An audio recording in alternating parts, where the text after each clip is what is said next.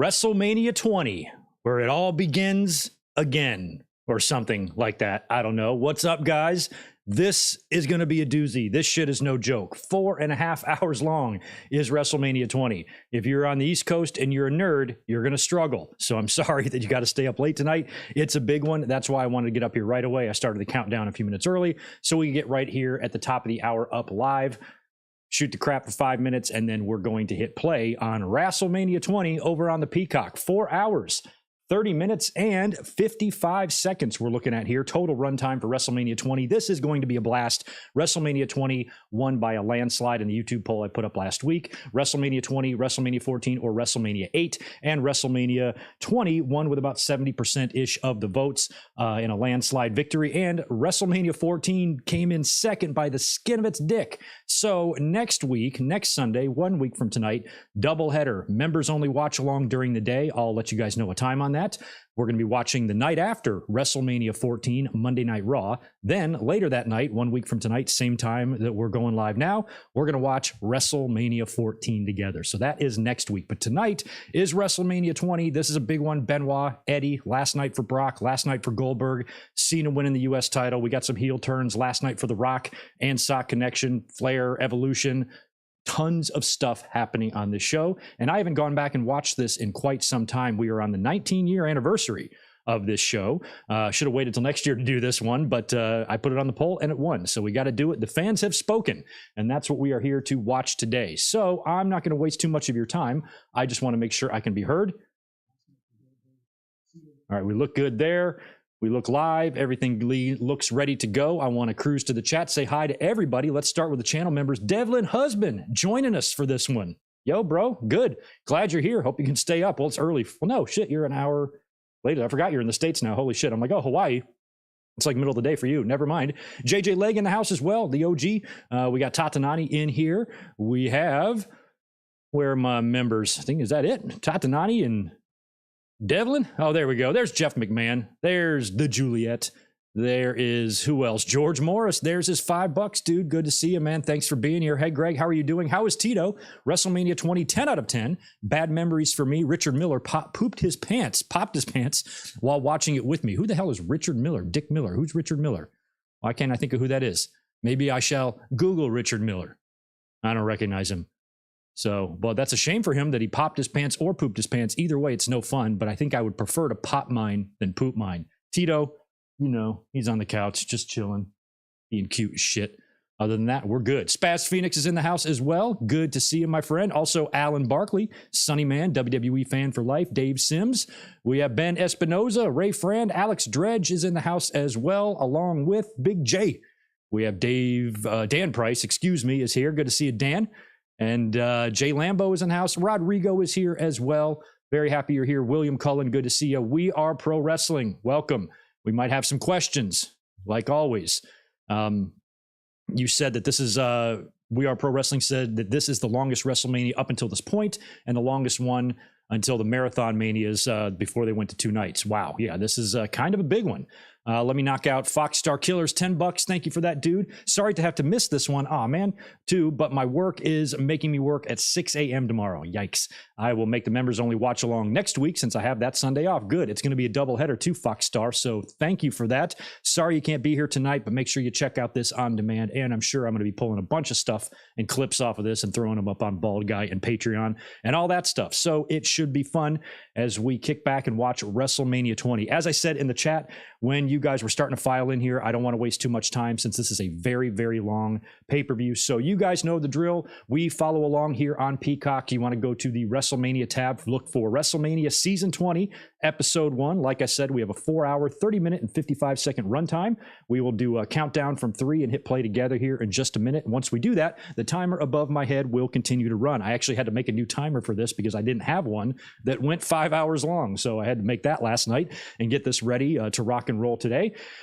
And we're ready. We're ready to go, man. I have not seen this one in quite some time, but I still have lots of thoughts, opinions, memories of this show, and it should be fun to relive these moments again, the good and the bad, because, you know, of course, this WrestleMania main event is one that can't really be celebrated in, in WWE's history because of you know who. WWE fan 22, thanks, dude.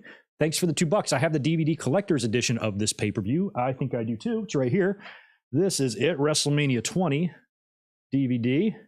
Now, it's kind of a messed up. It's in a piece of it's all busted. I got 2 discs here, and then the other one fell out.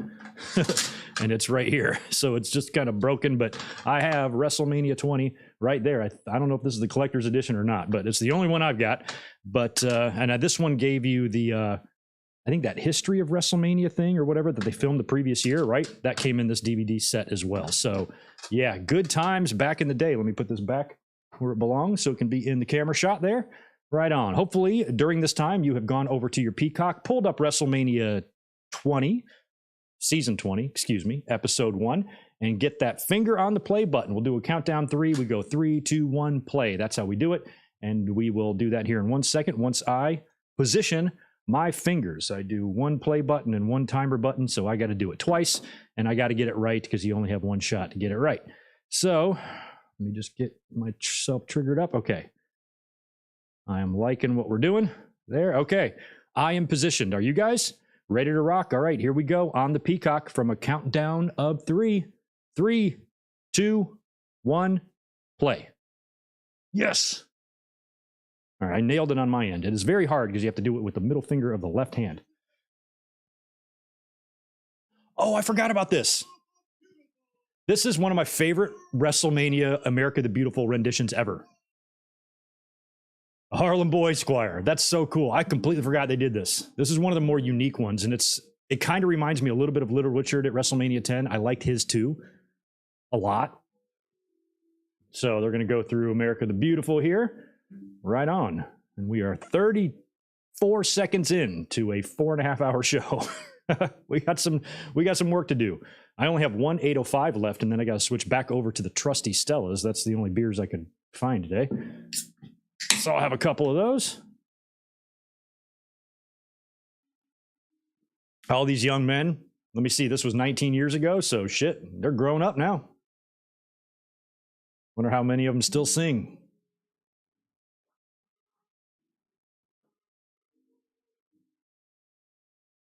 Yeah, I haven't really seen this since. I remember liking it. I can already tell by watching it, even though I like it. I still think I like Little Richard's better at WrestleMania 10. I really like that one. It had just a great vibe and the melody and the lights and everybody moving together. It was really cool. And that was also in the Garden. And to this day, this remains as the last WrestleMania in the Garden. And then they would move to stadium shows. Like after WrestleMania 19, they had the 17, 18, 19 stadium. And then the next 3 years, they basically recreated WrestleMania 1, 2, and 3, right? With New York, WrestleMania 1, the following year, Chicago, right? WrestleMania 2, and then 21 was LA, then Chicago, then Detroit, right? So they hit all 3 of the WrestleMania cities, original cities, during those years. And then they went back to the Garden here. Or I'm sorry, after starting with 23 in Detroit, they would stick with the stadiums, right? Sorry, my timeline got all confused there. It was 20, 21, and 22. They stayed in the arenas. New York, Chicago, LA. Or New York, LA, Chicago.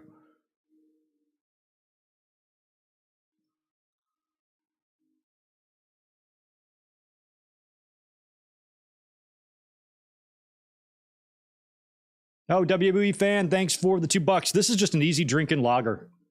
It's kind of like it is kind of a little bit like a Stella. It's like 5% alcohol, a little bit less. So they're easy drinking. I can't be drinking IPAs and stouts and shit when I'm doing a 4-hour pay-per-view watch along. I have to be more responsible. I'm already spilling beer on myself. I guess that was before. I don't know what that shot of in the background is. That's before the Freedom Tower was even built, right? That's not even what it looks like. I don't know what the hell that is.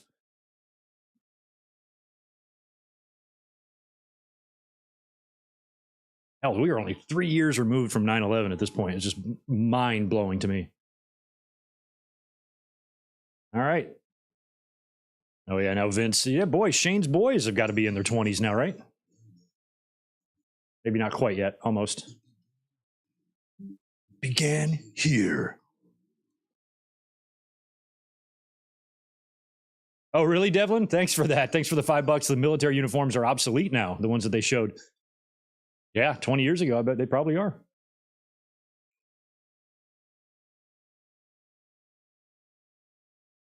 Gave up our hearts. I mean, 20 WrestleManias was pretty crazy.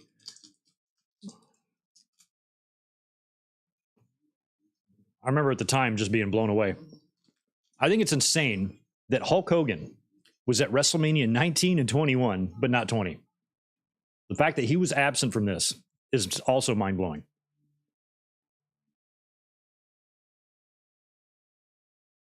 It would have been great if you could have gotten, they might have done this at WrestleMania 30, but if you got like Hogan, Orndorff, Piper, T, all here somehow.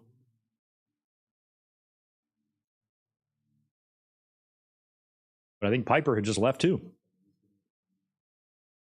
I know he was there all 03, and then I think he did that, HBO interview or something, and then they were done with Piper. Or maybe that was a couple years later. Piper was always in and out, just like Hogan.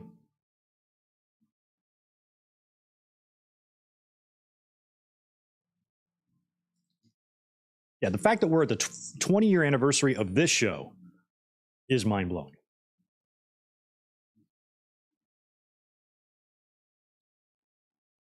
You haven't breathed.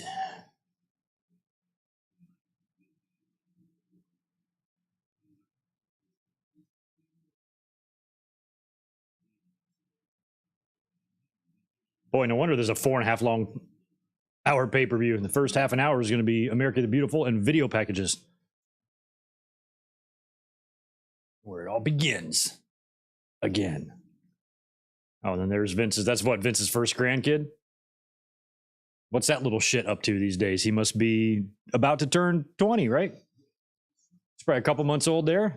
Kid's probably like 19 and a half. All begins again. I remember they were calling Backlash after this, where it all begins again.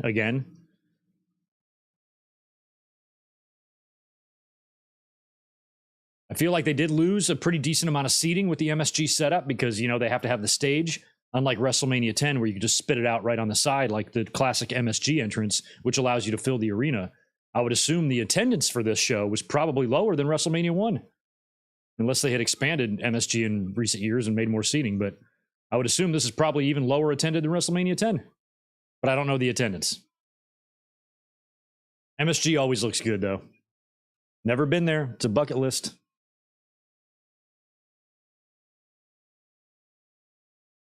Boy, JR is jacked.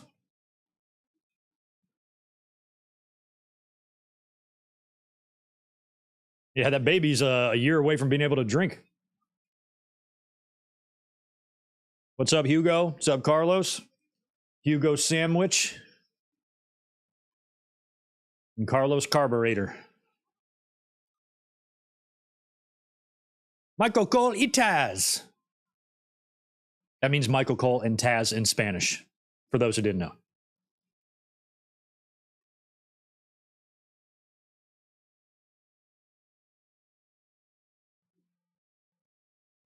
Oh, yeah, it is Cena. I was wondering, I couldn't remember if Cena did open, because I know the moment where he wins the title gets a thunderous ovation. One of the biggest the Garden has ever seen. The Thugonomics, my God. My God. Yeah, Survivor Series 02, that's right. They used the short entrance. This is the first pay-per-view at MSG I can remember them doing this. The Rumbles that have been there, Rumble in 08, came right out the side, right? That's where John Cena gets spit out right there when he's doing the thing. He looks up, he's like, I'm back, bitches. The WrestleMania needs to be a little bit more grand. I love that he's wearing a Patrick Ewing jersey. Is WrestleMania here to represent?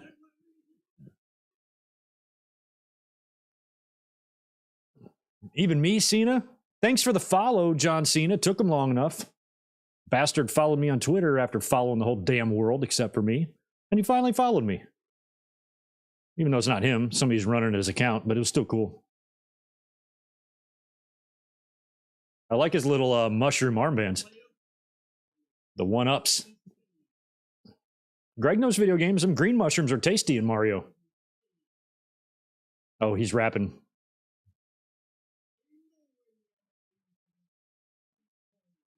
He's not even rapping. He's just talking, rhyming.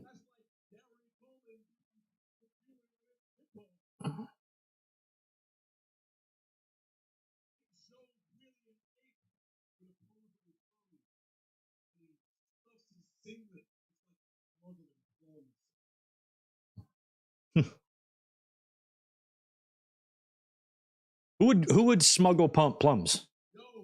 Are plums illegal somewhere that I'm not aware of? People trying to get plums on the black market?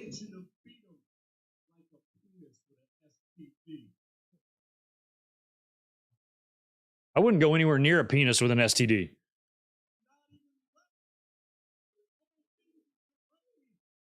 Or even one with without an STD.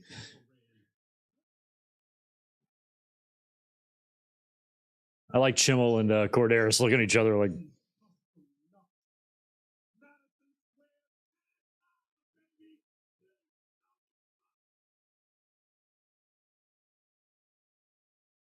Wonder if The Rock and John Cena met each other backstage. Hey, yo, in 4 years. No, I'm sorry, in 8 years, it's going to be on.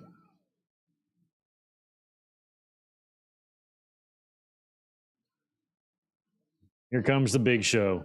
I mean, what a crazy match this would have been if, like, Show won. Thanks, Jay Lambo. Yeah, these live watch-alongs are the best. I love them. Gives me a chance to go back and watch some of these shows that I would never watch on my own. You know? Seems like any free time I have is busy doing other shit. So this is perfect. Puts content on the channel, allows us to interact, hang out, do stuff in between podcasts and that sort of thing. It's great. We finally, we've been doing it for over a year now. 2 years, maybe. It's been a while. We're slowly getting better at it. Figuring out the best dynamic, best way to do it.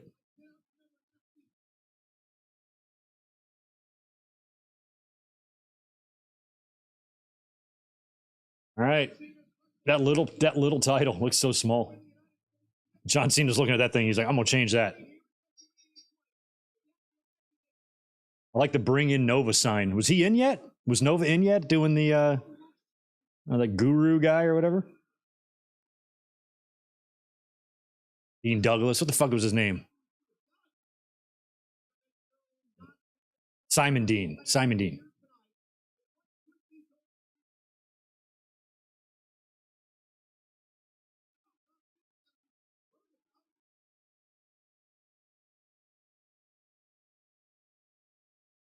It does kind of suck, though. I mean, I never thought about this till now. I mean, it's a cool visual having the LED Tron kind of there where the entrance used to be for MSG, but they still have that entrance area blocked off for fans. So it's not like they filled it with seats.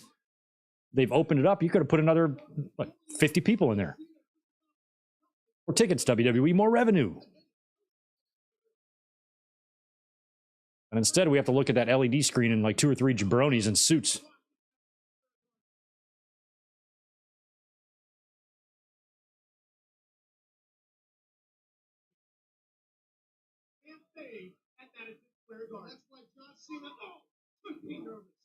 Yeah, Big Show makes every belt look like a toy. So small, he looks like he's wearing the kid's belt.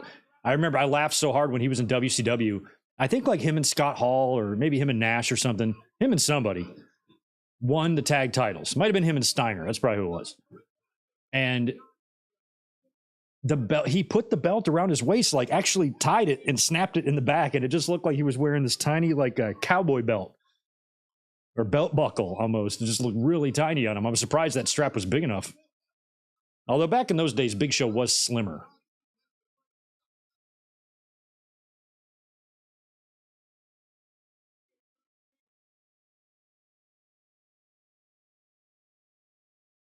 Tony Khan's band, did he try to return a piece of fruit? It might have been a plum. Cena brought up plums earlier because the plum has to have red on the inside. And if it doesn't, you need to return it. And sometimes Joe doesn't like that. And if you keep trying to return used fruit, he's going to ban you. You're banned.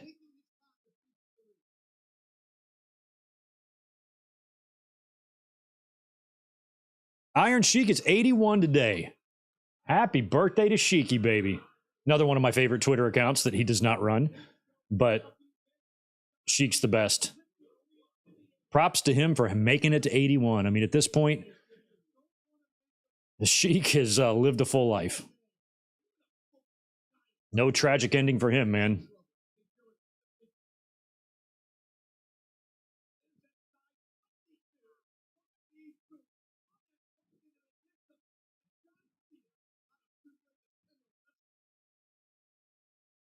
Oh, yeah, this is way before the Cena sucks chance existed. Yeah, I used to talk about this all the time, like back in the Cena hating days when everybody was all freaking out, kind of like how they are now about Charlotte main eventing in WrestleMania. Oh my God. And so I used to bring up stuff like this a lot, like how over he was, and just pointing out the hypocrisy in the fans, because it's not enough just to not like the booking of him. They can't admit that they're marks. So and all of a sudden he can't cut a promo now. All of a sudden he can't wrestle. All of a sudden he's the worst promo cutter ever. I'm like, you were singing a completely different tune back then. You don't know how to cut a promo and then forget how to cut a promo. It doesn't work. Nobody's a great promo cutter. Jake didn't devolve into the worst promo in the industry, you know? Like, if you only get better, no matter who you are in wrestling, the more promos you cut. So I just love that people thought he like sucked. I'm like, actually, Cena's better than he's ever been at promos. What you don't like is his character. What you don't like is that he wins a lot. You don't like that he's pushed. It's not because it's wrong or it's the wrong business decision. It's because you don't like it. And so I used to bring up how over he was. I'm like, look at that. He blew the roof off of MSG. We're about to see it here in a minute. Countless other moments where Cena was adored. But once you start overexposing somebody and force feeding them to fans, it's like they go full on meltdown mode and just hate everything about the person. But they loved him here.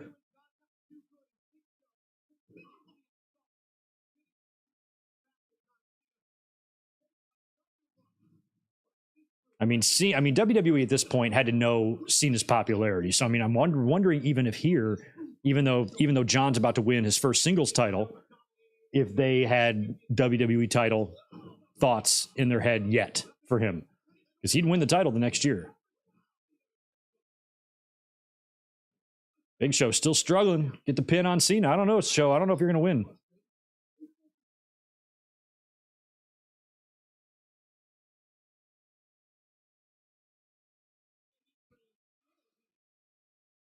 Yeah, Big Show put on a lot of weight, but I don't think any of us will ever understand what it's like to manage weight when you're that size of a human. I mean, Big Show's had days where he's looked so big, a few years there. Even when they sent him away to OVW and then he came back in like 2001 at the Rumble, he was bigger.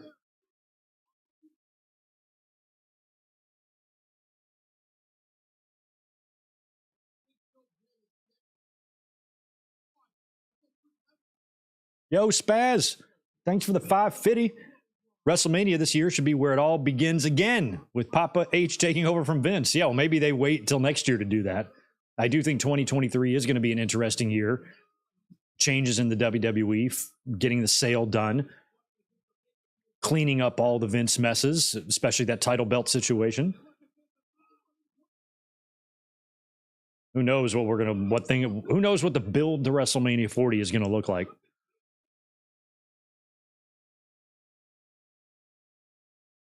Maybe next year where it can be where it all begins again. MJ Parker, good to see you. Appreciate that $10 drop, dude. Thanks so much. Hey, Greg, hope you're doing well. Currently writing a paper for multicultural psychology class while watching this Mania with you. Happy to be here, though. That's awesome, dude. That is quite the multitasking. You're doing something smart while watching a brain-dead form of entertainment at the same time. You are very versatile, MJ. Good luck on finishing that paper. I am glad my paper writing days are behind me. Multicultural psychology does sound like an interesting course, though. Good luck. I'm glad we can be here for when you need to look away from your paper. In the meantime, we'll try to do our best to give you play-by-play. Right now, Cena is in trouble. Something tells me those Reebok pumps are going to pump some energy into him.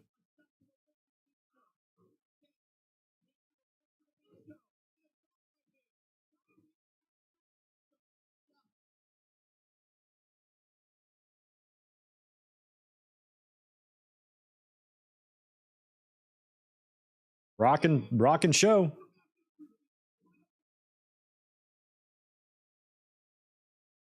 Haymakers. Come on, Cena.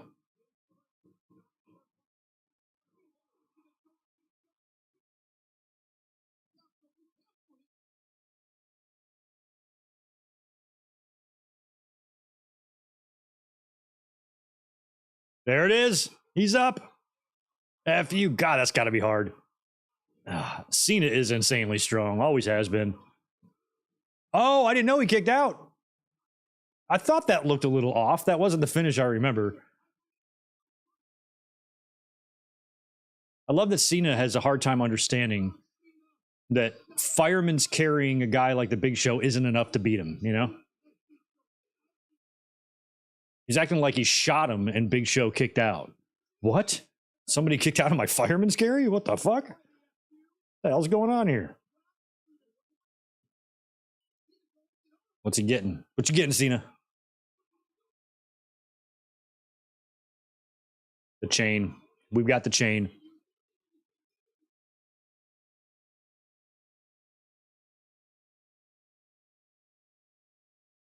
You want me to rock him? Yeah, Cena. Come on, Corderas. Oh, he's got the brass knuckle shuffles. Oh, and now he's going to lean on the ropes, pick him up. Boom. Perfect. Much better. Look at that. Beautiful shot of the crowd, losing their shit. Little did I know, 90% of this audience would have to go to therapy because they weren't able to handle John Cena's push in 3 years. But at least here, they're happy, right?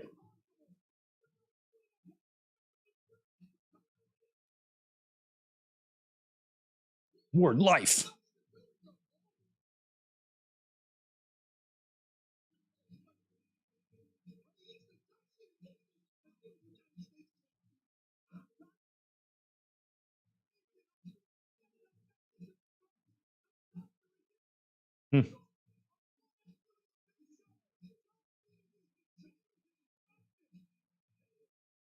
Yeah, Jeff McMahon, I agree. Luckily, tonight's a fun night, so nothing's going to bother us. But I did talk in depth about the Charlotte stuff yesterday and the tag match, you know, not main eventing.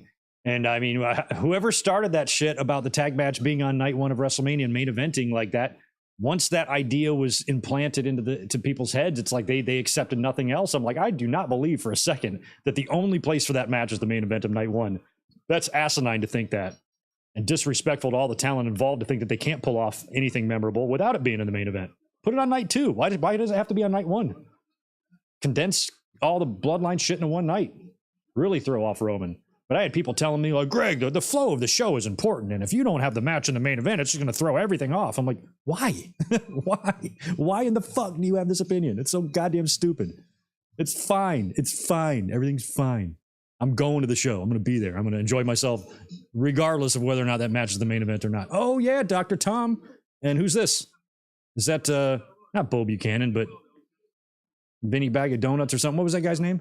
Teddy Long, Jonathan Coachman. Hold up, wait a minute, put a little WrestleMania in it. I remember in middle school in basketball, we used to have some saying like that. Hold up, wait a minute. And we'd say something stupid. Oh, yeah, look at these nice, cool handshakes. Johnny Nitro hanging out with Bischoff.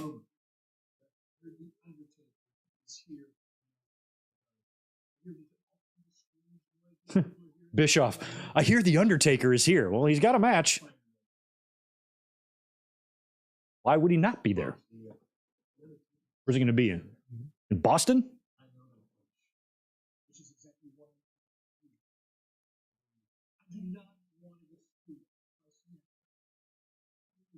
Scooped. So is Bischoff trying to get... Oh, yeah, because I guess when Undertaker was doing the teases to come back, this was during the brand split, you didn't really know where he was going to be. So I guess maybe Bischoff's thinking he'll get Taker on Raw, but we know that he would spend his whole time on SmackDown. Hello, Randall. You're looking very young and dapper. Blair, you look like shit as usual. Batista, you look good too. Not sure how I feel about this, but other than that, my new channel art for the banner on the YouTube channel, he gave me a soul patch, which I didn't like, or as Elizabeth calls it, a flavor saver. And I tried to get him to kind of fix it. And when he showed me the version without it, it actually didn't look good. It didn't look like me. So I guess artists know what they're doing, even though I don't have one of those things. It looks better with it than without. So I kept my flavor saver. Hopefully you guys don't mind.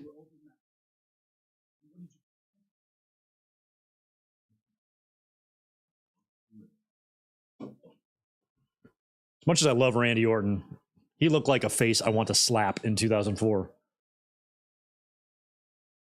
Ever the consummate douche.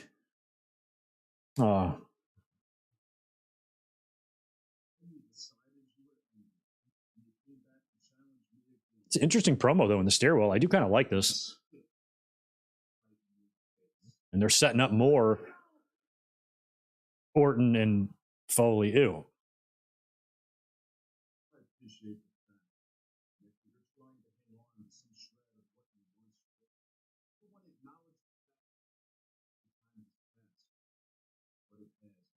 Feels like they might have shot this live. I don't know. This would have been a pre-tape if I'm running things.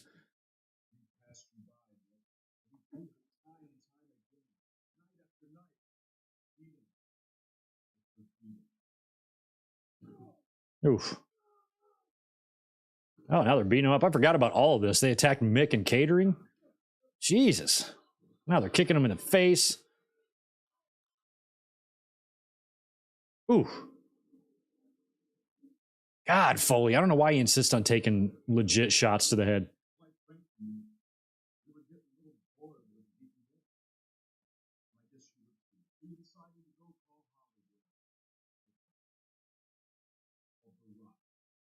I mean, The Rock and Randy Orton, I mean, at this time was kind of a dream match because Randy Orton really felt like, even more so than Cena at this time, that he was the predecessor to The Rock.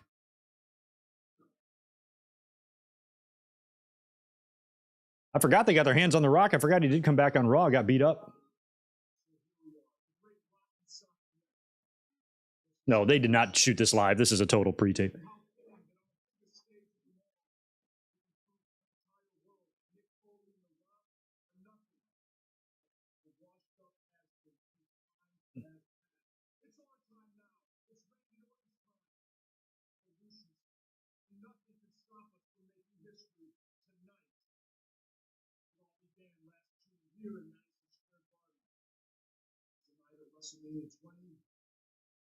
Flair, I do not like the way you're looking at me at all.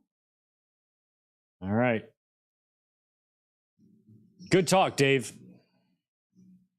Oh my God, Lab Resistance. We got a Lab Resistance match on this show? Son of a bitch. Is this still the original two, or no, this is Robert Conway? And check out what's his face looking like MJF a little bit. All right, crazy. Spaz, 550 more from you. Thanks, dude. Dude, you should come up to Toronto for Forbidden Door 2 or Impact Rebellion or SmackDown in August or a Destiny Wrestling show. Just saying. I'd love to go to Toronto, but damn, that's far, man. I'm kind of eyeballing shows Vegas, Phoenix, LA, my side of the country. But if I find myself over there for any reason, or if I'm invited for any reason and given free tickets to Forbidden Door in the front row and a spot on the commentary booth for half of the show, then I'll make the trip.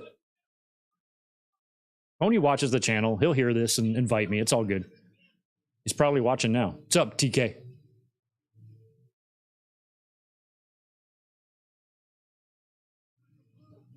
Wow, what great music. So this is Jindrak and Lance Cade. Jindrak, he was going to be the guy in Evolution, apparently. It is weird how the world works. I mean, he's got the look. He's got just as good as look as Orton or Cena, really. Lance Cade has got the size. I remember hearing a rumor prior to Lance's death that they were going to repackage him as HB Cade, and he was going to have a Sean, like a HB Cade gimmick because Sean trained him, and they were going to maybe feud with each other. But that never came to be. I would have liked to see HB Cade.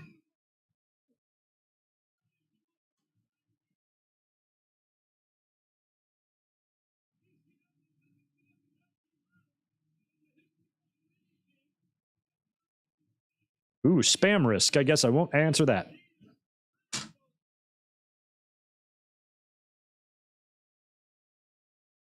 Oh, crazy. There's all sorts of teams here. So it looked like we had Jindrak and Cade. We have the Dudleys.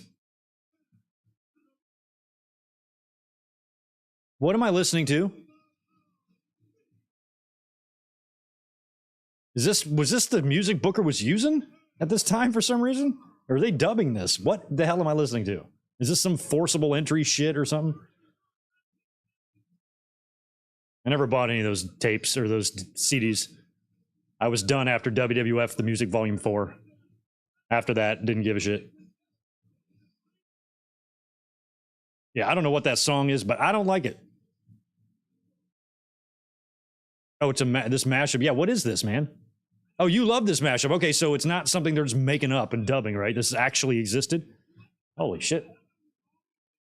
All right, so this is a Fatal 4-Way Raw Tag Team title match, I believe. Champions, RVD and Booker T. Two guys slapped randomly together. I almost forgot they even were a team. Taking on Lab Resistance. The Dudley Boys also felt like they were past their glory days in the company. I think they would leave the following year, the year after.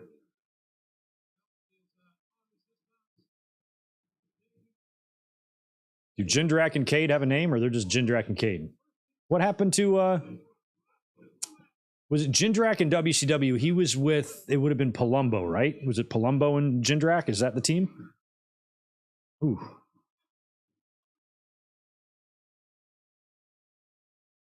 Hi, Spaz Phoenix. Thanks for 550 more. The last Destiny show I was at had Devon and his sons on it. Best quote ever. I'm in the Hall of Fame, bitch.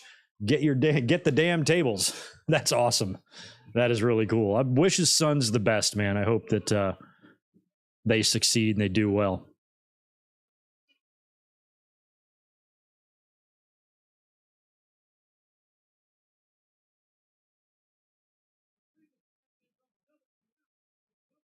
Yeah, actually got invited. Jack Farmer invited me to an indie event. I think it's Santino Brothers, California Love. It's associated with GCW somehow. Offered me a spot to come and watch the show and maybe tweet about it. But unfortunately, it's the day before I get into town, so I couldn't make it. But I do need to do some more indie spots and go to a couple shows, maybe hit one up here in San Diego too.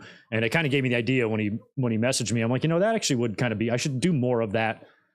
Maybe just go to some indie shows. Might be fun. But unfortunately, I'll be missing that one. But we still have the big meetup planned Friday night, March 31st, during the SmackDown in the Hall of Fame, right near Staples Center. We'll be hanging out for that. And then I'll be at WrestleCon Saturday and Sunday of the show. And then I'll be at WrestleMania itself. So we got ourselves a nice little gathering starting to grow for Friday night. That'll be fun. And I'll meet a bunch of people. And any of you who are going at WrestleCon and the show, it's going to be great. If you're interested in joining that Friday meetup, make sure you hit me up with a DM on the socials so I can let you know where we're going to be and what time and all that good stuff.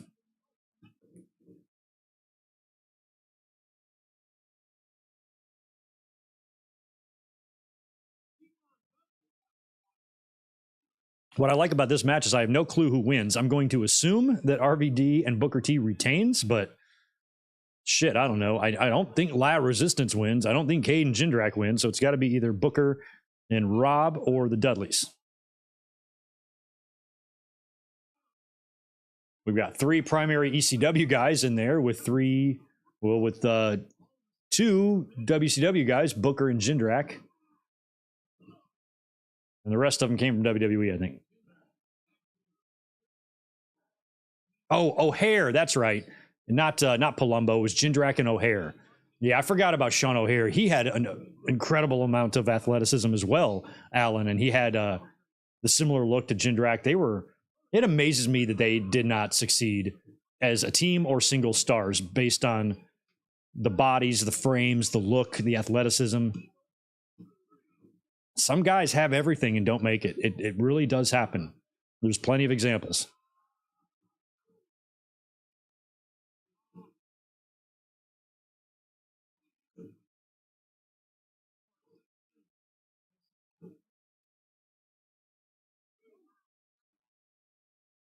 Fully rate AEW, yes or no? I don't care. I don't need to see him there. But then again, I said the same thing about Jeff Jarrett. He's turned out to do great work. But yeah, the little shorts are cracking me up on Bubba. He's wearing himself some Daisy Dukes. He borrowed them from Stacy. Hey, Stacy, you got some of your shorts I can borrow?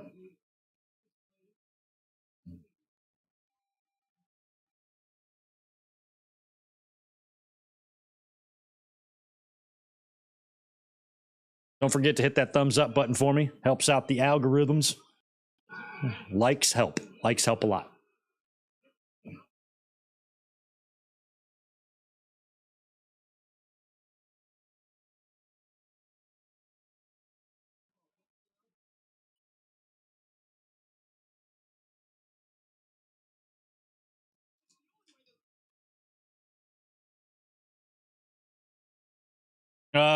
San Diego right now, if we did a Mania, it would only be Petco. Be the only place we could probably do it.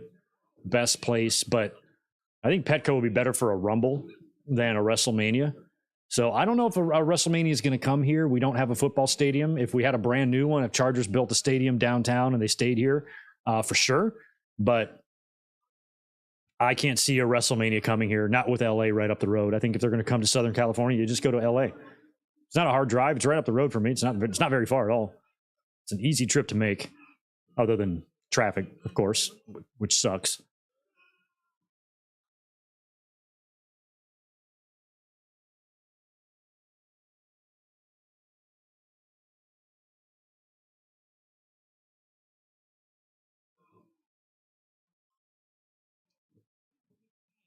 Mike Awesome's another guy, like O'Hare, like Jindrak, like Cade, who just had this ridiculous size, like well over 6 feet, 270 each, 260, like just huge.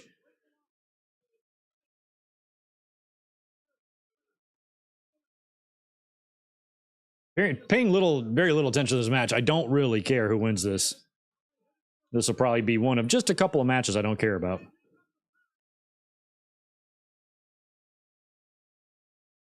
I don't know what match is next, but I think it might be Jericho and Christian.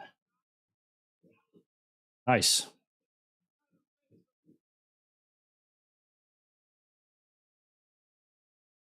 What did RVD do at WrestleMania 19? Is he on the show? Might have been injured. He's froggy. Oh.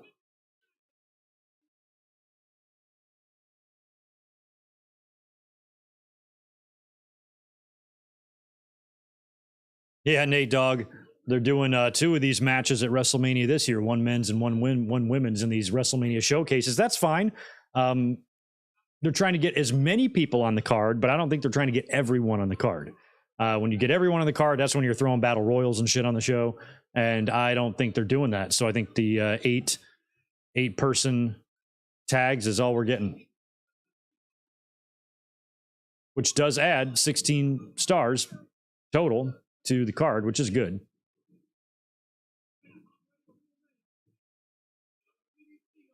I wish WWE could just find a way to make those battle royals meaningful, especially the Andre the Giant battle royal. The way they dropped the ball on that.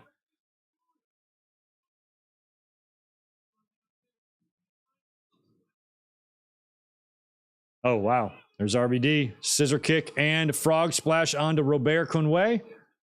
That might be it. Or no, that might have been Dupree. I can't tell who he landed on. All right, RVD and Booker T retain.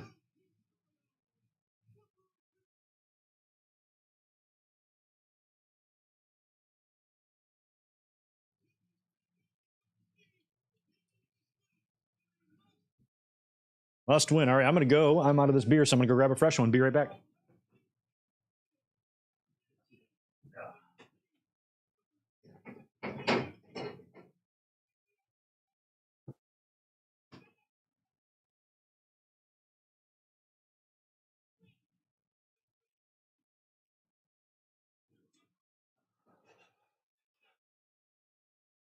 Boom.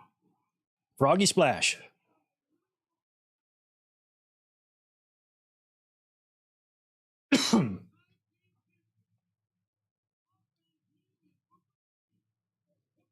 Yeah, yesterday I had for the podcast I had the mic more in front of my face, but you can't really do that for the watch along since I'm looking over here and the mic is here, and you don't want that. So I kind of went with the old setup. And this is a brand new microphone that I got this morning. I'll have to tell you a story in a minute.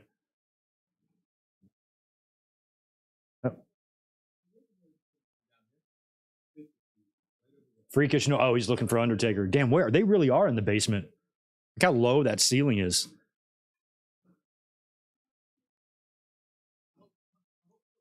Who's hanging out down here? I don't even want to know what's going on behind this door. Do we want to know? Who are you? Gene? Oh, for fuck crying out loud. Of course it's you. Lipstick on your head. He's like, I'm getting my Okerlund sucked off. That's what.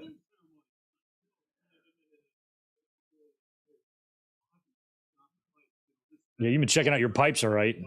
Bobby. Bobby's. I forgot they did the Hall of Fame the night before. I totally forgot. Bobby, what's going on, bro? Oh, you too. Yeah.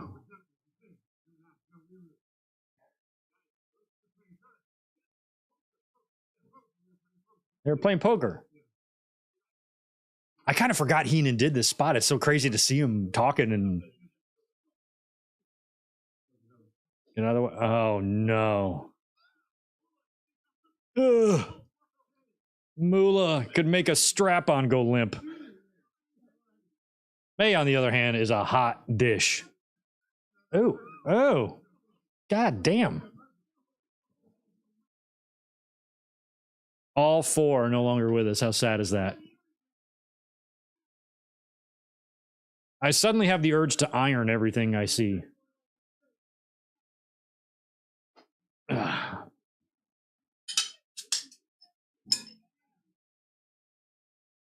Oh my God.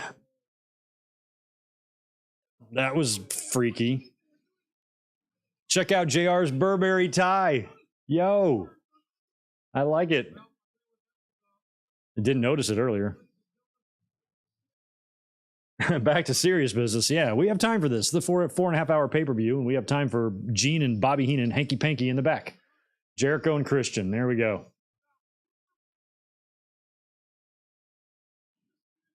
And a woman. Oh yeah, I do remember this story. Like it started out with the bet, like who they could get, Trish or Lita, and it kind of turned Jericho face because he fell for Trish. I'm gonna nail Trish before you nail Lita. Canadian dollar. It's like a rom-com somewhere along the way, like those high school movies where the dude's paid to take the girl to prom or something. I just fell for you. She's all that. Trish is all that. Trish is a beautiful little American pie. Just sitting there, just dazed and confused. And Chris Jericho can't hardly wait to get his hands on her and give her a big, big smooch.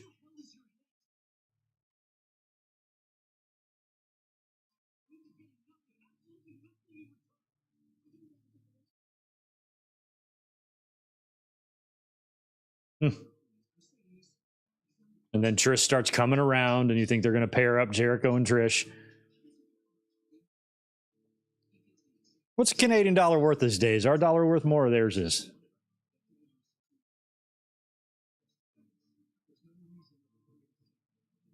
Yeah. The three of us can have a healthy relationship.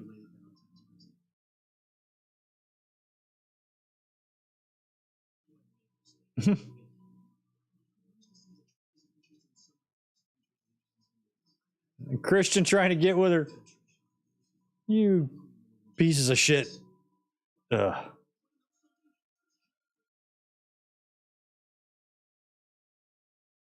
I'll say this about Christian, and it seems to be true with a lot of men. He's better looking now than he was here. Like he's a handsomer man now. I know, ladies, that's not fair. It's not fair that that's the way it is. But it just seems to be that way for lots of dudes. Oh my God.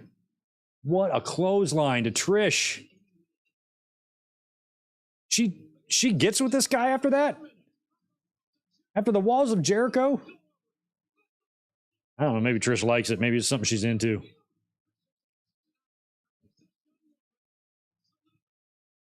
Reprehensible. Then why the hell would she stay with him?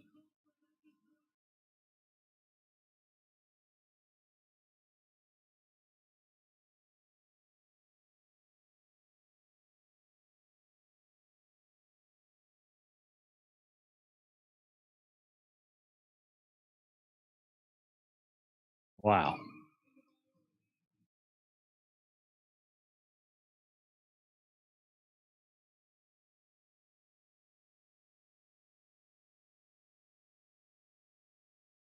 Cargo pants. In case you need to carry cargo. I'd rather have those than the skinny ass, skin tight, ankle showing bullshit everybody wears now.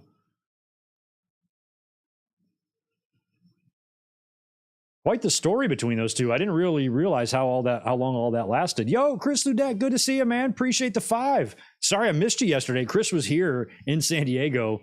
Well, I think from Saturday morning to Sunday morning, like during the time where I'm like the most booked and crazy busy with everything. Sorry we didn't get a chance to meet up, but we will. You don't live far from me. Loved all the 90s rom-com references. She's All That. Did you also know they made a He's All That? I did kind of know that only because when I was surfing through Netflix, I saw the He's All That graphic, and I think I either tweeted it or I told Elizabeth, one or the other. I'm like, I think Robbie is in a He's All That movie. I will not watch it. I did not watch it. It's going to ruin Robbie for me if I do watch it. But yes, Chris, I actually was aware that Tanner Buchanan was in that movie. He's a good looking kid. He's so damn pretty. He looks like a girl. He'll look a lot more manlier when he gets older. But, you know, when he's a, 17-year-old kid with that baby face and no facial hair, dude looks like a girl. He has got good looks, even better than Christian, if you can believe that. Yeah, Tanner Buchanan. Season 6, final season of Cobra Kai coming up. They start filming in May, I think. Ha, Ray, yeah, he used Jericho just like he used Jungle Boy. That's true. Spaz with 550 more. Nice of WWE to build these guys so they can help TK open his shirt shop. That was nice of them, wasn't it? So nice.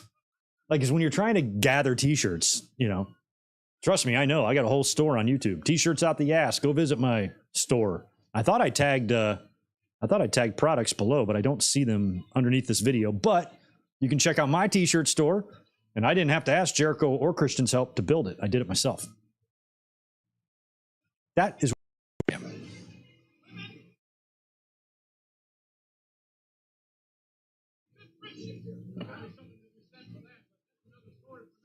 Yeah, Chris, you said that one time, once a month. That's great. Thank you for the 2. Yeah, let's meet somewhere for a pint one of these days. Sucks you can't make Mania. Mania's going to be a blast. Anybody still time, y'all? Anybody lives in the West Coast, California area? You can make it.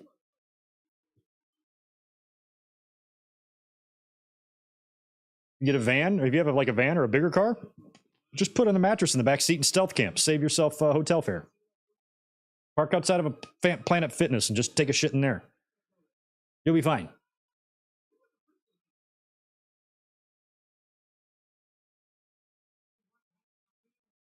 Yeah, Timmy White is the ref for this thing. JR might have been mentioning that he was out. He might have been hurt.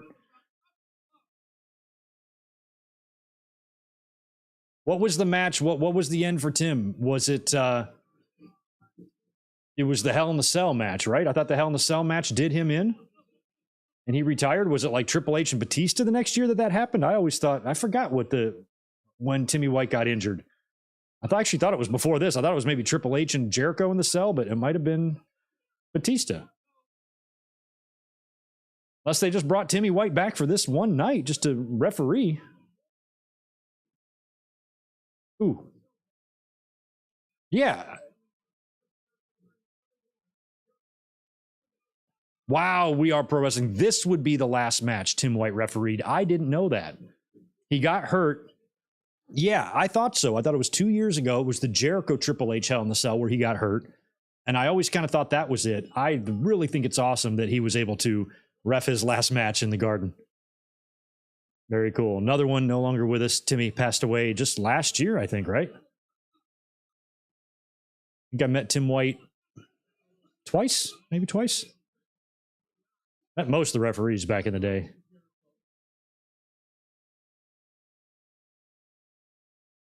Oh.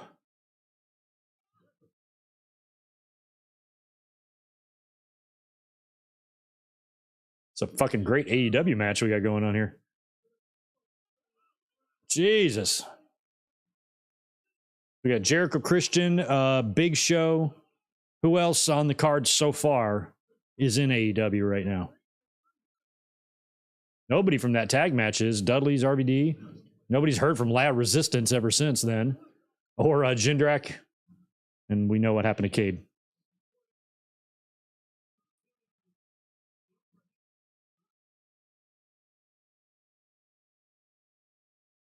The lunchtime suicide skits were odd. Like, I think that there's certain forms of entertainment where you can really stretch the bounds of your comedy to where there really is no line you can cross.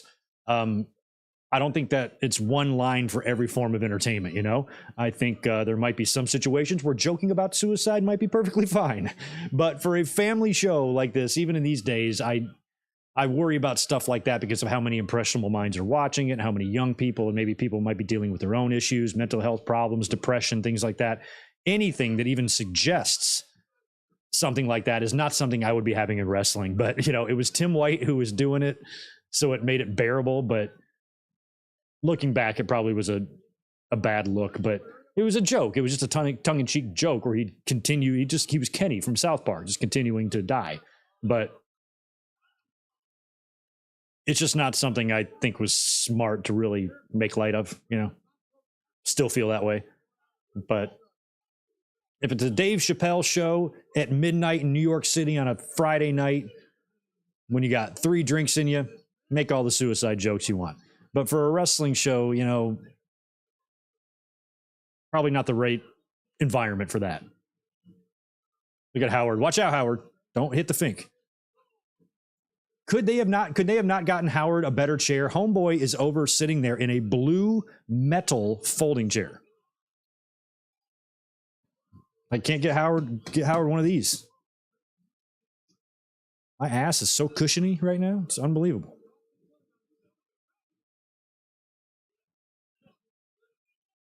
I mean, they have Howard. He's the ring announcer. He's a legendary ring announcer, and he literally has the worst seat in the house in terms of the ringside area.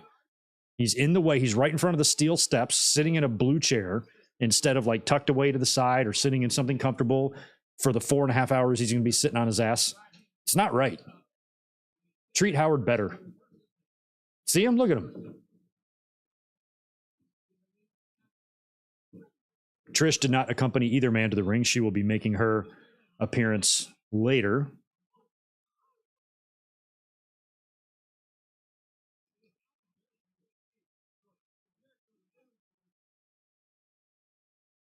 Jindrak was big in Mexico, wasn't he? Well, yeah, I assume like when you go to Mexico, you don't lose your weight. Like if you weigh 270 pounds and you have muscles, they don't really go away when you leave the country. So yeah, I think he was just as big in Mexico as he was here. It's science, biology, you know.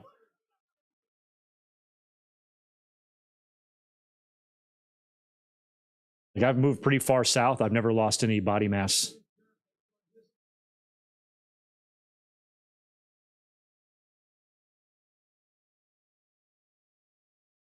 Oh, and he lives in Mexico with his wife and kids. That's cool.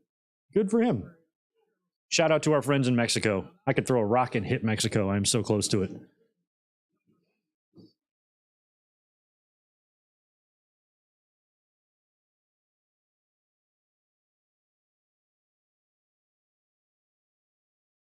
Last thing in the world I would ever want between me and those people is a wall. Fucking morons. I love living here.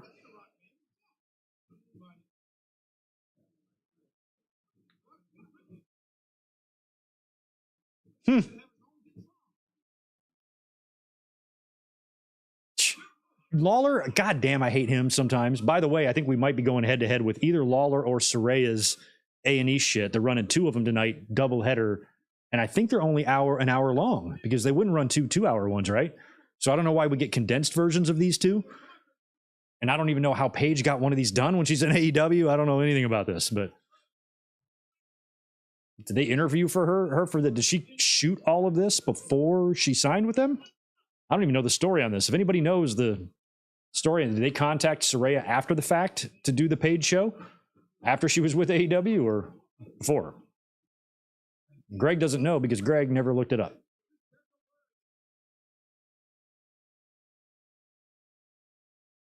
Got a double knockdown here, just waiting for the big old climax of this match to happen.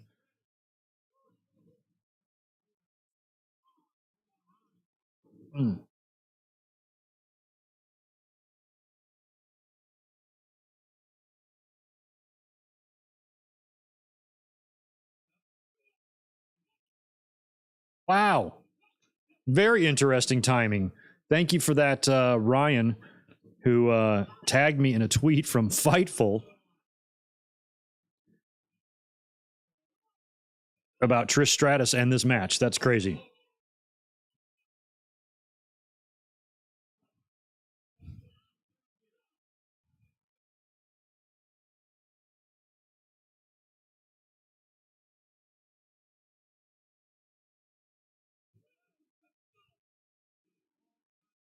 That is interesting timing. So Fightful's got I'm just going to read you the headline here. Fightful's got a story. Trish Stratus says Vince McMahon changed WrestleMania 20 plans because fans wanted me with Chris Jericho. So Vince purposely went against that. And I remember thinking that Jericho and Trish might be a fun duo. This swerve did surprise me. That's funny. Cool. Very cool. Super nice Northern Lights.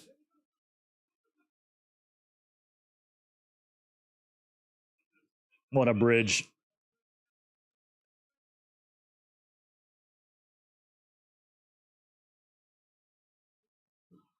Oh, I'm so impressed with Christian. Good bulldog.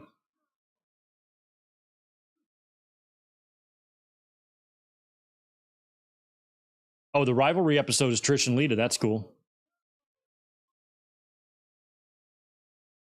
She said she did it a year before she went to AEW. Holy crap. Okay. I figured.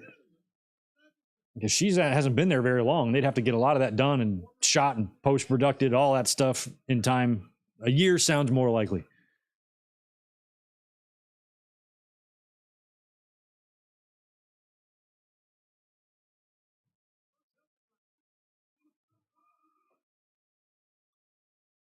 Wow, tornado reverse DDT.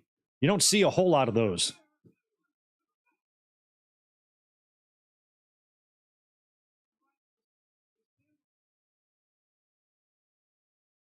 You might see one of those on Wednesday when Kenny Omega faces that guy that nobody knows who he is because their Googles don't work.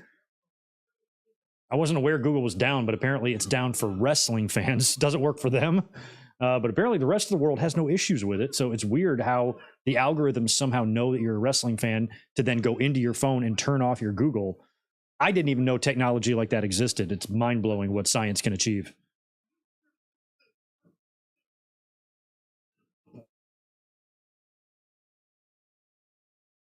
Spaz, 11 more from our friend. Go subscribe to the Spaster over on the YouTube, by the way. Hey, Greg, what's a take you have got that got you the most surprising backlash? I got roasted a while ago because I said out of all the New Day, I'd rather see Woods as world champ. I'm surprised you got roasted for that. I mean, were you shitting on the other two guys in the process? Otherwise, that opinion on its own deserves no criticism. Xavier Woods is the best. I like all three guys. I'd like to see him. I'd like to see Woods complete the trifecta. But if you were composing your desire to have Woods be champion while shitting on the other two guys, I can see why people are going to have some backlash on you. For me, I had a similar question I responded to on Twitter a while back. Well, no, I'm not surprised by that backlash, though, so never mind. I was going to talk about title belts and how I think they're ugly. But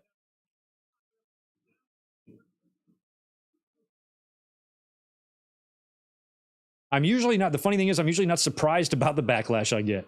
Like when I talked about Charlotte yesterday, I know fans aren't going to listen to a word of it because they already have in their head what they believe about her. And any contradiction to that, it will not be heard. I don't think about Charlotte. I think about Rhea Ripley and how cool that was for her, or that's going to be for her. But most of the things I talk about, I'm like, oh yeah, I can see these morons getting mad. I can usually see that coming most times, but I'll have to think about it if there is maybe a topic that did catch me off guard.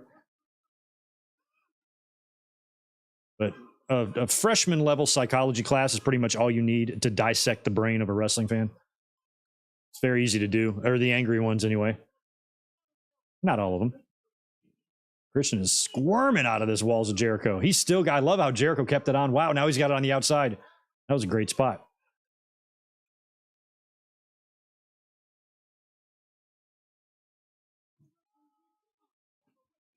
Yo, Deshaun, appreciate the $5, dude, showing up late. All right, we'll allow it. This final time, though. Late one more time, blocked. No, I'm kidding, dude. You celebrating a friend's birthday. Totally understandable. Glad you made it here. This was your first WrestleMania at age 6, you young son of a bitch. I was 26 at this time. Yeah, I was 20 years older than you. Jesus, man.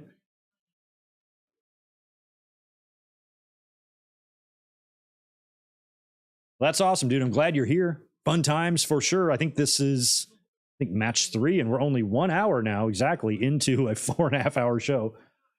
So basically, we still have a whole pay-per-view to watch starting from here. I wonder if we can get, nah, probably not tonight. Here comes Trish. What, like, I like that Lawler's mad. She's here to make jogging a spectator sport. Okay, that one was kind of good because I was definitely spectating as she was running down to the ring. I'm still spectating now, actually. I'm about to say, Lawler, you should be all about the puppies, heel or babyface. When have you given a shit?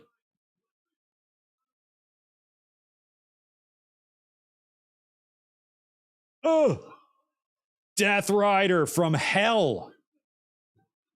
And he spiked Jericho, who kicks out.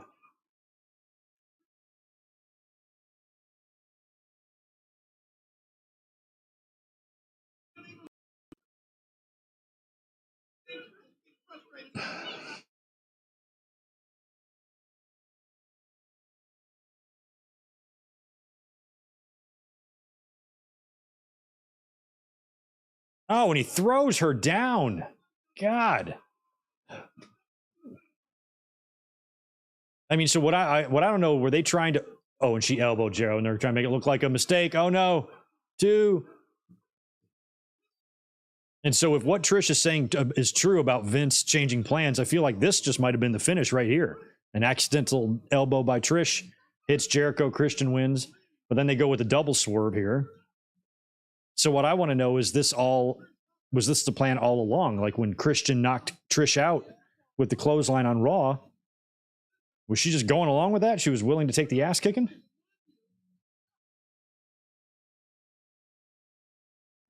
The CLB. I forgot. Austin called him that.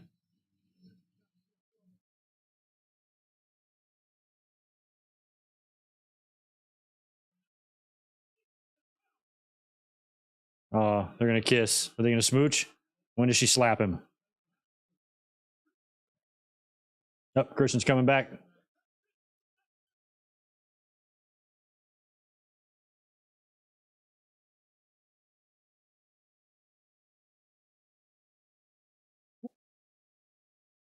You haymakers. Oh, that little unprettier. So apparently, if this is all Vince McMahon's idea, this is why it doesn't make any sense. I mean, Christian literally beat the shit out of her on television. A woman in their right mind would get back with someone like that, and I think I just answered my own question. Ooh, I like the TS thing.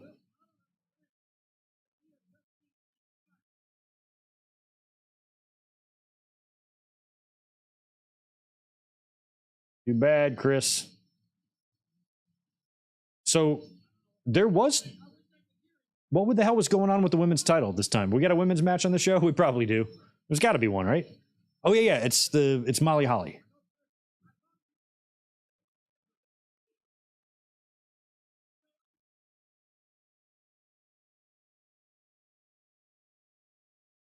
Ah, that Vince. That Vince.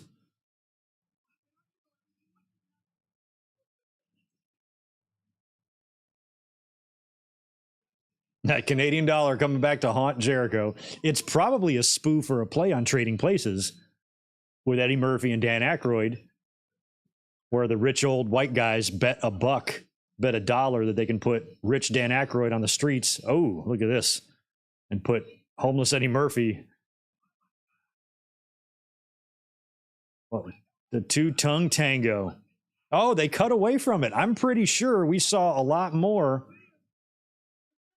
mouth apparatuses touching each other in that original shot. I've had to kiss someone in a performance before, but never like that. That's crazy. Like someone who you're not with, you know? How you doing? I'm gonna stick my tongue down your throat tonight. Hope that's cool. How's the family? How's everybody gonna be watching?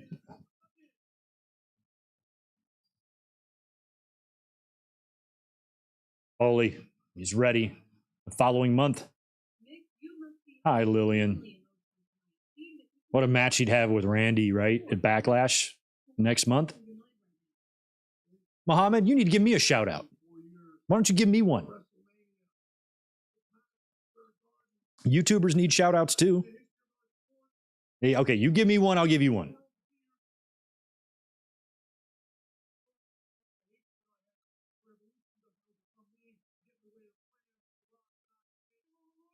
Rock doesn't look right with the hair and the goatee, does he? Why does Rock move like that when he talks a promo? When he cuts a promo?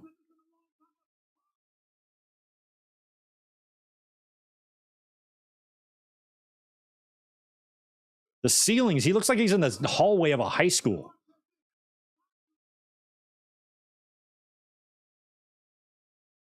Home. The Rock has come home. You debuted in this building, baby.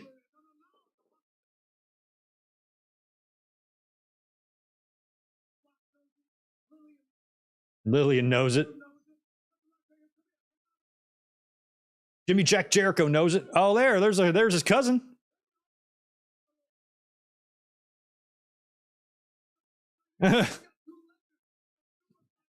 Johnny Morocco. That's so cool. Those two. That famous match in that very building with Mick Foley right there. That is so fucking cool. The match that made Foley a wrestler is standing 10 feet down the hall from him in MSG. That's awesome. That's awesome.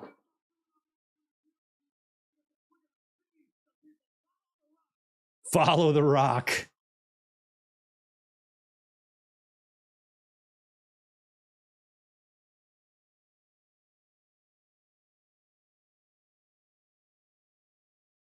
That hallway, right? That's where Owen cut his promo after his win with Brett, or his win over Brett. Look at Lillian just loving it.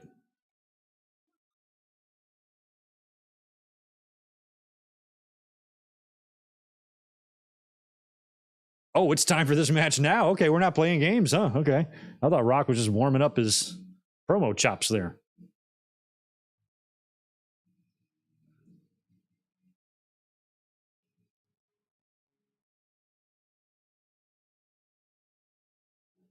The evolution is a mystery. Oh, nice, Deshaun. You were at the MSG yesterday for the Knicks game. Who'd they play? Please tell me they played the Pistons and they lost to the Pistons. Please tell me that the bad boys roughed up Ewing and Oakley and Starks, beat them by 20 on their home court. Is that what happened?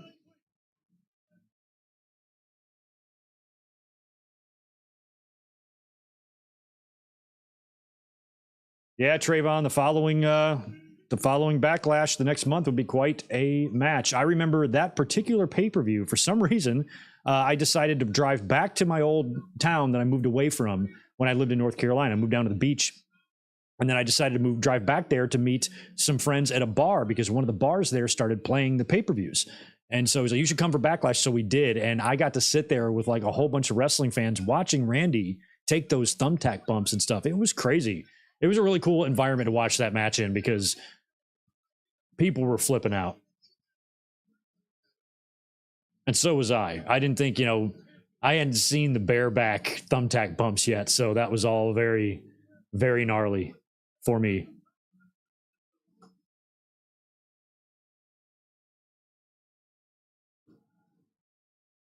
Oh, Denver. All right. Knicks won. That's cool. You can beat Denver.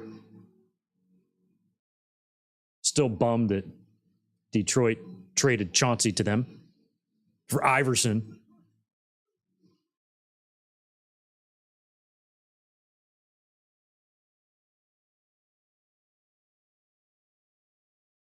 I think my 3 favorite basketball players ever are Joe Dumars, Chauncey Billups, and Tayshaun Prince. Oh, there's Foley's dad. I could see him. I am pretty sure somebody is there. Who is that guy? Maybe it wasn't Foley's dad. I don't want to rewind it, but I recognized somebody there. Oh, yeah. Mick had his, I think that was the final kid he would have. He's got a 1-year-old now. Dewey and Noel are probably 10 or 11 at this time.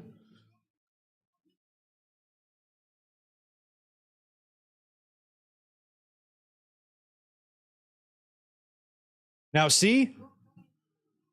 Isn't this weird? I always thought this was weird. They are playing The Rock's, like, WWF, the Music Volume 3 theme instead of the one he was using in 02. The If You Smell, this one is different. Like, this is not his, like the theme he came out to when he fought Brock at SummerSlam 2002. It's not that one. It's the one before that. And isn't that weird that they played that? We Are Pro Wrestling. What's the story? Or maybe it was probably WWF. It was Volume 4. They literally played his Volume 4 theme, I think, for this.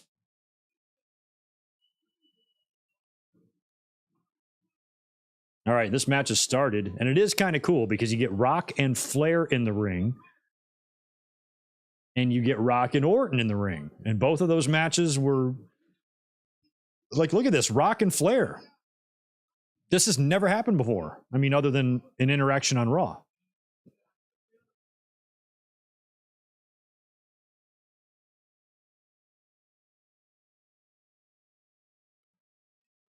I mean, they had some time in the company together, I guess, when Flair came back in 01. But it wasn't much.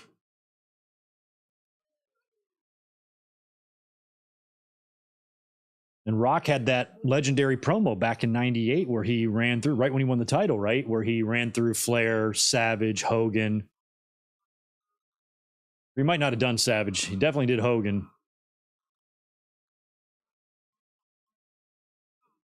Remember, he was like, let me tell you something, brother. No, that's not it. To be the man? No, that ain't it either. And he went through a few of them. It is odd that this is a handicap match.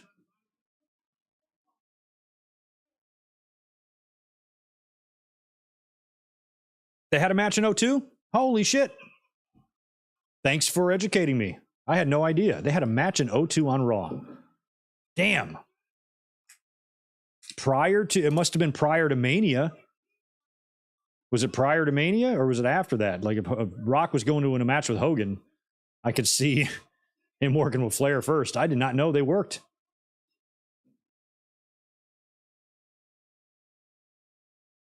I even remember having this. So like back then my memory was sharper. I would not have thought I would have forgotten that back then. But even in 04, I was thinking it was the first time that Flair and Rock, I must have completely forgotten about that 02 match.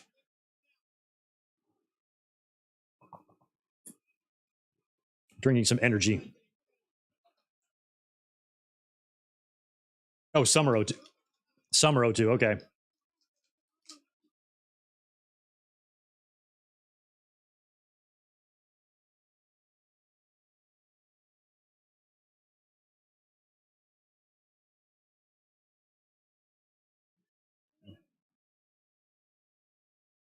Yeah, we finally got Foley and Orton in there.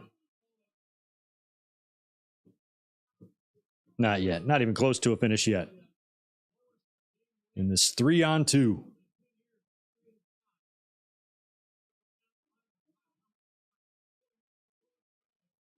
It amazes me how much more wrestling Foley would do.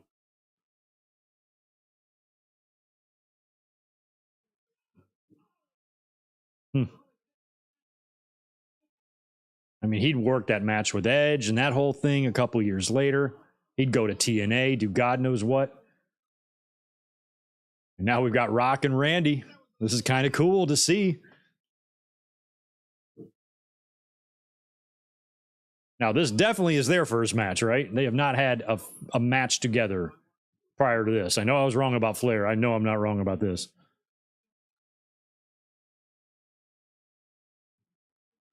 What was the finish? Oh, they were. So Rock was undisputed champion. Okay, cool.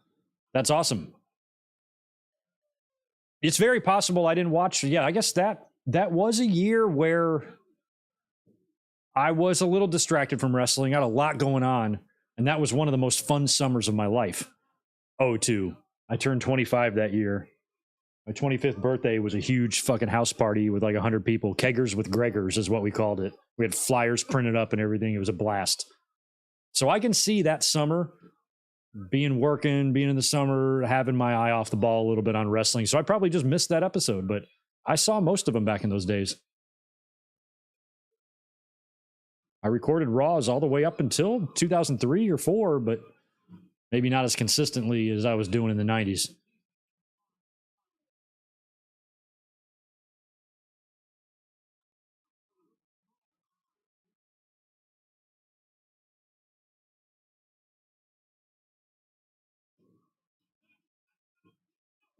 Yeah, it is interesting. We talked about Cena earlier on when he beat the Big Show, and it's funny that 1 year later he would be winning the title. And I said, I wonder if WWE kind of had those ideas yet for him, if they had realized the potential there.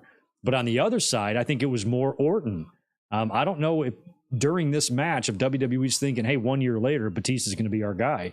I think that happened as 2004 would progress.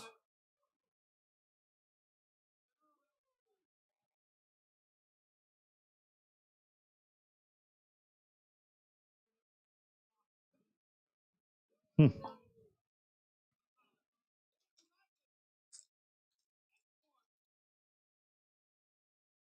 Oof. Oh, it was a blast. It was so fun. I might have a picture of it somewhere.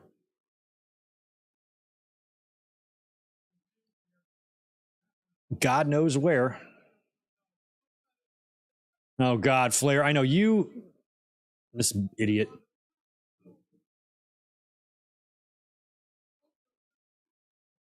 Oh, for 3,000. The dude still tries it. It's 2004. Dude been wrestling, I guess, 76 years by this point, and he's still trying to do that.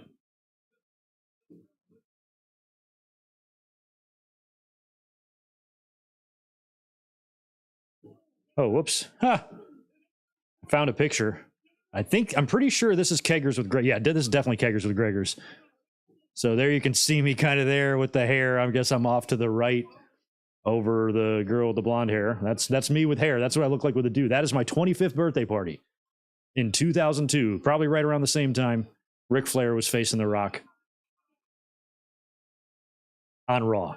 Good times. So this is Keggers with Gregors. Y'all should have been there. It was a kick-ass fucking time. I didn't lose my V card that night. I just stamped it. But anyway, Keggers with Gregors. If y'all were there and alive at the time or lived near me, you'd be invited. 100%. Back to action.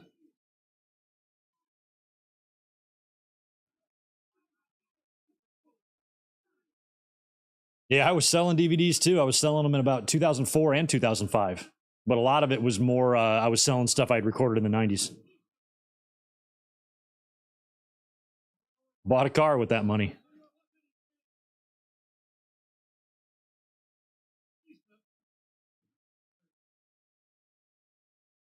God, Foley, it's hard to watch him kind of take bumps, especially when he's like spilling out of the ring.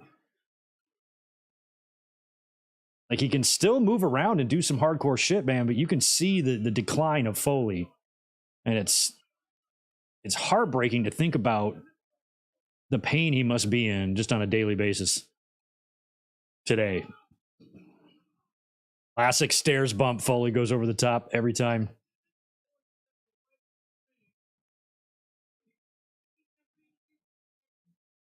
Lions just made a big signing. Oh, yeah. Who's that? Who'd we pick up? Holy shit. It's probably going to be somebody I really don't know much about, but man, maybe the Lions, they were turning some heads last year. It would be nice. Come on, Foley. You got a hot tag Rocky here. He's waiting.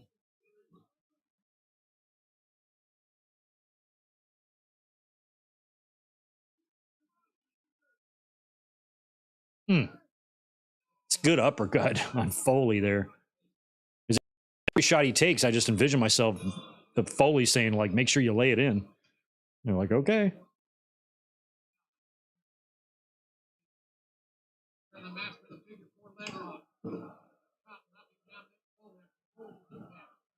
Yeah, I don't have time to pull up an ESPN window, I suppose. Okay, Chauncey Gardner-Johnson from the Eagles. Okay, sweet. He sounds like an offensive player, but what does he do?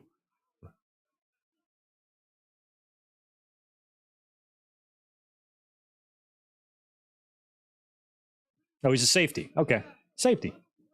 Good. Hell yeah. Defense wins championships. Just ask the 2003 Detroit Pistons.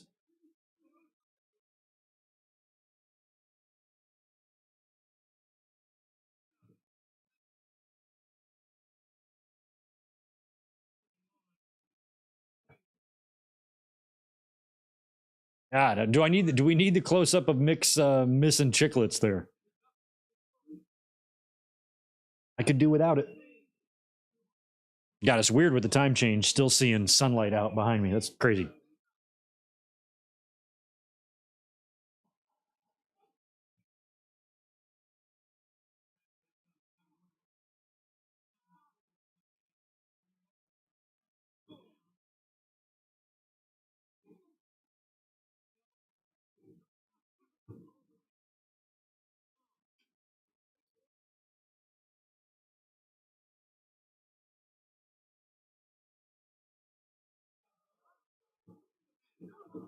You do the math.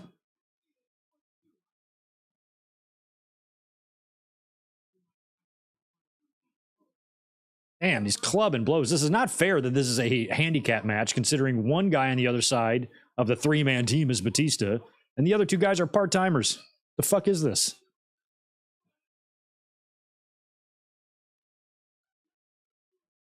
Oh, I thought we were going to get the double mandible. The man to double. The man double claw.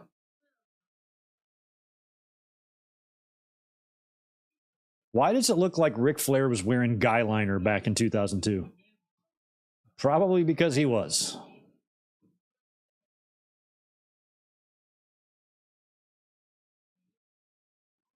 Damn, David. Shout out to Scotland, 1:30 a.m. And you're still with us. And we're only an hour and 20 minutes into this 4.5 hour affair.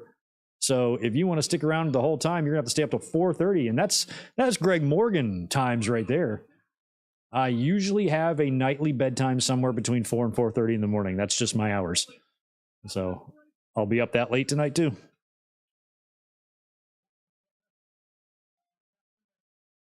Damn, Ryan, you got everything going on. Watch along, NCAA,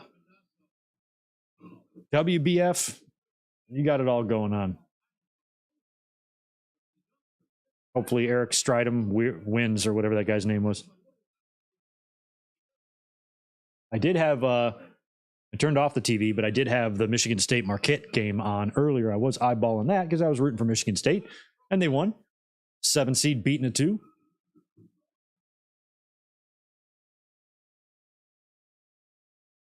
Look out. Rocking and socking. Here we go. Rocking Randy. Rock finally got that hot tag. He's going crazy. It's fun just to watch Rock interact with these guys. I mean, it's our only chance to ever see this, you know? I mean, he's laying in shots to Orton and Flair. It's just nice to know that even though it's a handicap tag bullshit match, it's nice to know that a match in the record books exists with Randy Orton and The Rock in it.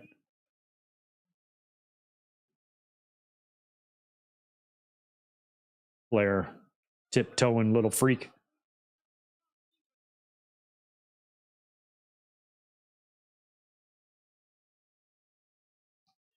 He wants to mock The Rock.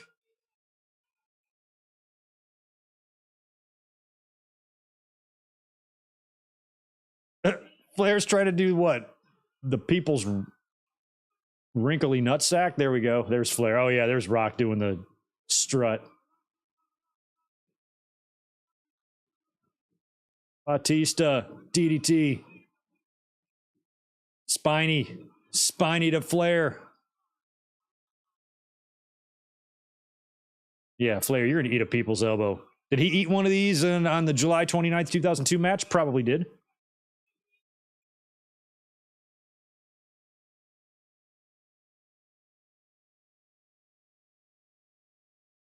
I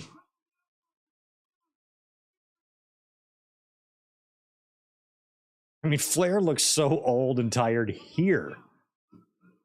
Dude wrestled last year.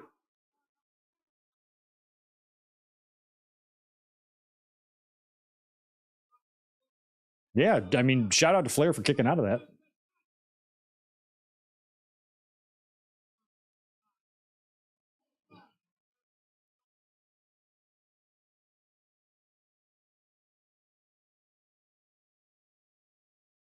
Rock bottom to Randy Orton, who took it perfectly. That looked amazing.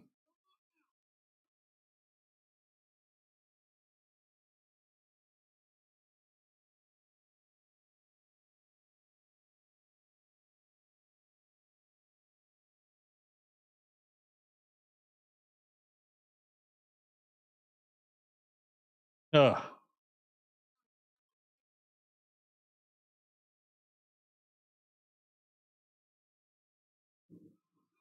Wow, Batista bomb to the Rock. I never knew Rock took that move. Good for him. Kyoto, it's 2004. Get rid of those frosted tips.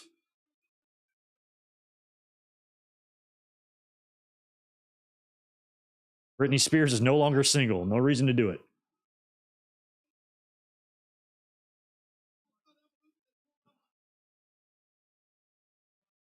AJ, Flair was old as dirt here, but still passable. That's true. His social security number's 1, but he's in here wrestling.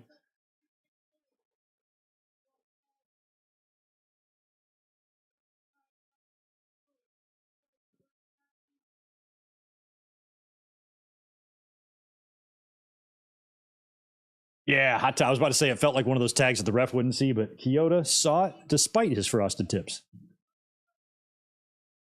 Or his bleached tips, whatever you call that.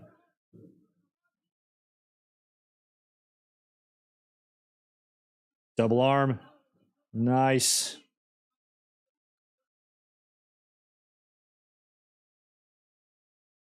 For all of Randy's backstage personal problems that we heard about back in the day, he didn't seem like he had any issue with professionalism in the ring. He always sold. He always did his job.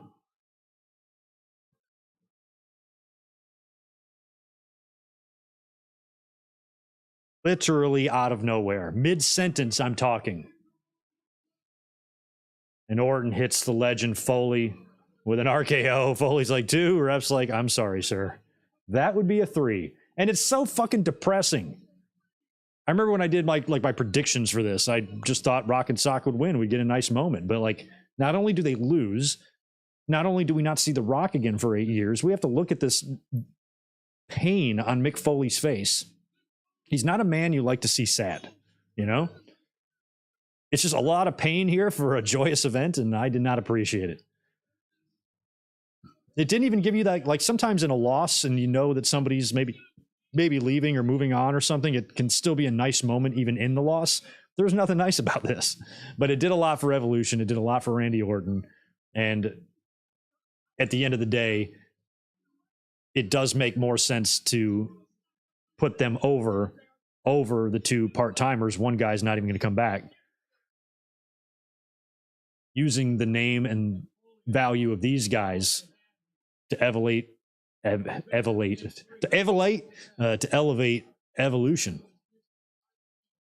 You got to elevate them.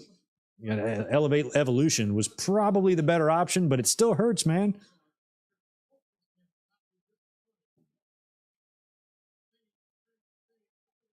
It's all right, Foley. I was on the floor at Raw for This Is Your Life with Rock and Foley in '99, which was very fun to experience live. I'd say I was about 12 rows behind JR, and I saw a lot of, like, when the guests were coming out, I was watching the Tron to see their faces and stuff. Because you can't see shit when you're on the floor. And I haven't been on the floor for a wrestling show, I don't think, since, because I was over it after that. I'm like, I'm either going to be ringside or I'm going to be up on the first level where I can see, oh, cool, Hall of Fame. Greg Valentine. They knocked out a bunch. Valentine, Morocco Stud, Dog. Superstar. Superstar and WWE can never decide if they're on good terms with each other or not. They were Graham's a nut. Slaughter they put in. Tito they put in. Not you, buddy. Although you are a Hall of Famer. Harley Race. They put Harley Race in too.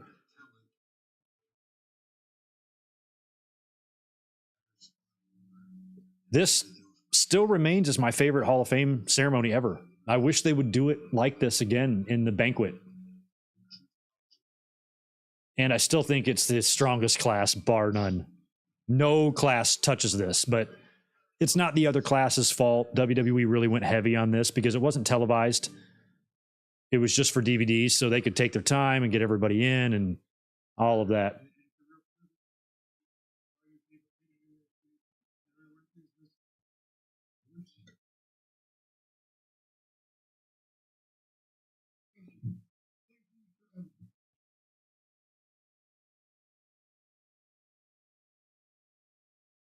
Hard to watch that.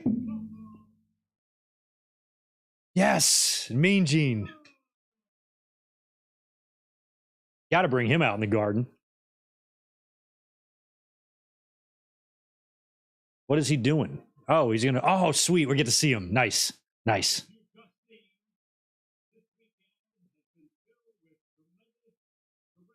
I haven't gone back and watched that Hall of Fame in a while. I should watch it again.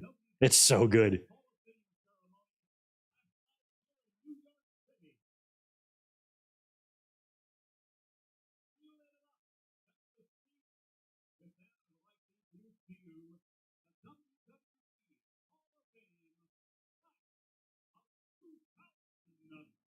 Here they come.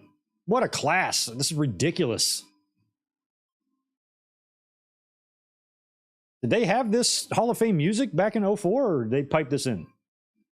I mean, they really got a lot done here. I don't know who the woman is. Did they put Ernie Ladd in? No, Ernie might have already been in. I'm trying to think who she might be representing. I didn't see. Or JYD probably. That's what it is. Yeah, Ernie was already in. Pete Rose, Stud's son, Morocco, Heenan, Tito, Jesse, Harley, Valentine, Slaughter, Jesse, Superstar Billy Graham, who co-occupies my first ever wrestling memory with Dusty Rhodes. Shout out to Dusty.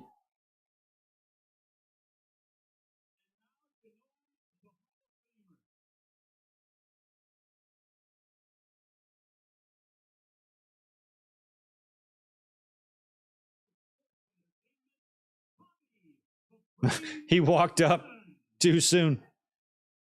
You should have saved Bobby for last. Bobby's the headliner in my mind, above all these other guys.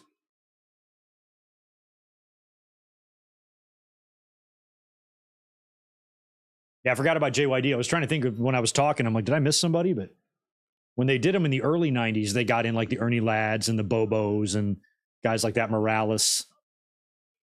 Tito Santana. Tito is one of my all-time favorites.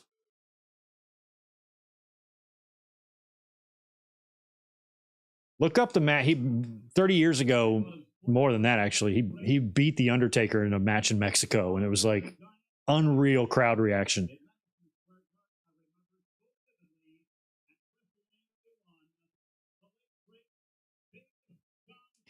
This felt good to me because the Smark tribal fan in me that, yes, did exist in the 90s. I know that's obscene to think about, knowing how much shit I give to the tribal fans today, but that's because I'm older. I'm not a dipshit kid anymore. But back then I was, and I was so offended that WCW put John Studd in their Hall of Fame. And that bullshit Slamboree Hall of Fame. We watched that last year in a watch along. Harley, it's so great to see you in the Hall of Fame.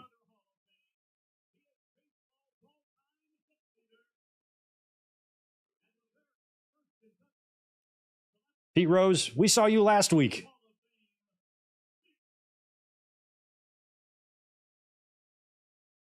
I remember the night of the Hall of Fame, I got audio because there was no video around. And I got audio of Kane's induction of him, and I listened to it like a fucking pilgrim. And I was marking out when he was running through his Hall of Fame stats and stuff. It was so cool.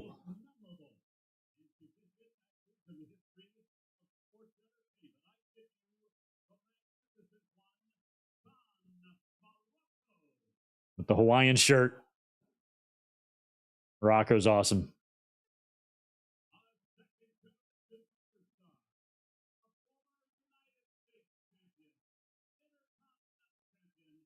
Gunther just passed Greg Valentine's run to now, I think, be the fourth longest running Intercontinental Champion in history, behind only Honky and Savage, I think.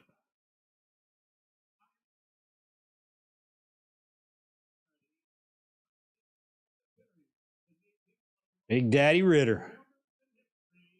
Can't believe he died in 98, man. I know he's living in, I think he died in Charlotte. Or wherever his death took place. I'm pretty sure it was in the Carolinas.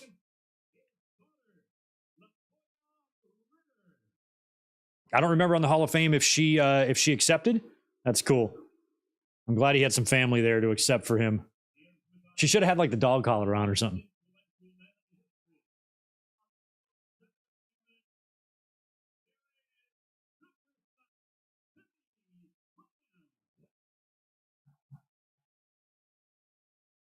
It's hard to like Billy Graham because he said some fucking horrific shit over the years. Some horribly hateful nonsense. He's such a bitter asshole. But then sometimes he snaps out of it and he's not so bad. I don't know what he's up to these days. He's been on death's door several times and is kicked out every time. Dude's a warrior. But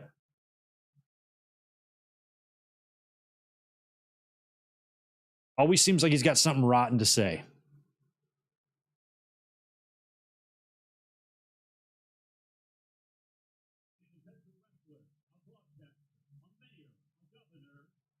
Jesse.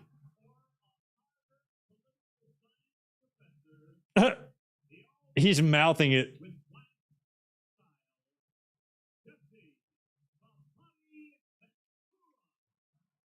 You know, it is kind of ironic that they have Jesse Ventura in the building for WrestleMania 20 and they don't stick him out there on headset for one match, you know? Like, Gorilla's not here anymore, but it would have been cool if he sat in, boot Lawler out of there for one match, and JR plays Gorilla, and JR and Jesse call one match for WrestleMania 20. You had 100 fucking matches to choose from. They could have called Christian and Jericho. Would have been fun. Why you not do that, WWE?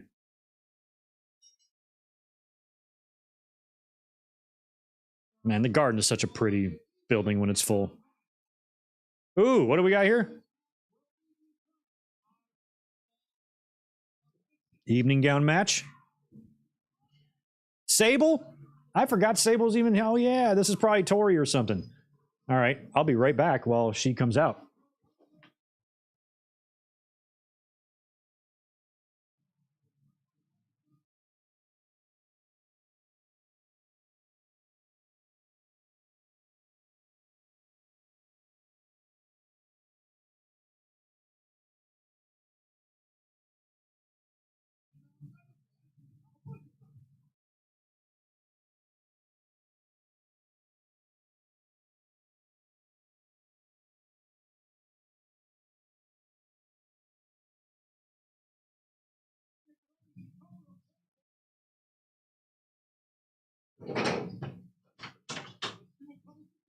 All right.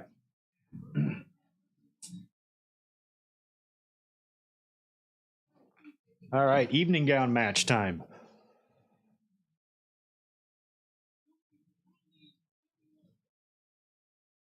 I kind of forgot this match happened too. It's interesting that these two wrestle because Stable's name was mentioned the very first night Tori ever debuted in WCW. Sable, eat your heart out, said Nash. And I remember when she was in that line of women in that bikini contest. Oh, this is a multi-woman match. And she kind of stepped to the forward. I was gobsmacked by the ungodly nature of her beauty. You know, I was like, holy shit. I was like, that might be the hottest woman I've ever seen. And I thought to myself, I'm like, WWE's got nothing on this girl. None of their Sunny and Sable. I mean, you know, this one here, I was blown away. And so when she came in WWE and then Sable came back and then they kind of feuded, I'm like, that's funny because I've always kind of associated the two of them together. And so this is going to be all right. So this is going to be Jackie Gata, who's another one who's underrated. Sable, Tori, Stacy, who's, as much as I was just putting over Tori, triple that for Stacy. It's like everything I said about Tori, triple it.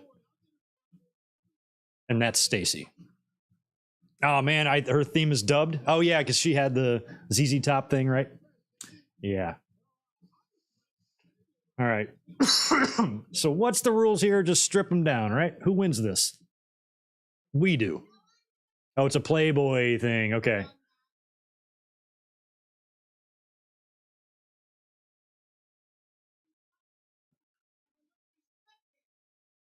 Oh, you're a restricted Sable? That's okay. It's okay. You're the fourth hottest, so it's fine.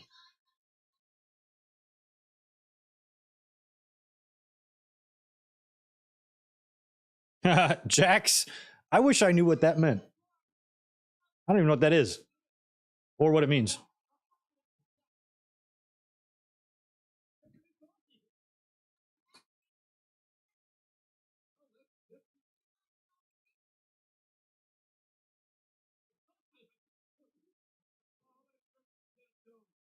Oh, Jack.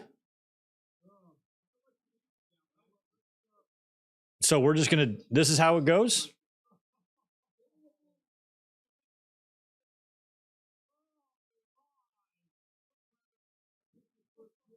Yeah, 26-year-old Brock was doing all right, wasn't he? Not bad. Jiminy Crickets. That's what Taz is saying. Okay, Stacy? So there's no match here?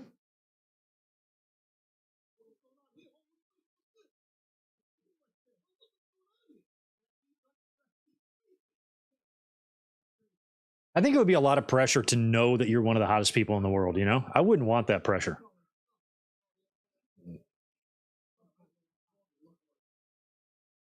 So does everybody lose? Or does Jackie win because she's the last one to take her shit off?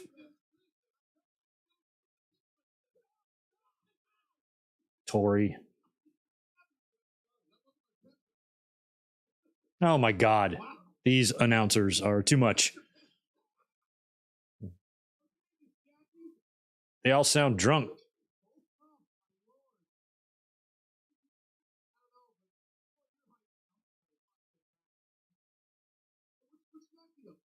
Props to Stacy for not getting the chesticles, you know? Oh, Jackie's going to leave? Oh, that's a shame. You need 4 to tango.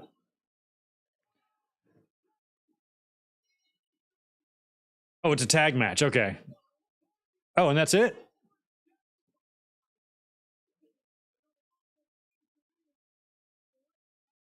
Okay, so it's not like an evening gown match like you win by taking the evening gown off. It's just you wrestle in evening gowns. Okay. I'm happy that women's wrestling has moved away from this shit. As much as we can enjoy the view, I'm still really glad this shit doesn't exist anymore. Oh, look at Tori with the high cross. Or who was that? Yeah, Tori with the high cross onto Jackie. They look the same. I'm definitely keeping score at home, Michael Cole. Yes, I'm writing it all down. Here comes Stacy.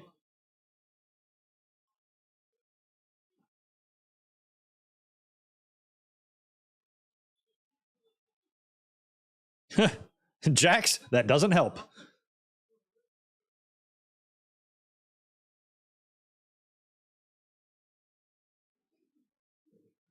Oh.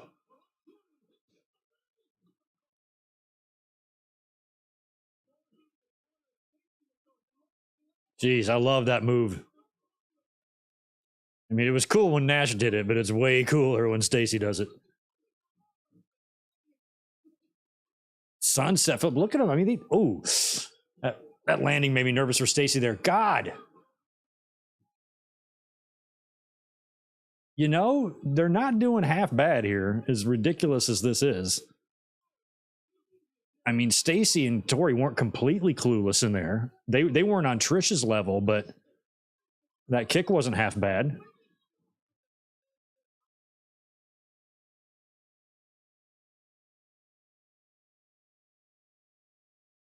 Spear.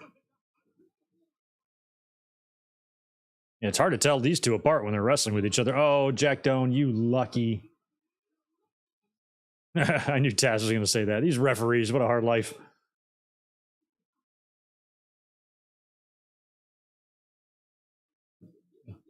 Look at Jackie. Look at Tori. We've got ripped gear here. Slap. Roll up all the way through twice. And Tori pins Jackie. Look at this. Oh.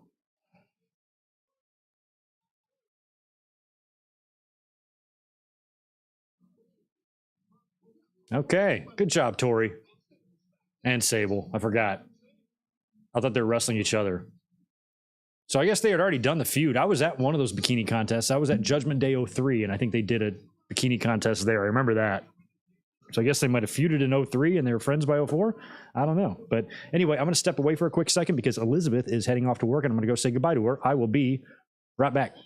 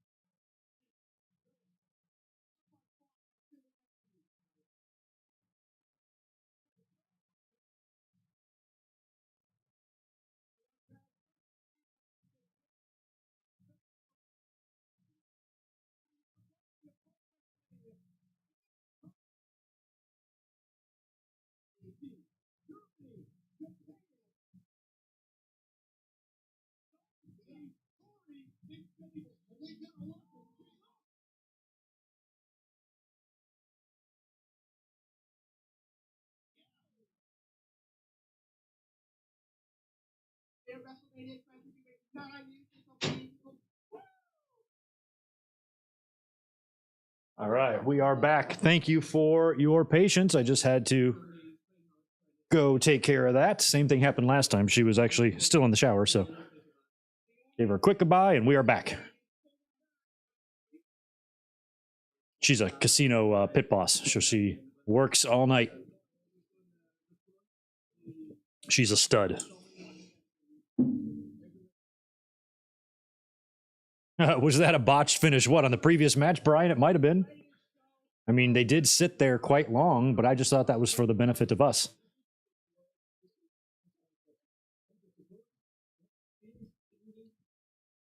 No, skin is tingling.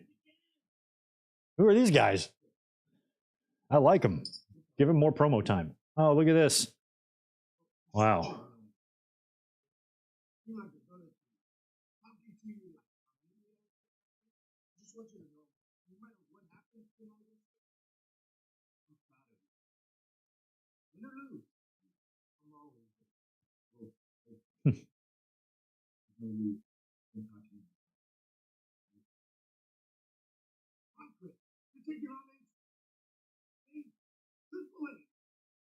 We never got Eddie and Shawn, did we? That sucks.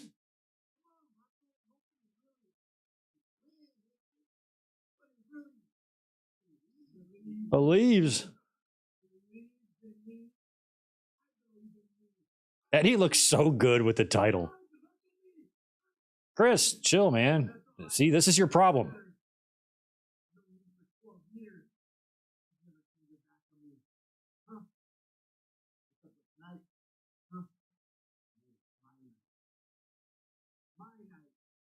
I don't even like close friends talking in my face that close to me.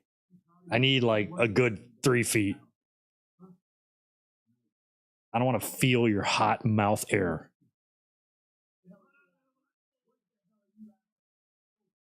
Or smell it.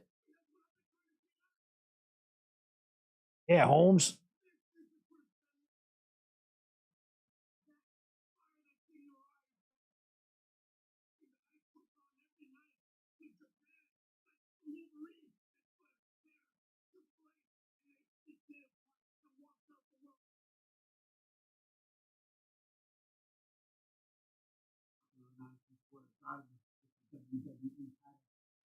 It's imagine if Chris's story would have been any different. You know, if none of that happened, I still think we'd look back at WrestleMania 20 as a pretty big one.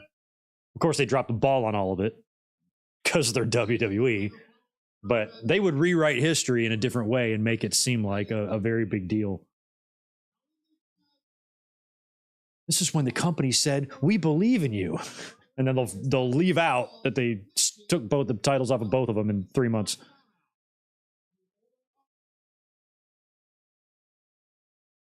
Okay, first ever cruiserweight open rules. 2 superstars in the ring. Blah blah blah blah blah blah. Okay.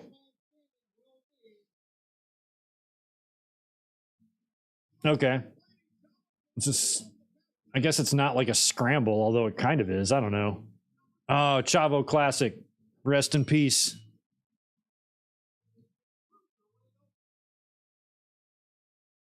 I really like that Chavo kept this music.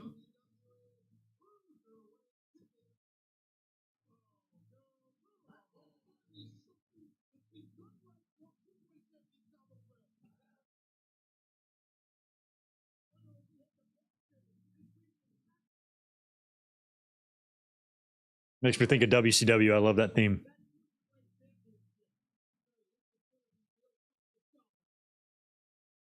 Oh, for crying out loud. Little Guido. Oh, yeah. He's Nunzio. I forgot he's Nunzio. FBI. This shit was only funny in ECW. They suck at it in WWE.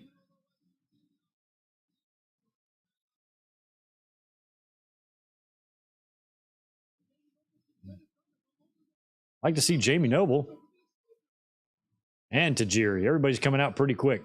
Who falls? Ultimate Dragon falls, I think. That sketchy ass, slippery ass. I think it's the first time they've tried that screen on the floor.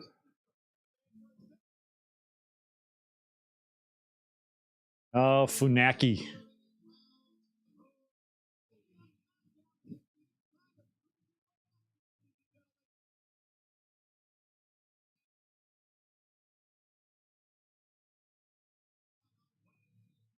Raleigh, NC, Shannon Moore.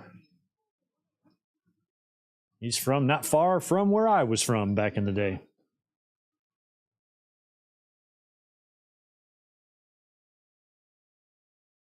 Oh, they didn't show him falling. But Ultimo Dragon falls, I'm pretty sure.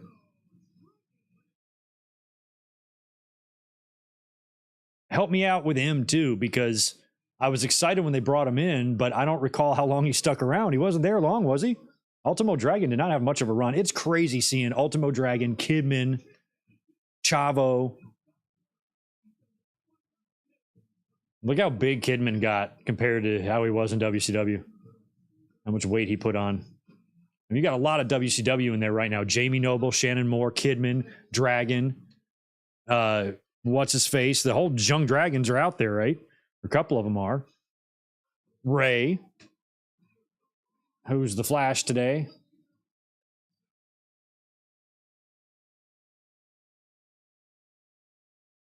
Ray's going to go down as one of my top favorite people ever because of his influence, but I've never been a fan of any of his theme songs. And I hated this one.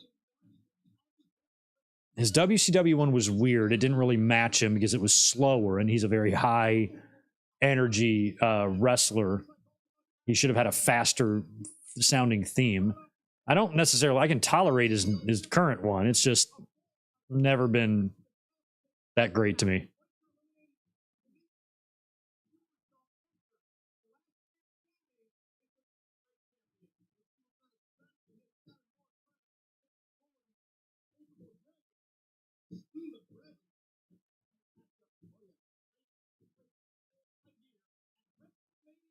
Oh, okay. So they're on the outside of the ring.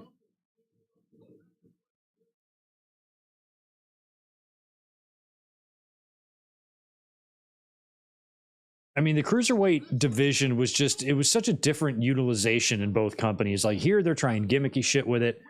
And in WCW, it was like the matches were designed to kind of be buffers and stuff, but they turned out to be a part of the show. But WCW still just kept them that way. And so you just get these really great bursts of awesome matches in between some of your bigger angles. And it was just a different time and how it was perceived by the fans, and a lot of these stars were being introduced to us for the first time, which is another reason why I've been laughing my ass off at all the fuckwads losing their mind about this Kenny Omega and El Hijo del Vikingo match, is because back in WCW, a lot of these cruiserweight stars, some of the ones from Japan and Mexico, I never saw Super Calo until I watched WCW. I was like, who the fuck is this guy in the mask and the hat? He's Super Calo. Mike Tenay is there, just like Excalibur's here now, to lay it all out for me, who this guy is, what his history is in AAA or Mexico or wherever he's worked before, and lays it out for me. I'm like, huh, what a weird-ass looking gimmick. And all the guys were like that. And they would just bring people in. Mike Tenay would explain who they were. No video package, no 3 weeks of vignettes, nothing fans claim you need now. None of that stuff. WWE in 97 tried to compete with that. They booked Great Sasuke against Taka Michinoku at Canadian Stampede. It was a one-off. Sasuke never worked again for them. Nobody was bitching. How are we supposed to care about this guy? Nobody said that. Nobody gave a fuck. It was an awesome match. We were delighted and treated to a spectacular display. What's the problem? Why angry? And in WCW's case, and now Funaki's gone, these cruiserweights were just kind of placed in front of you. Hey, here's Blitzkrieg. Hey, here's Rey Mysterio. Hey, here's Juventud Guerrera. Let Mike Tenay explain who they are. Watch them every week. You'll see them frequently. You'll become a fan of their work. I see nothing odd about what AEW is like promoting on Wednesday. Like, what the hell? They called it a dream match. Well, so then what? It's semantics. That's what we're mad about, is how they worded it. I think you need a real problem, because that's not one. Oh, nice double kick to Noble's head. He's done. Oh, you got your foot on the ropes.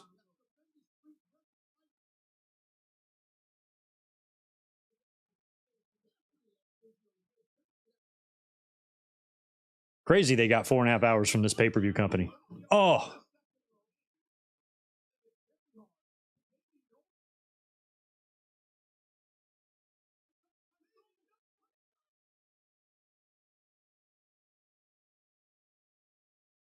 I remember around this time too, I was living in a house with a buddy of mine, and we had a 3-bedroom house, but him and I just lived in it together. And we decided to take on another roommate. He's like, I got a guy that works with me at the dealership. He could come in and pay some rent here and, give us a financial break or whatever. And I remember it was around the time of this show, and I was like, look, the only thing I was like, in terms of a roommate, I was like, the only thing I'm going to be crazy about is getting the cable bill paid, because I need to watch these pay-per-views, and you fuckers cannot be late on your bullshit, because I was kind of handling the bills. So I was like, pay me the cable as soon as it's due. When I tell you, you owe $40 for the cable, give it to me, because I need to get that bill paid. You dumb shits are not going to cost me a chance to watch WrestleMania 20.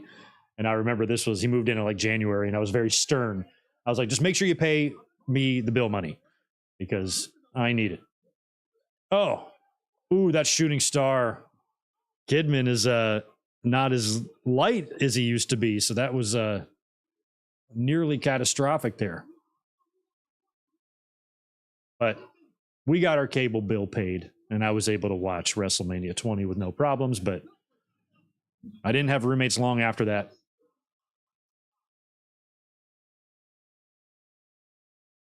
I was like, you know what? From now on, I'm going to live alone.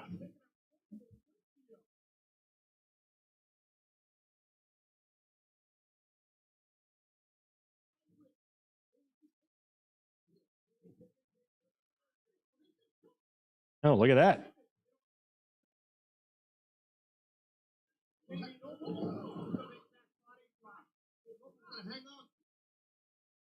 Oh.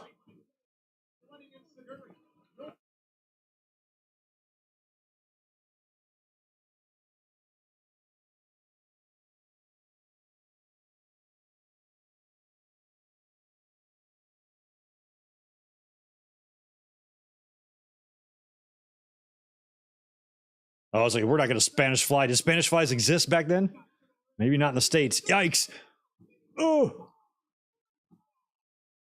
Yeah. Here comes Ray. Ray and Kidman. That's fun.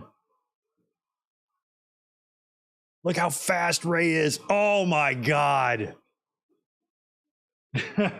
Kidman turns Ray inside out with a marvelous drop kick.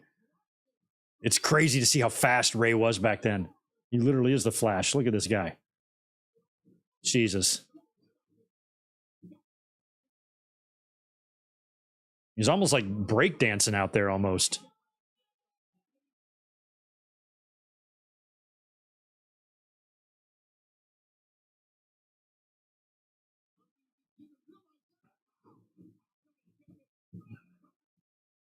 Who the hell is that out there? That's not Jimmy Wang or whatever?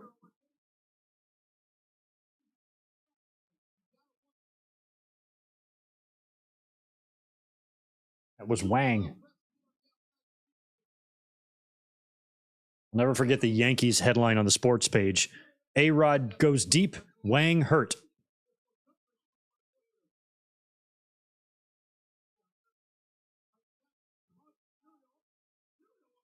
Oh, Destroyer. Damn, and Ray didn't land well.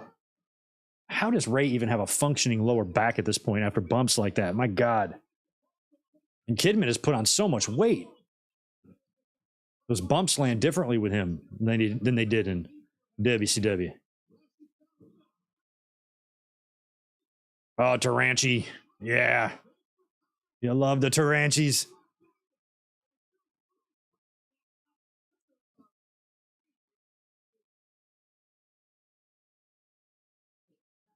Yeah, Andy. I've heard about the Trish heel rumors. Why not? I mean, that implies that she's coming back for a run.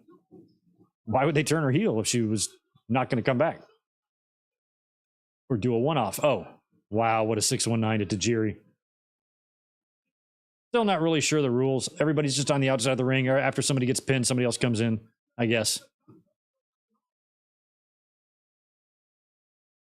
Last person standing is the champion. Oh, green mist.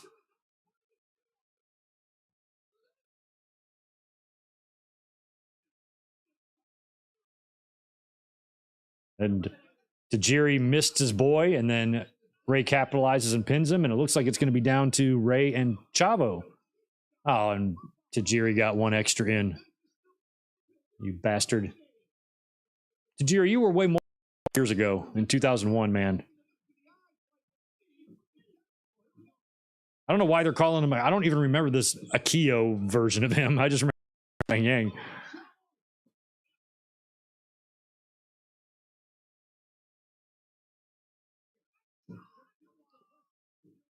Chavo and Ray.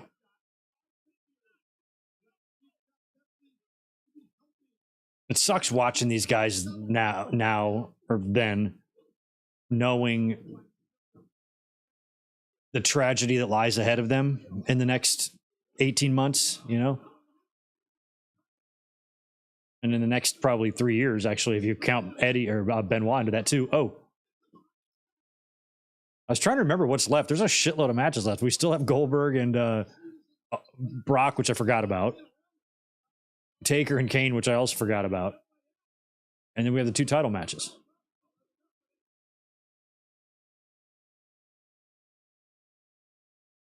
Wow, Chavo Classic takes a dive from Ray. That's cool. That's fun. Classic didn't land that well, but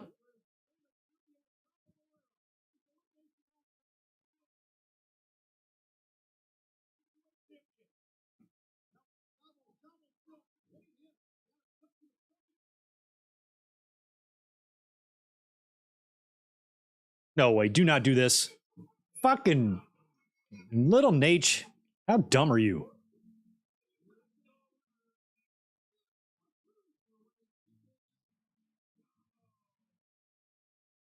How do referee abilities decline over time? That's what I want to know. Why is it like that in wrestling?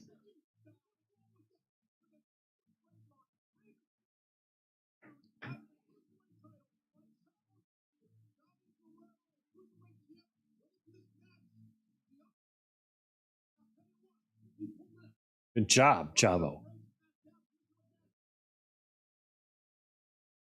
Oh yeah, we got the Molly Holly shit too. Damn.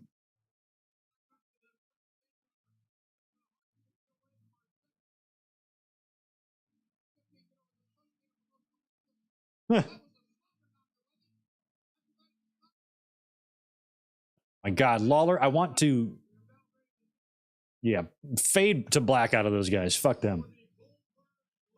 All right, here we go. Goldberg and Lesnar. It really sucks too, because I remember the previous year, before knowing that Brock was going to bounce and Goldberg was going to bounce, they did a thing backstage where the two guys kind of came face to face with their respective titles. Brock was champ and Goldberg was champ. And I was like, at least I think, unless it's a false memory.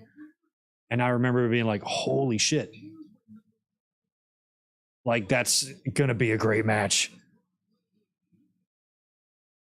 And it's a true dream match. And I was stoked for it. But then once we learned of Brock's plans to go to the NFL and Goldberg not re-signing his contract, it became a match that now meant nothing. And it bummed me out. And the fans knew it too. They knew both these guys were, I mean, they were basically just doing this match because they had to.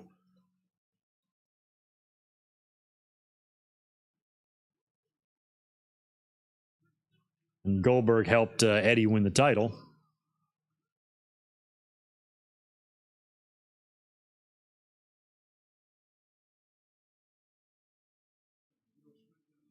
Goldberg and Austin, so crazy. Never got that match either. We did get a stunner, though, which we get to watch.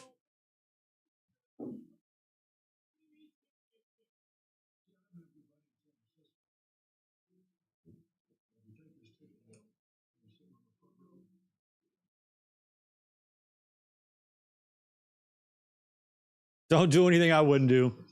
Yeah, they never show this whenever they show Eddie's victory.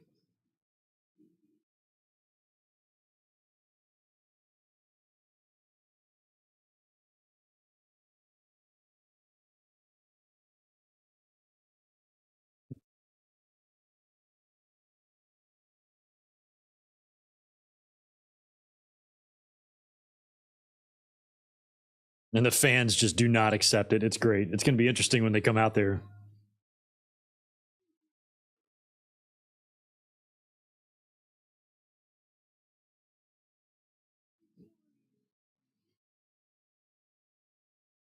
And it's such a perfect match for WrestleMania 20. Like, imagine how great this would have been if both of these guys were firmly in the company. Goldberg was there. He liked them. They like him.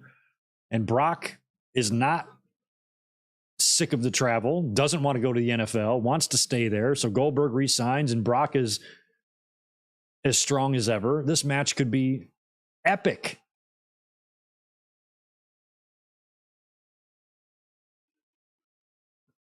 And Austin's guest referee.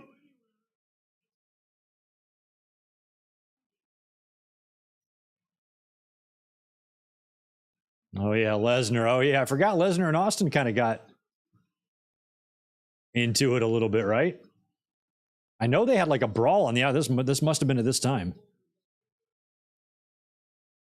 And that's what was confusing this time. Austin's in the ring with the knee brace, taking bumps. Why can't he have a match, you know? Oh, yeah, Brock's got his, the four-wheeler.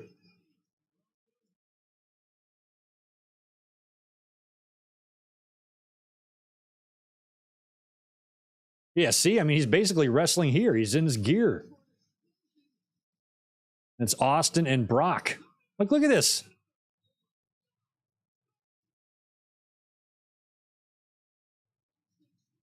Like, why didn't they make this a triple threat and just have Austin beat both of them?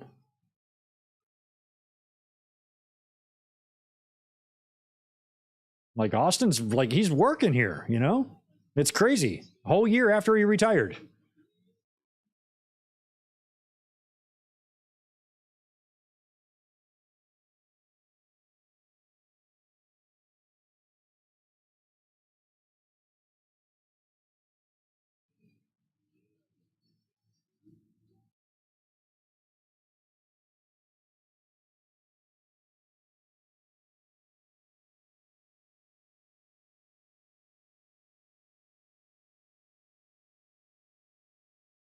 Here comes the referee.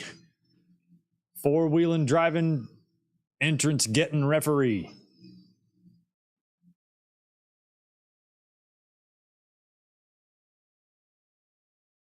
I don't know how he drives that thing so fast around those corners. Crazy. Yeah, this is by far, yeah, Devlin's right. This is by far the worst Goldberg match. Jesus. The stinker this fool would have with the Fiend and the Undertaker and so many other ones. I never need to see Goldberg's face again. And it's weird. Like, I was never a fan of him back in the day. I was not a fan of him during this run, but he then changed my mind when he came back in 2016 and had that nice little run with Brock and won the title and coughed it up at Mania and had the goodbye with the fans and had the wife and the shirtless kid in the ring, and he kind of made peace with, you know, the company and had a nice send-off that a star of his caliber deserves. And I was like, oh, I'm so glad I've changed my tune about Goldberg. It was nice to see him get that. And then he came back and talks shit, keeps up that fucking attitude of his, and he's so goddamn unlikable that now I'm over him again. I'm like, yeah, let's just stay gone. You do nothing for me or anyone.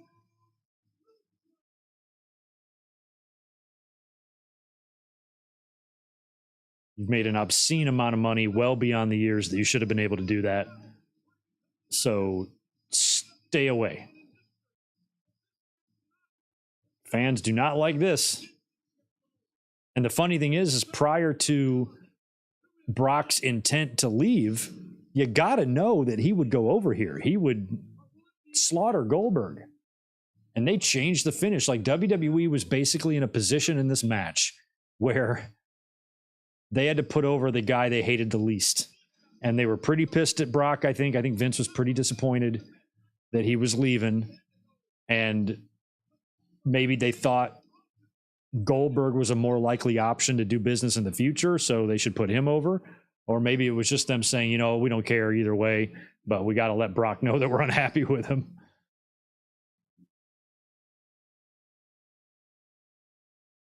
And I did have my suspicions in 2016 when Goldberg came back and people were like, oh, well, Brock's going to kill him. I was like, well, why would they bring him back? Like, would Goldberg really come back, even with the video game and the payday, to come back and just get beat by Brock like that in one match? Like, is that what they would do?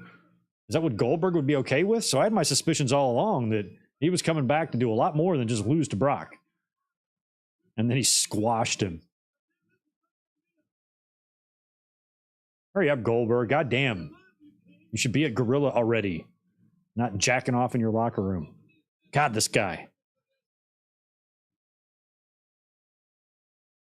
You know, Austin sits on the top rope at WrestleMania, looking at his watch. Or not WrestleMania, Royal Rumble. There you are. Yeah, breathe in your sparklers. Don't forget to breathe in your sparklers.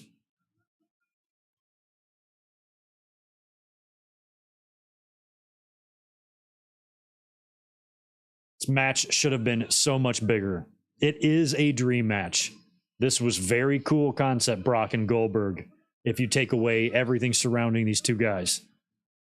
You got both guys in smack dab in the middle of 5-year deals right now, then this is a historic collision. Who's chanting Goldberg? The speakers?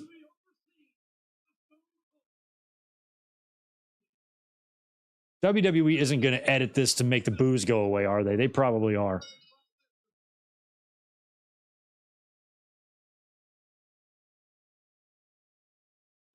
Hopefully the boos and the dislike of the fans remains intact. Nice attempt at a goatee there, Brock. Kind of like myself right now.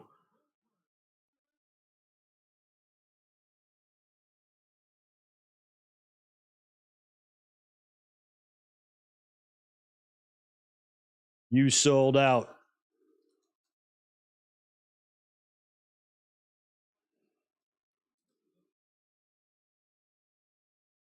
Huh, that's true.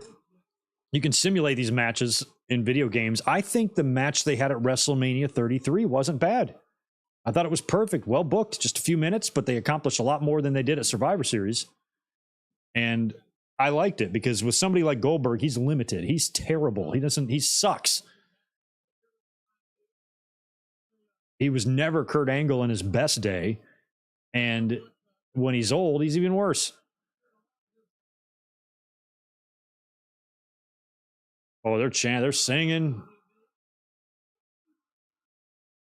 I thought Brock was going to crack a smile there for a minute. Like, this is pretty funny.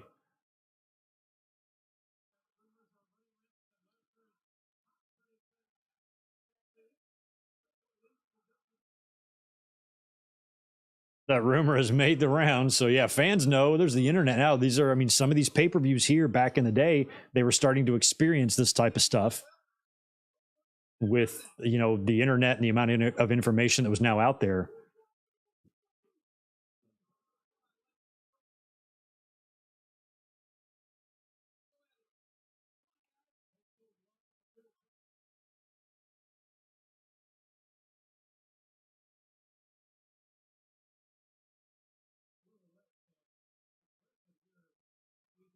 Oh, my God.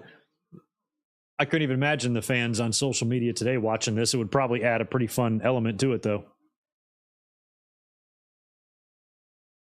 John Dennett, next week we are going to do WrestleMania 14. That's going to be the watch along tomorrow night. It won a poll, as did this one. And, or next Sunday, excuse me. So next Sunday will be WrestleMania 14, but it will be a doubleheader because earlier on in the day, members only that you're invited to, John, we're going to be watching the night after WrestleMania 14 on Monday Night Raw. After Shawn left and the Winged Eagle was no more and the new DX formed and X-Pac came back. We're going to be watching that next Sunday afternoon before we watch WrestleMania 14. I will put the links up probably tomorrow.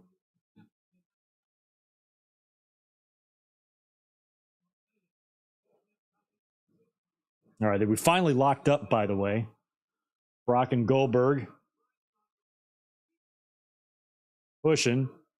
I mean, I would still imagine that Brock has gotten Goldberg beat in strength and just sheer raw strength, I think goes to Brock. Goldberg is not a weak man by any means, but I don't think he's Brock. I love that this is all they're doing. How do you want to start the match? Well, let's start things off with a 3-minute collar and elbow, and then let's pose. Got it. See you out there.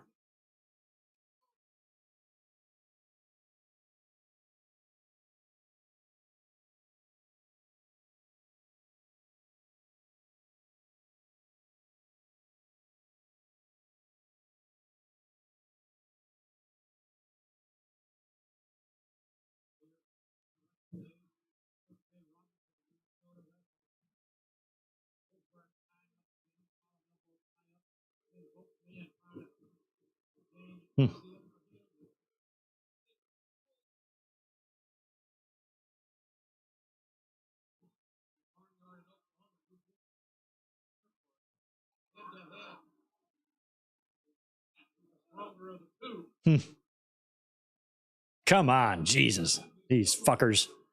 Fans are kind of like, all right now. All right now. Now y'all are just being dicks.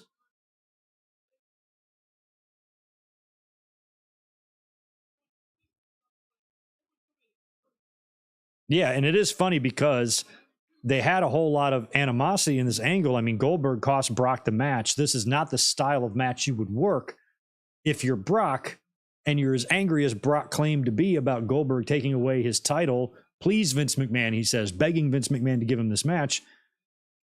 And then they wrestle this pace. I'm like, he should come, even if he is leaving, you still got to play the role of the guy who's pissed at the other guy for taking his title from him. So you come out like a madman out for blood instead of this grappling bullshit. And in a real fight, God, Brock would just eat Goldberg for lunch. I wish it would happen. Give me this in a shoot. Even here, even before Brock got his MMA shit, but I think Brock could still take him. Goldberg, you have nothing on Brock. I'm not sure you could last 8 seconds with him. Oh, double knockdown. Brock was just such a specimen back then. How athletic he was and stuff. I was so sad to see him go. Like WWE tried to put Batista in his place, and Batista was good, created his own career, but athletically he was far inferior to Brock.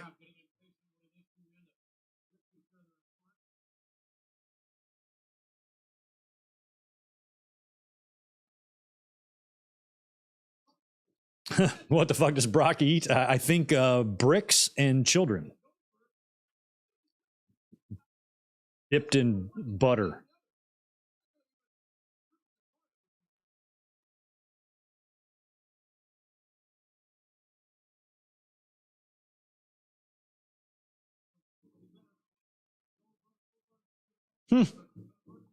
How funny would it be if Brock and Goldberg had a bet on who could be worse in their match? I would kind of mark out if that story ever came out. Oh, wow. Now that was pretty good. It was a press slam on Brock. Caught him. And I guess Brock is going to put down, or Goldberg's going to put down Brock here. Setting up for the spear. Austin's in position. And he missed. Well, we finally got some action. Now Goldberg's on the outside of the ring.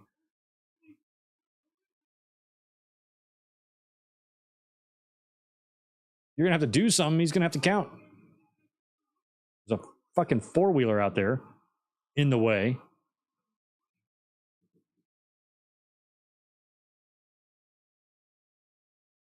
Oof.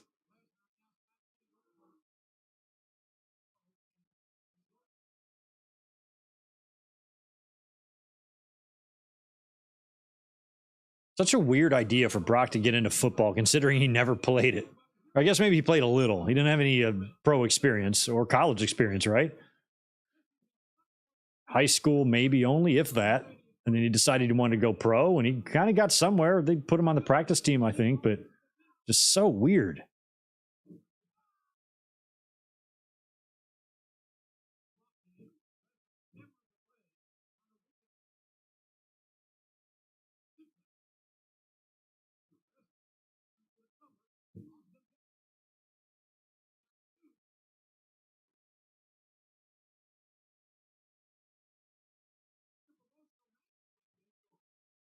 Yeah, now he's putting the hurting on Goldberg. We're getting more action in here than I remember. Good suplex on Goldberg.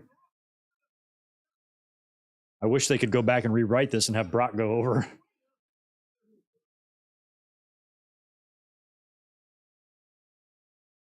I think Goldberg still holds the overall, right? 2-1 over Brock.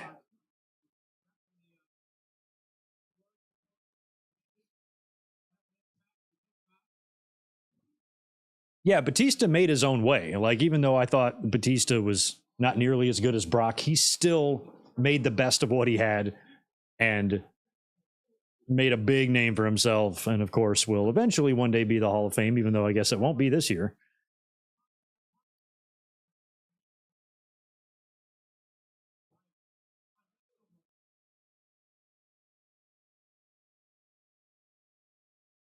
I don't know what they're chanting. Sound like they're chanting Hogan.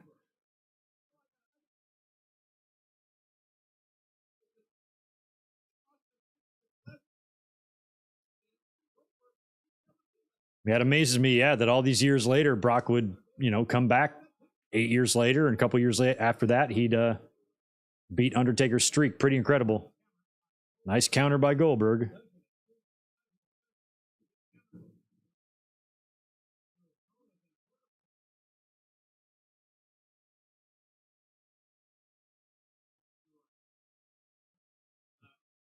Oh, really? You got an eye on the A&E doc? Mercedes was in it. Former WWE superstar Sasha Banks. That's cool. Yeah, Jason, the fans did make this match. I mean, could you imagine if we didn't have the fans cracking us up during this, how boring it'd be? It's boring as it is.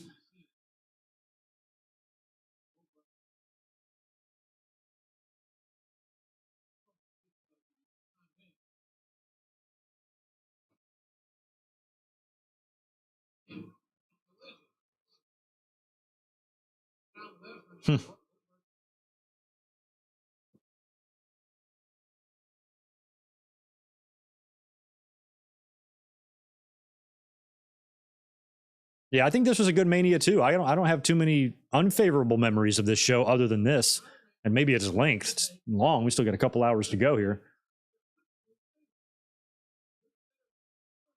I'm trying to hear what they're saying. This match sucks. Maybe is that what they're saying? This match sucks. They're giving him way more time than I thought here. I would have ended this shit by now.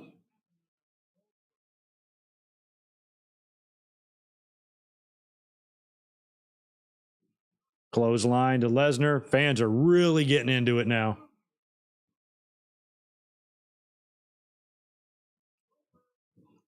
Nice.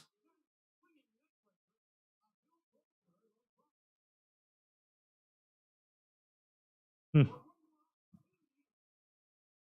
might be it. Boom. He ate it. Ate the spear.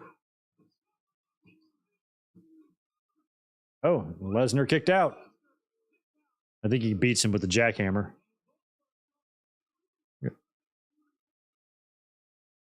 Austin and Goldberg, this is pretty crazy. Like, that's another dream match we never got. I cannot believe we never managed to get Sting and Taker or Austin and Goldberg.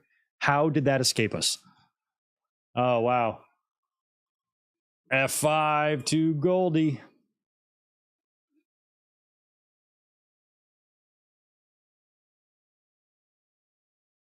Yeah, Goldberg had great spears. He had great spears in WCW too. That's kind of what helped get him over some of those matches he had. Some of those guys would sell the spear the way they did.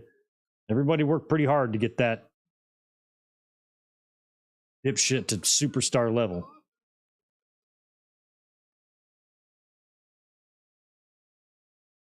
You got a problem with that?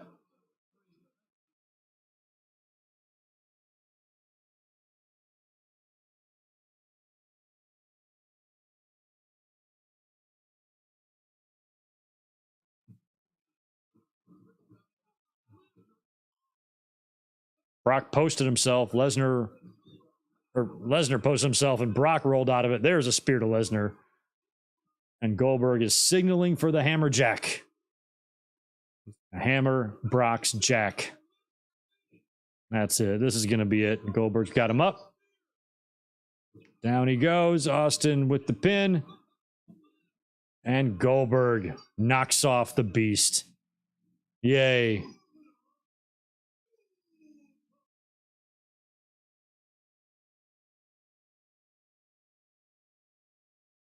Representing Raw proudly. And this is Goldberg's last night too, right? He doesn't show up on Raw the next night or anything, right? He's gone?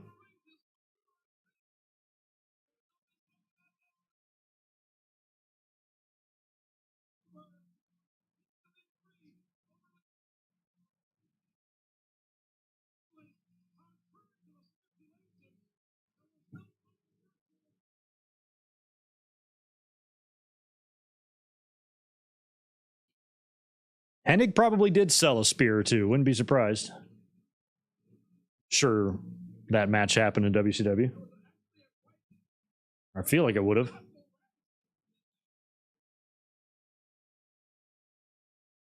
Uh-oh.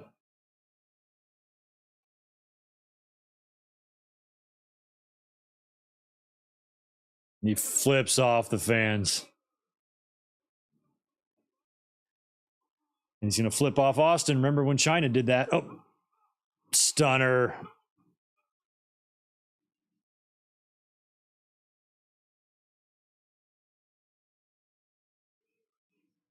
Right out of the... I thought he was going to say out of the WWE.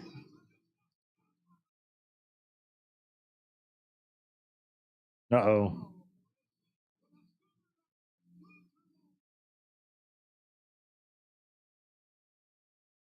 Austin and Goldberg. I mean, at least they got a moment in the ring together at WWE's biggest show at the time, but Undertaker and Sting never got this.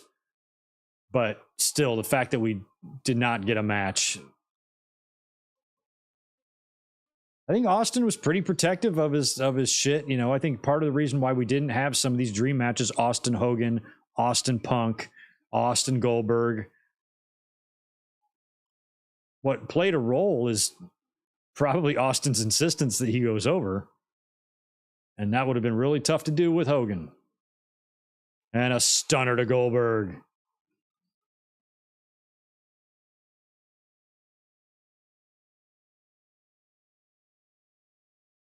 And what's funny about this, too, is I'm pretty sure that Austin would leave after this. He parted ways with WWE shortly after this match. I remember reading about it on the website. And but he would be at the next Mania to do that Piper's Pit. So I think he just left for the rest of the year until they got him back into the fold somehow.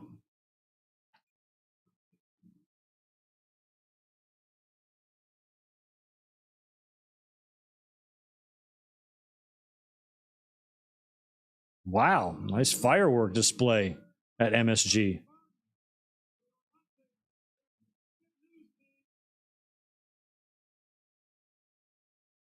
Oh, WrestleMania 21, they're going to announce it now. Where's it going to be, guys? Where do you think it's going to be? Hollywood, it's going to be here? Holy shit, I might go, guys. I might go. Oh, WrestleMania 21 is going to be in LA. I think I'm going to go. Guy, I wonder what the main event's going to be next year. Can you imagine, like a year from now in 2005? Like, what's the business going to look like? Hopefully, Brock and Goldberg will be back, and Austin will have a match next year. Let's hope.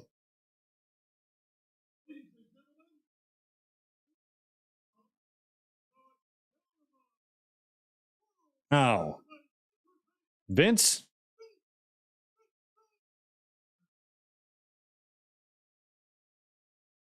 Interesting that he's coming out to no music.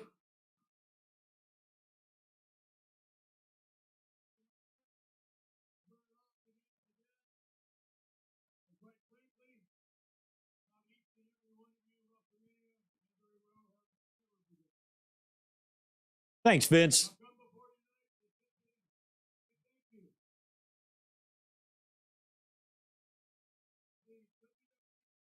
Ooh, Batista versus Triple H. That would be good. They should book that.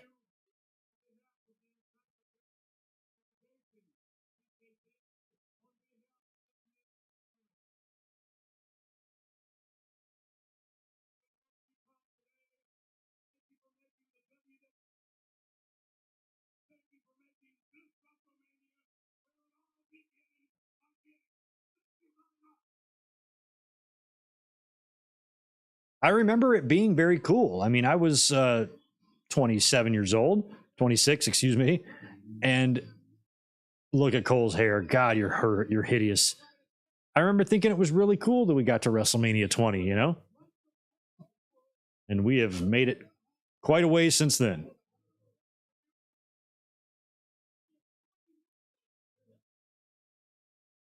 Michael Cole, we don't want you in Hollywood. You stay out.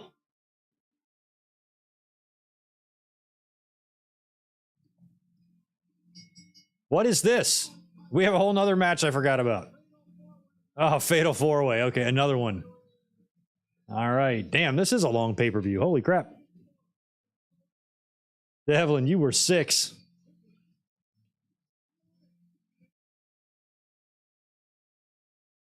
We were living different lives back then, that's for sure. Ages 25 to 30 were pretty badass for me. Stupid memories, great summers, best summers of my life.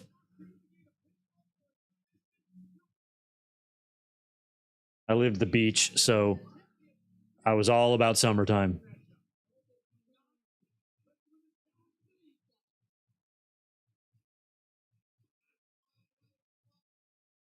This is crazy. This is like the end of this. How long are these two guys going to pretend to be together? Because this is we're about to get Bradshaw Layfield here in a minute. He's already got that hair going. It's already started.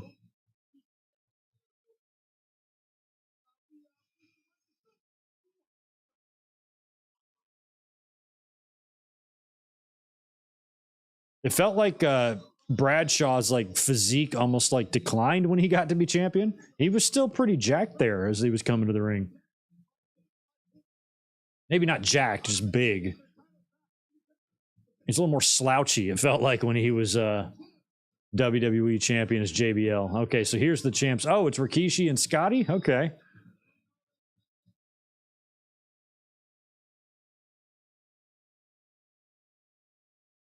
Rikishi.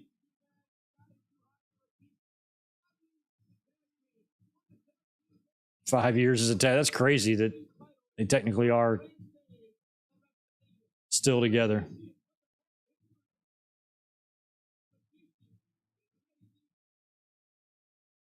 I feel like this should have been the opening match, you know?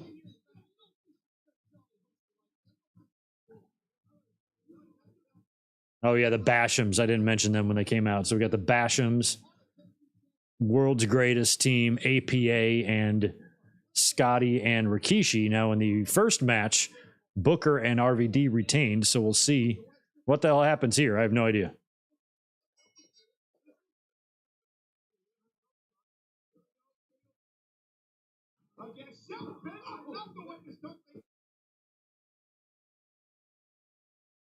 Shout out to the audience tonight, remaining incredible all night. Just had like the same amount of people in here the whole time. So props to y'all for hanging out, especially if you live on the East Coast. You're looking at 10:46 in the PM right now. So it's getting late for you. I still have to have dinner and do all sorts of shit when we're done here. So I'm going to go a little bit lighter. I'm going to go easy on this here Stella. Shout out to the Stellas are back. The only reason they're back is because I couldn't find my 805s. And I wasn't going to more than one store. So whatever store I went into, I was buying beer there. And so Stella it is.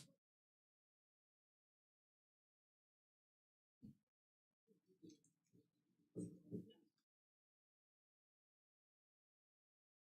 we got Doug and Danny Basham.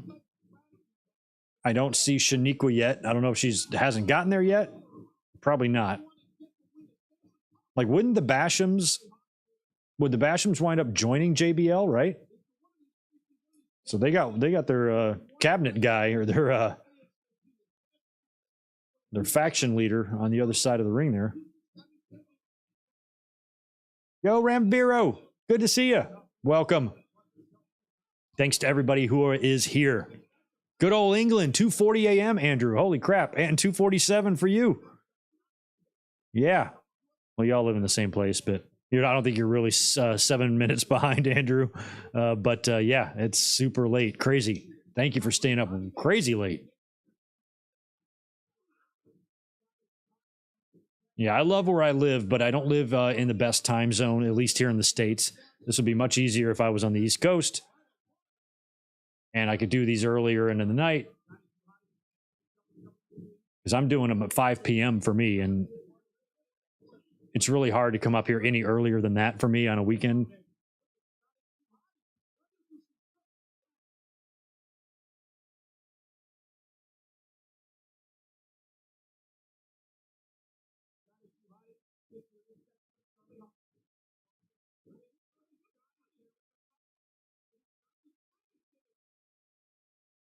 It's weird. My timer, it's so funny. The timer, this is a new timer, and it does appear to be about 2 seconds.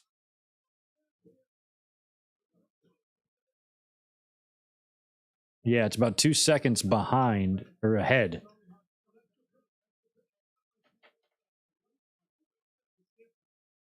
That's okay.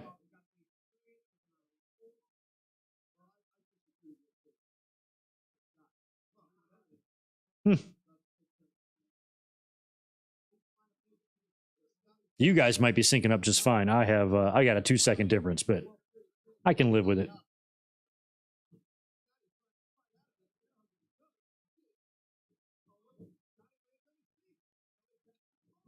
Hmm. Oh.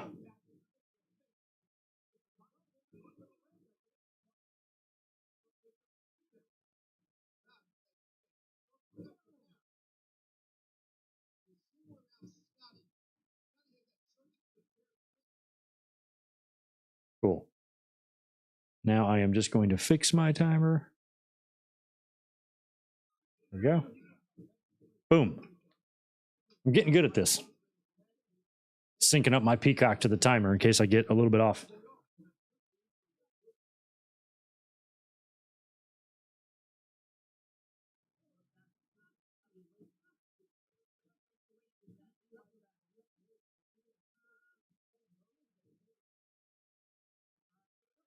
It always sucks to see Nick Patrick as the referee. What's up, Nick? I hate your face.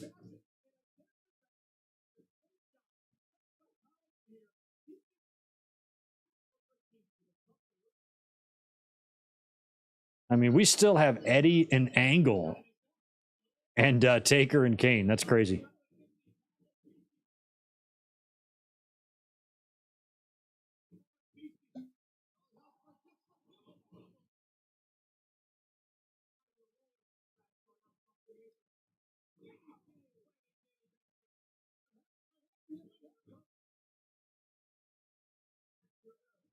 Yeah. A lot of that Bradshaw stuff wouldn't fly today. I remember back during the I guess it would have been the Bush Kerry election. They did a debate, I think, on Raw with Bradshaw and Foley. I don't even remember like what much was said, but oh,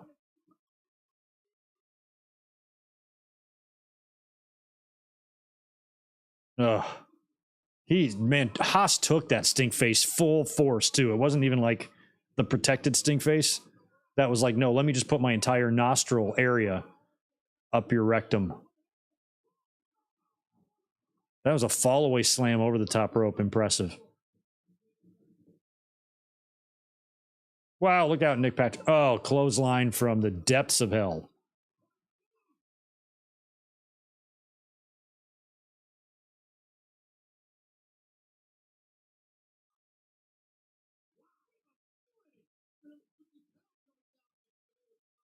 Oh, sits on him.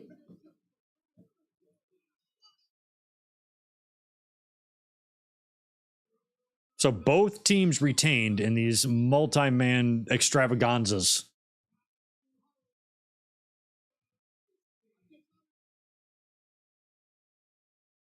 I'm going to finish my energy shot. Elizabeth is awesome. She buys me a case of these, like 100 of them, every time she goes to Costco. And not every time, but when I need them. Okay, we're going to get this whole thing. We need this. Pay-per-view has time for this. He just did a worm for no reason. Yay. Is Rikishi going to turn on him, or are we just going to dance?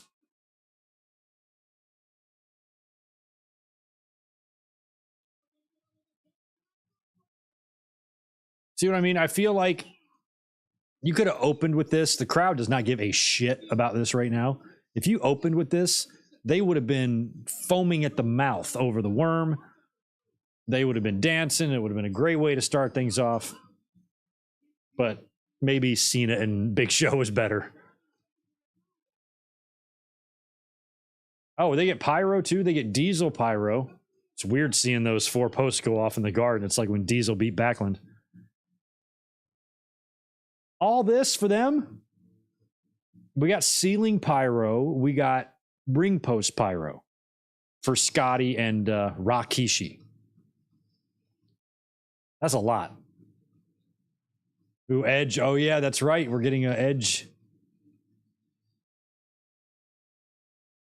He's coming back.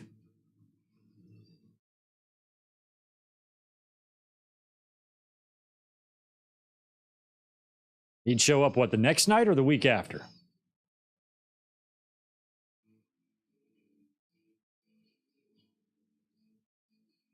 Edge missed 2 WrestleManias in a row, didn't he? Something like that? Oh, cool. Oh, wait, Jesse is coming out. And he's got a microphone. I was just about to say, why are we not utilizing Jesse? I forgot what Jesse does.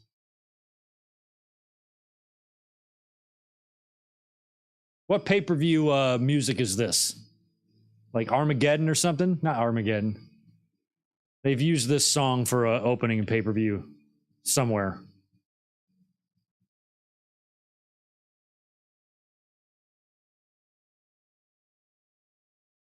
What's Jesse going to do?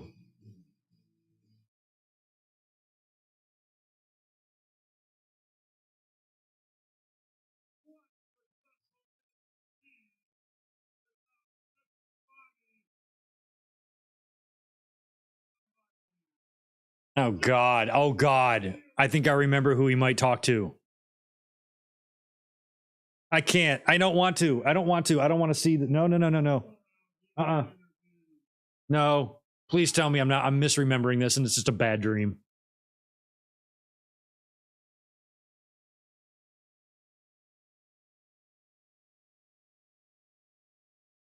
Ah.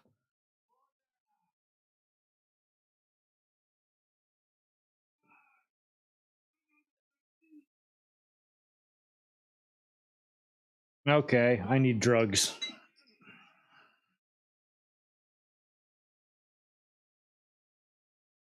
You fat orange piece of shit. You imbecilic fuckwad dumbass. You moron. You illiterate fuck. You dumb shit. You are so unimaginably horribly looking, and your stupid face and your stupid head. Anyway, we're back. Jesse is interviewing somebody in the crowd right now. I don't really know who that is, but it's good to see Jesse back at WrestleMania. I mean, I said earlier when he was coming out during his Hall of Fame segment that Jesse is in the building and it's WrestleMania 20. It's Madison Square Garden. Why not use him in some capacity? So he decided to interview some random guy with probably the worst hair job I've ever seen. Holy crap. He looks like a guy that would probably have like his dick would probably look like a mushroom or something. He looks like somebody like that. Yeah, well, nice hair, dude. I wonder who that guy was. Looks like a guy who probably could wind up going to jail and trading 2 packs of ramen for a pack of Camels or something. I don't know. Because he's good at making deals, apparently.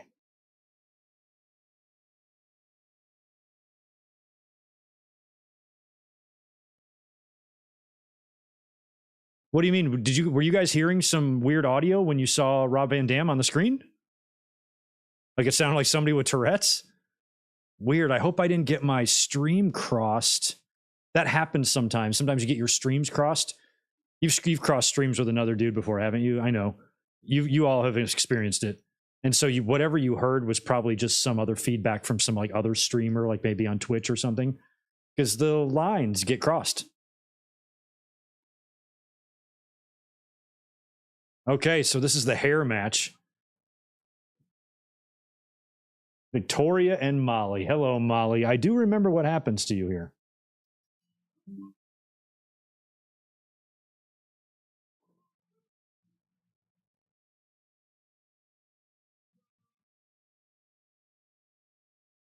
Molly Holly.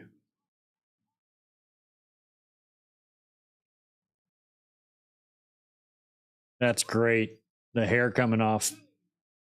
It's so weird. Why do I have this memory of doing a watch along of this match before? Have I done this before? Have we done WrestleMania 20 before and I've forgotten?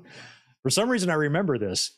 I know a few years back, maybe like 4 years ago, 5 years ago, maybe on my channel, I did do a recorded watch along of the main event of this show and just uploaded it as a standalone upload. But for some reason, I remember watching this and I don't know why.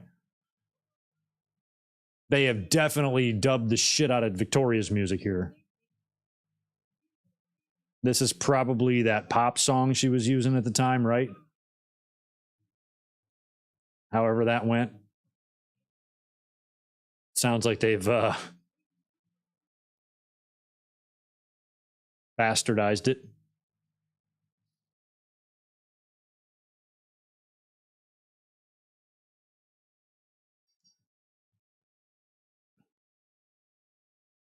Oh, I did not know that. What, they weren't going to do this match at all until Molly was like, fine, I'll shave my head. I'll shave my head to get the match. Yeah, I always thought Victoria was legit at a time when the women were a complete goddamn joke. It was nice to know you had Victoria, Molly, Trish, who was already made me a believer. Lita could go. Jazz was around.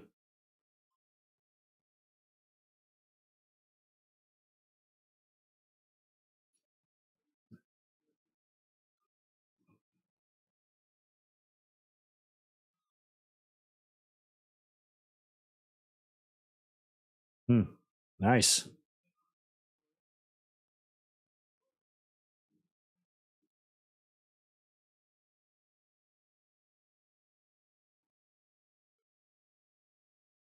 Oh yeah, the women have come a long way. I hate that the good wrestlers they had, because Molly could work. She had a lot of experience, and Victoria was such a badass. Like, I'd like to see Victoria now. I'd like to see Victoria in the company trying to tear the head off of Charlotte. Or Cher, as she seems to be transforming into. But Victoria would fit in well in today's crop, you know? Get her mixing it up with a Sonya Deville, a Shayna, Ronda.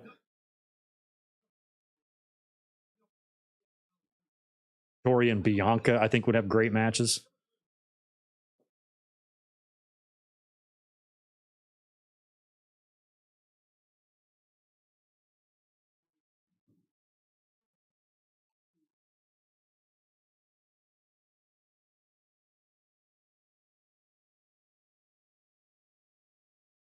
Yeah, I think in these days, WWE was, you know, they had a little more leeway with how much time they could have on these pay-per-views and stuff. So this one ran pretty damn long. I don't know if it was timed out to be 4 hours or if they were really 30 minutes over and they got the okay to keep going. I don't remember the story, but it feels like it was designed to be a 4-hour show, but it went a bit over.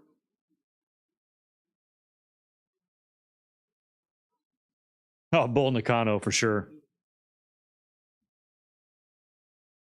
Yeah, well, Molly as Miss Madness didn't do anything. She was just there, but she was much better as in her wrestling form. WCW didn't have really a cruiserweight division, or not a cruiserweight, a women's division there. So I mean, she couldn't really wrestle there anyway. But Lawler asking Ross if he likes granny panties. What a great conversation. What a great conversation to have during a match.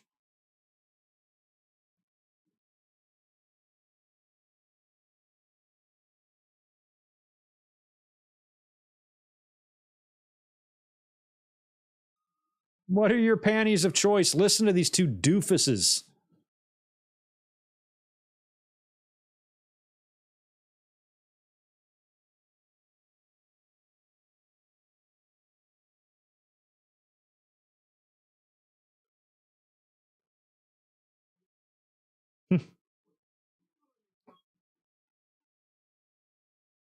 And Lawler just, he never grew up, did he? He's just such a fucking buffoon. I mean, granted, this is a hair match, but there's still a lot at stake here. And for them to be just casually talking about panties and granny panties and their panty preferences is a very weird thing to talk about during a match at the biggest show in the company's history. Let's talk about panty preferences. At least Jim Ross sounds like he's getting frustrated with a stupid subject. Oh, nice power bomb.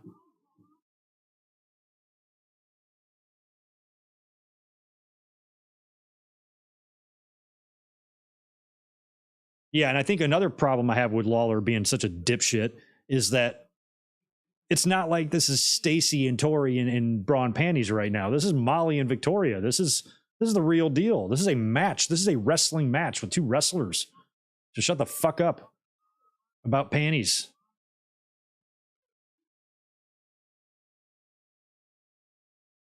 And there it is. Molly.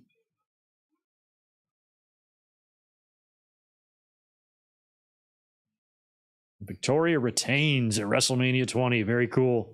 Good moment for her.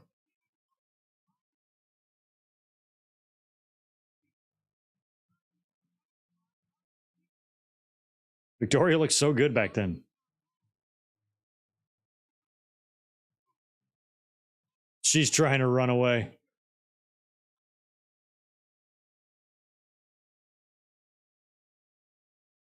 I like that they did a hair match, though, at WrestleMania. You know, it's old school.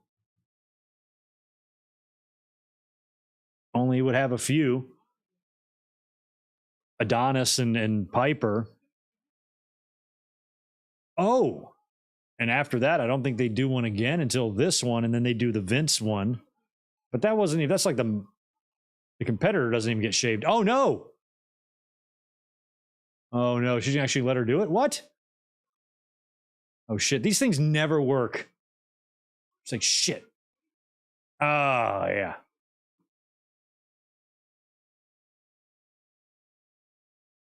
It looked like Molly was legit pissed that they didn't work. Like she was almost supposed to cut some of Victoria's hair there. I love that the barber like stands there for the whole match. Oh, they got her in it. This is what you needed to do with Adonis.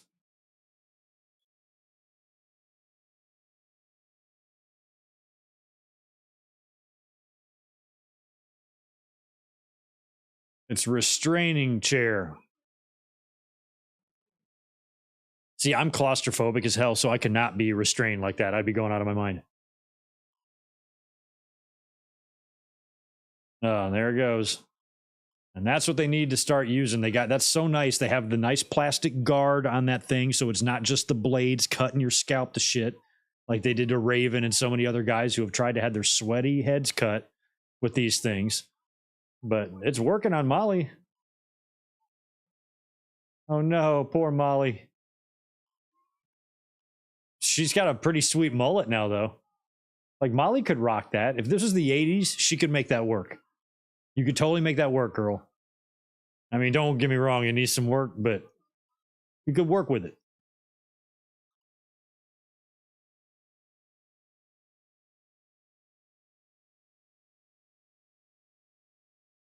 Give you a little Billie Jean look or something.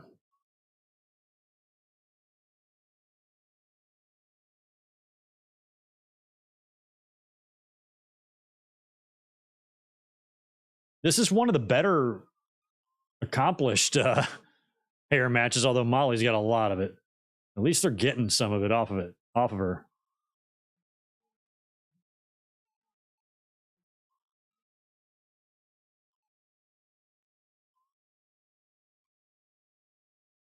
Ah, you need to take the scissors to the back end of that.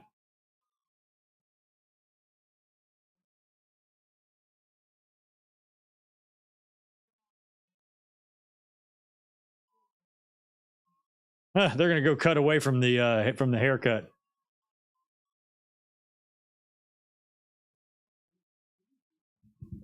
That's Luigi. He does cut my hair.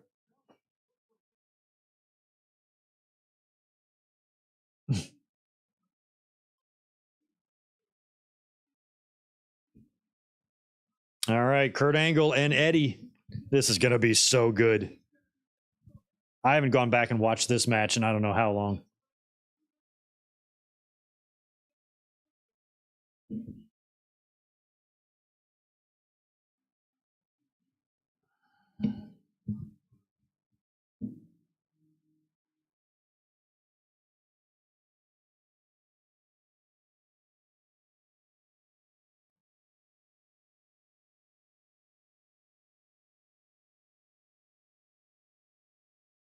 Hmm.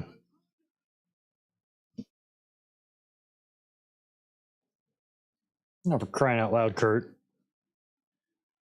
Kind of gnarly to hear Kurt talk about Eddie being a drug addict.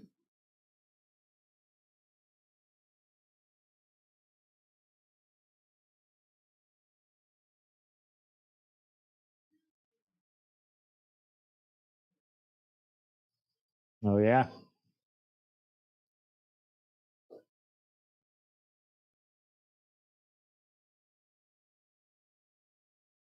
Yeah, a lot of guys would bleed when they would try to get their hair cut with those damn clippers, man, especially when you're sweaty. I think Raven got a pretty gnar cut job on his noodle, too, in some match they did.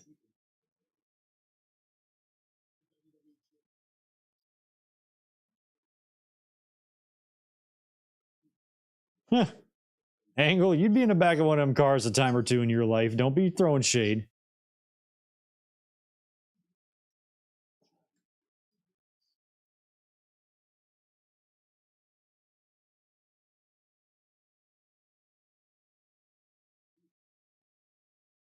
Heyman, what's with your hair? You have some.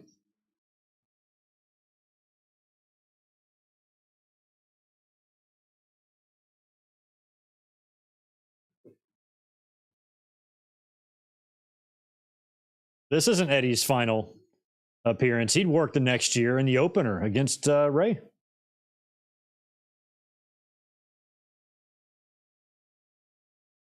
As much as I give that championship belt shit, I will say that it looks the best on Eddie than anybody else. It looks really good on him. So it's still not my favorite belt, nowhere close, never will be. But on Eddie, it looks all right.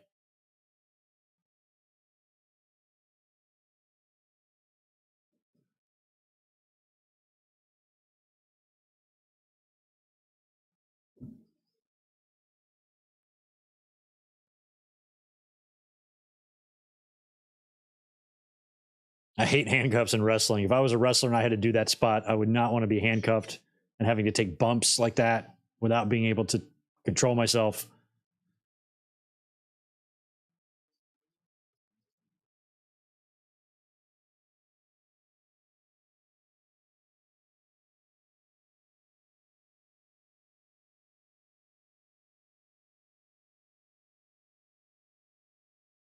Damn, Kurt wiping the spit away like the Montreal screw job. I like the music playing. Yeah, that's the championship from your childhood. That's right. I've always maintained that whatever the championship belt was when you were ages 10 to 20, that one's going to be your favorite. Or one of those from that time period. Oh, they've finally gotten back to her. I forgot they cut back to her. She might be bleeding a little bit too. She looks like George the Animal Steel with all that on her. So, and they're going to do this match while they're cleaning up Molly. This is crazy. Yeah, they're probably running out of time. That might be why they're sending Kurt out. They're like, we gotta go, man. Biggest match of Kurt's life up until this point. And there's somebody getting their head shaved 3 feet from him. Interesting.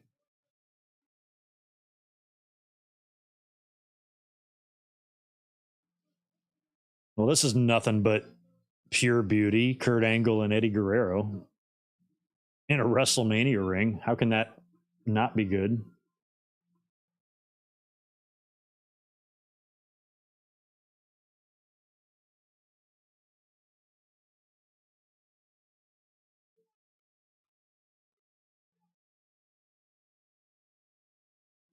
Oh, okay, Kurt's doing it for us. What a nice guy Kurt is. According to Michael Cole, he wants to win the title for us, for all the fans of the WWE.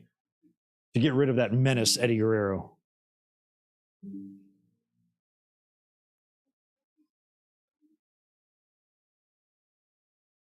He better be.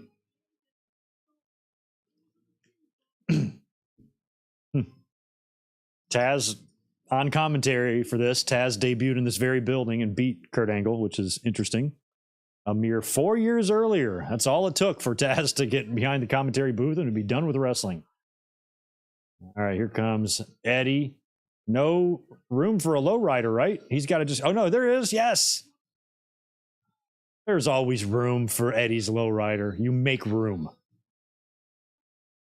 GodfatherCustoms.com. I wonder if that website still exists for that business.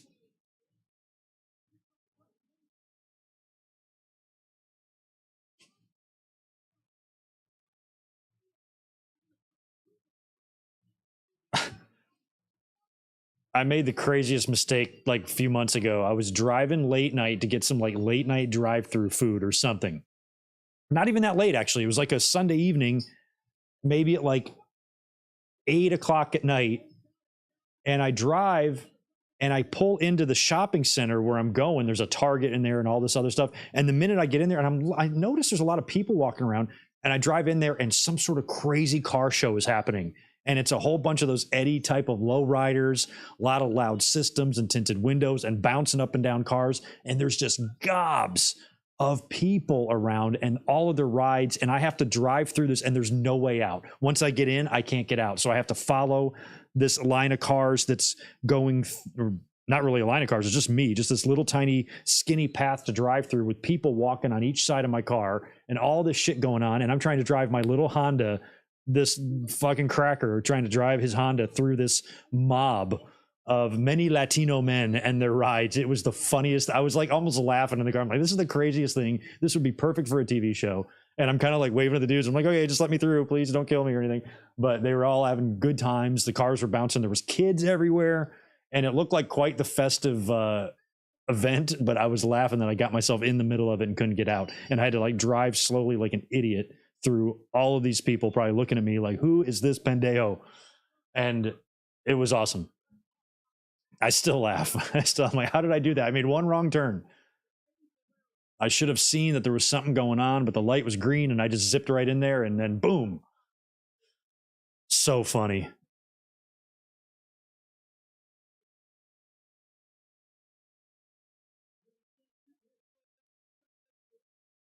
And my ride did not measure up to theirs.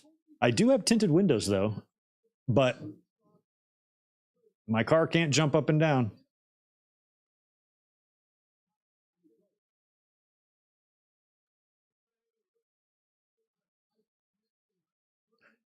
I had not decided yet about what to do for Raw tomorrow, so maybe there will be a live reaction since there actually is things happening. Roman and Cody are going to have a segment. Yeah, I'm either going to react to it or review it. I'm going to have to do something tomorrow, yeah, because I'm not going to be here for Dynamite. So, yeah, that's probably likely. I think I'm going to be here tomorrow night for a stream.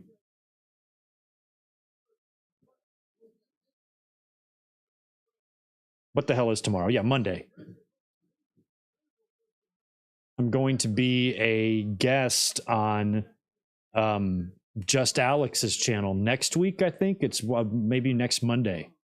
Yeah, it's next Monday to talk some WrestleMania.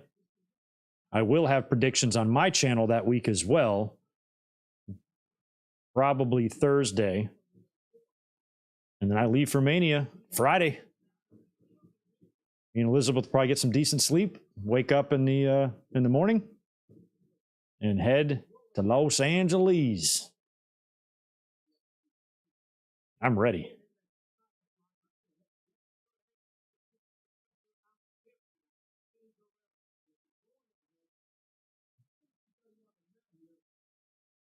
I'm trying to get a look at Eddie's boot and see if it's already loose, but it's not yet.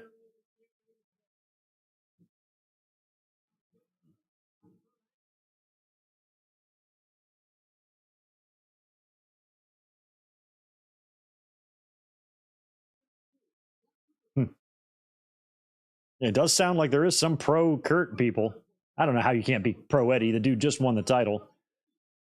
And this was kind of a relatively, I think, predictable match. Like, it was still really fun to see, but I personally, as a fan at the time, did not think that after Eddie won the title just a month ago, that he's going to drop it in a match that's not even the main event the very next month. But then again, if they did that, then Eddie would have just been a transitional champion, and that would have sucked. So I was not feeling a title change of any kind here. I felt like most of the writing was on the wall for Benoit. Most people felt like he was going to win. I did anyway. I felt it was really likely. I was blown away that, you know, the Clique is going to put over this Canadian non-WWE wrestler, but that's what they were going to do.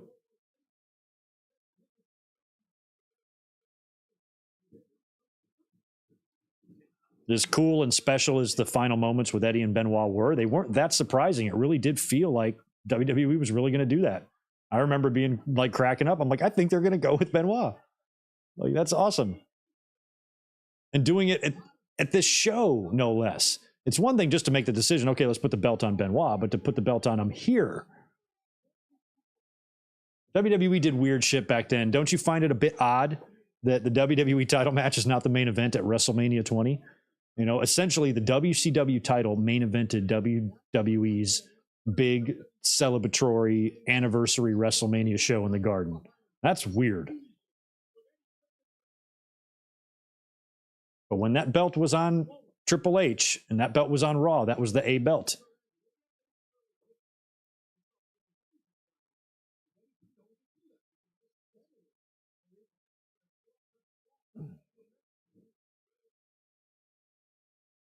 No, Brian, I'm not going to go to the Hall of Fame. We decided not to go to SmackDown or the Hall of Fame. It was just going to be too much. But I'm going to be basically at Staples Center during the Hall of Fame. We're going to be hanging out at a bar pretty close by that night. So we're going to be eyeballing the Hall of Fame, and I'm sure there's going to be fans around to let us know what happened there.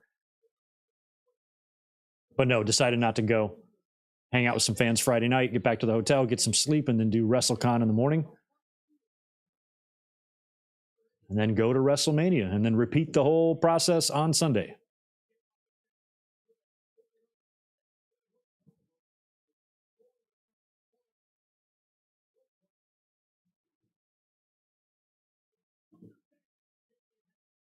Yeah, that's right. I do remember them wrestling at SummerSlam. We watched that SummerSlam, I think, right?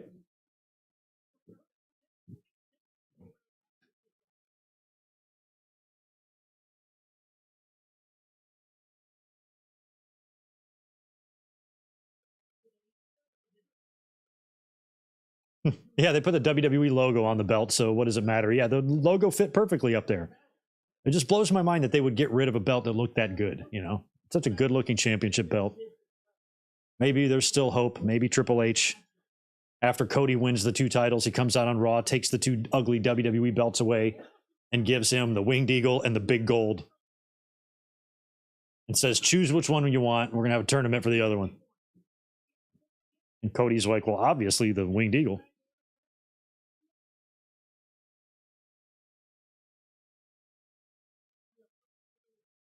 Although both belts would probably be pretty cool for Cody to hold because his dad actually did wear the big gold. So maybe he wouldn't make that decision so quickly.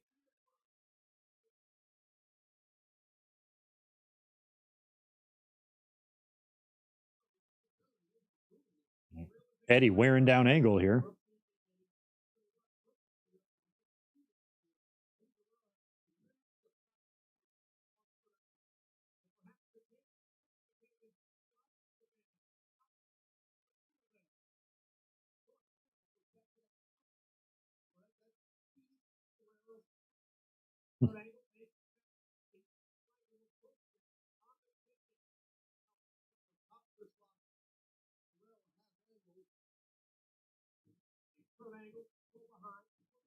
Oof.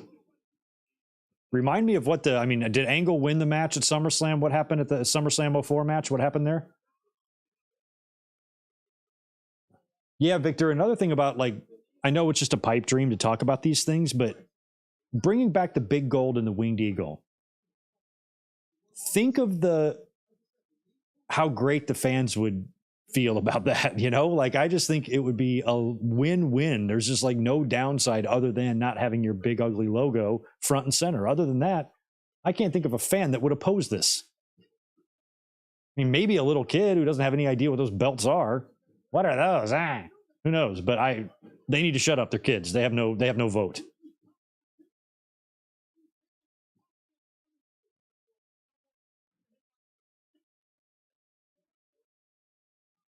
Wow.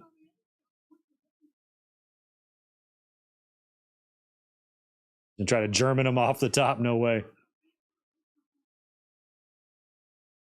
They better not fall.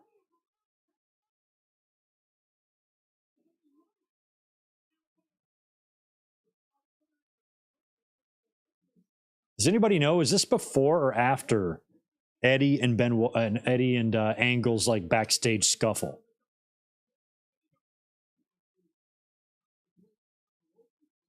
Might have happened later. I think this is before it, if I had to guess. I think this happened before.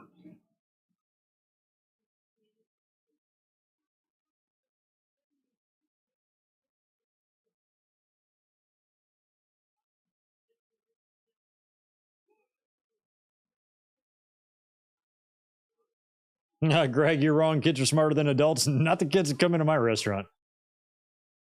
Oh.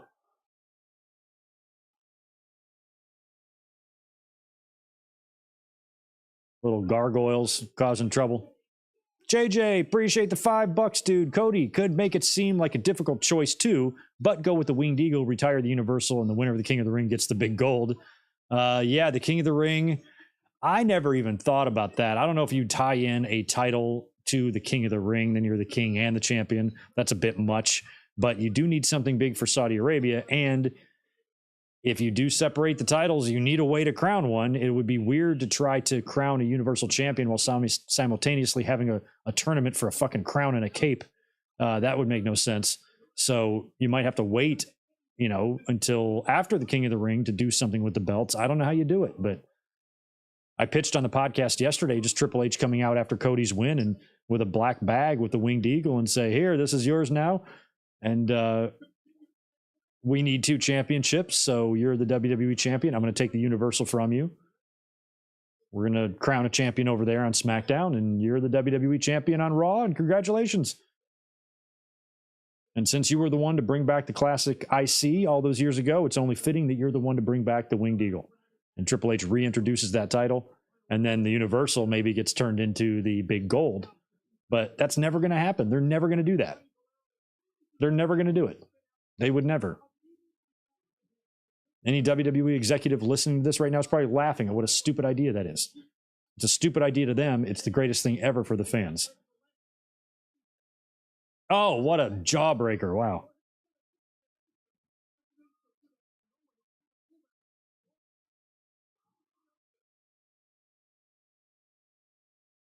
I mean, the WWE's logo is on the screen. It's on every turnbuckle pad.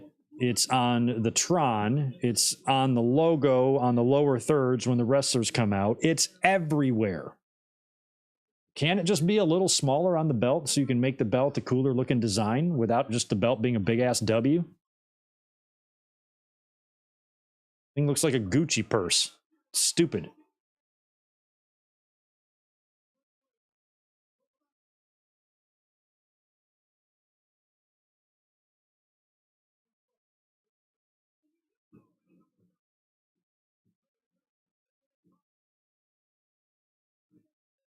If they kept the current design for the Universal and had the Winged Eagle for the WWE title, I think it would be temporary. I think it would just be a temporary return for the Winged Eagle, kind of, like a custom belt type of deal, and would go back to the old way when Cody lost it.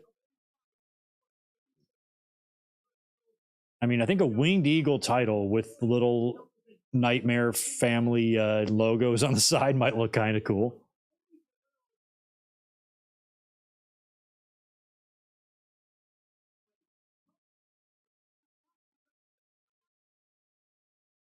Not for nothing. Never, nothing's ever for nothing for Taz. You ever notice that?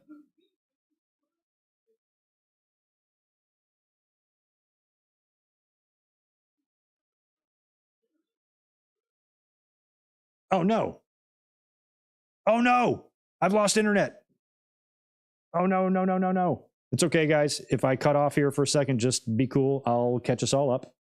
Just keep watching. Don't worry about me. Okay, I'm back.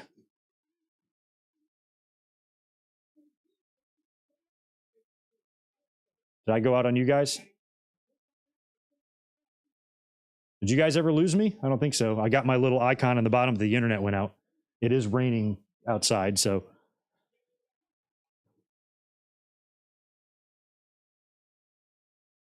I am only 30 seconds off. I can get back. There we go. I'm right back on pace. Frog splash? Missed. Cool. So that's a good test. If it happens again, just keep watching. Timer's going to keep moving. Nothing's going to change on my end, but I might briefly pause with you guys or whatever. It's all about the timer at this point in case something happens.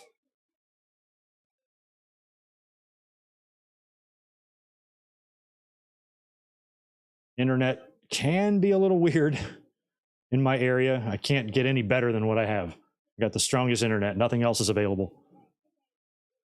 Which sucks. Yo, Ramviro, appreciate the $5, dude. Hey, Greg, what's your favorite era of referees or one referee? My personal favorite is Earl Hebner. I kind of liked everything from the 80s and 90s. I like the 80s guys. Joey Morella, Dave Hebner, Freddie Sparta. I like the 90s guys. Tim White, who was also in the 80s, Corderas and Kyoto were also in the 80s. I like them. Definitely those guys. I don't really know the new crop. I like Little Nate, okay. Could never stand Nick Patrick. Always didn't like him. But I'd probably go late 80s through like 87 to 2000. That's my era of referees, right in there.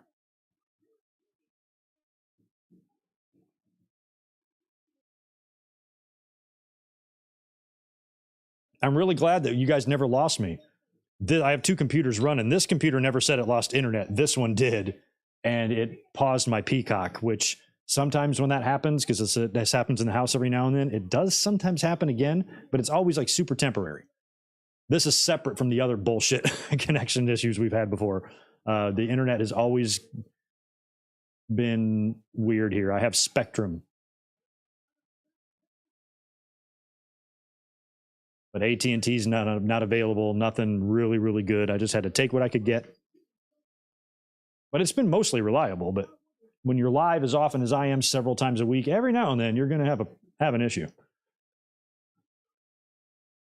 So sorry about that. We got some Germans. Bill Alfonso, that's right, was a WWE referee in the 80s. Probably some of the 90s too. Oh, big clothesline. It's funny to see how big Eddie was back then. How jacked he could get. Have you ever heard a wrestler tell the story about how like there's two Eddies? There's like a little Eddie and there's like a big Eddie. Like when Eddie's mad, he's like a humongous guy. And there's times when he's just kind of subdued that he seems like he's really small. Two Eddies. Nice counter the angle slam. Nice arm drag clothesline.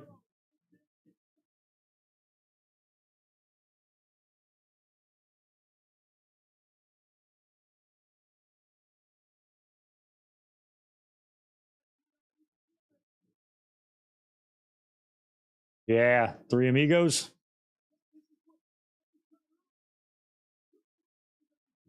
Triple verticals.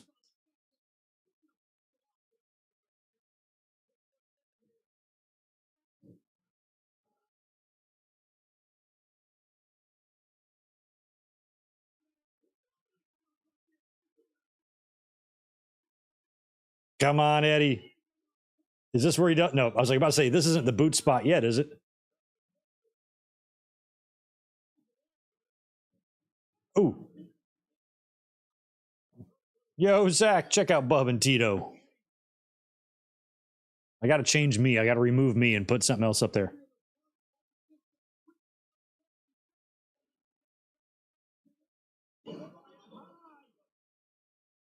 Oh, it's always one of my favorite moves that Kurt does. Throw from the top.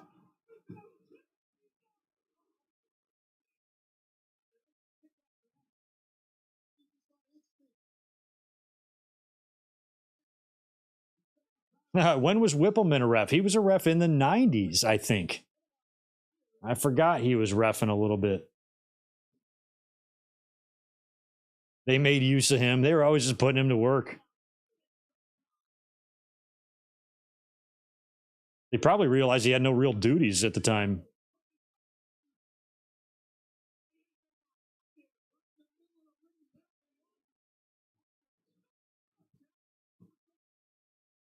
Ooh. Guerrero almost winning with a roll up.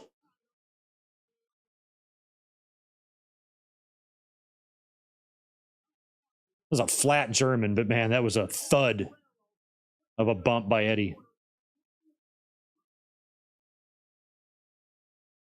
Do refs belong in the Hall of Fame, King Bling Blah? Thanks for the $2. Yes and no. Yeah, I think laces are already loose, you can tell. Nice DDT, nice counter by Eddie.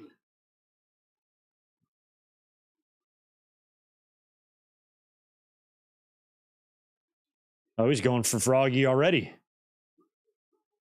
You gonna hit it or miss it? He hits it. Angle kicks out. He does. He must. Oh, and he barely kicked out.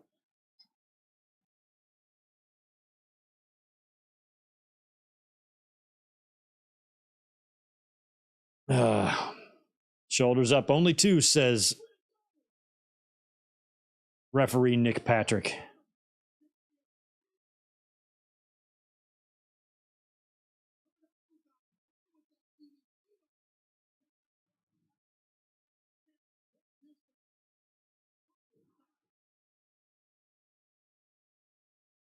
Oh, they missed the kick out. Ramviro, yes, but not really outside of the house. I do just stuff here now. My favorite workout tool that I own, believe it or not, is pretty simple. It's just my pull-up bar. Thing's awesome. Stretches you out, works you out. I hang from that. I do pull-ups and stretches on that all the time. It keeps my pain level down. In terms of any old man aches and pains, Eddie's gonna. Come on, Eddie. Rolls through. Oh, I thought that was going to be the boot, but not yet. He just threw Angle out of the ring. Now Eddie's undoing it. Oh, so Eddie's not even really trying to hide this, so I guess he's untying it due to the pain.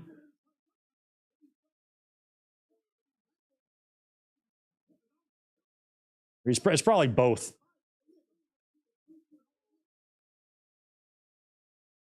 Huh. I mean, it's hanging off of him. I'm surprised he.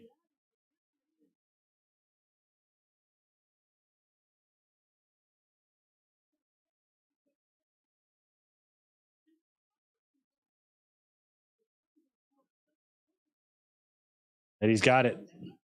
He's going for that same ankle. Now Eddie's going to try to roll right through this.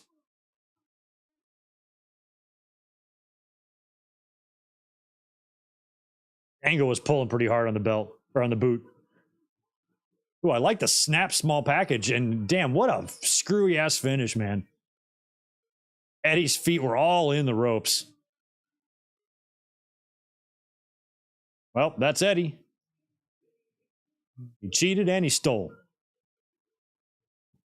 Kind of lied too. Maybe his foot's not that hurt. Yeah, so he did all three. He lied, cheated, and stole in like 15 seconds and retained his title. Rapid fire lie, cheating, and stealing. I'm glad that a successful world title defense at a WrestleMania exists for Eddie Guerrero. I'm glad that that's in the books.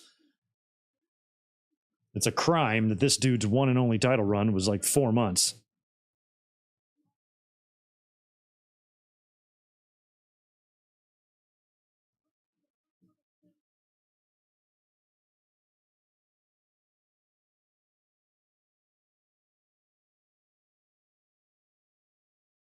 I mean, look at Kurt. I mean, he's literally pulling on the boot. I love the small package, though. At least Taz noticed the feet on the ropes. That's cool.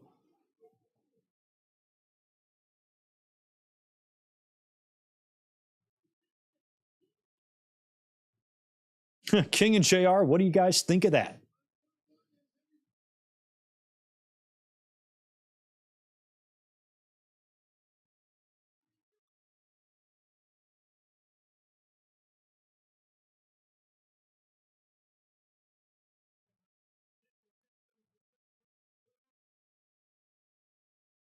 So Taker is on his way back here. Now, we last saw him at the Survivor Series, right? And it was a buried alive match against Vince. And Kane shows up and helps Vince beat and bury The Undertaker.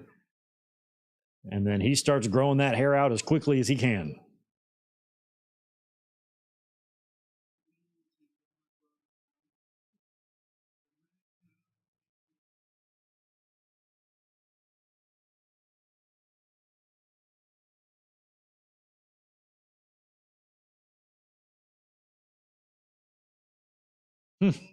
Look at that picture of the American Badass. How long did we get the American Badass? We got it about, what, 3 years? 3.5, maybe? Yeah, about 3.5 years was the American Badass.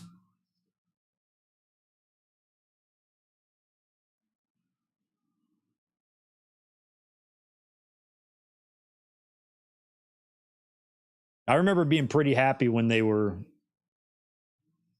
it became known. I can't remember how early before WrestleMania I kind of heard the rumors of the dead man, but it was probably right after Survivor Series. They did make it kind of obvious here. Perfect way to bring him back after something like this is to resurrect the dead man.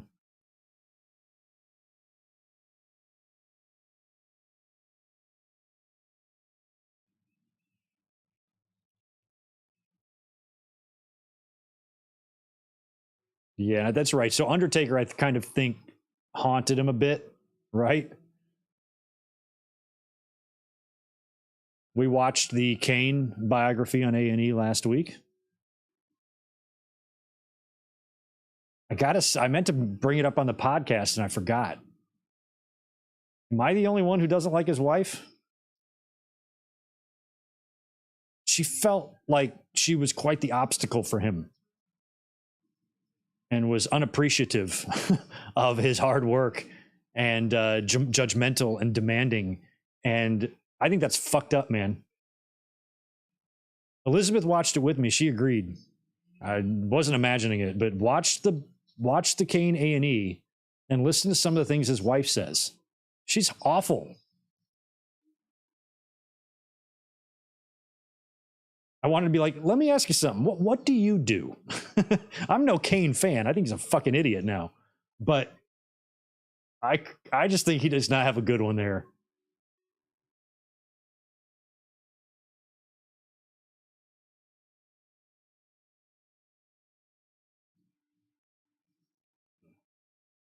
I forgot they did that with the ring. It's going like that. Undertaker is really haunting and taunting his bro.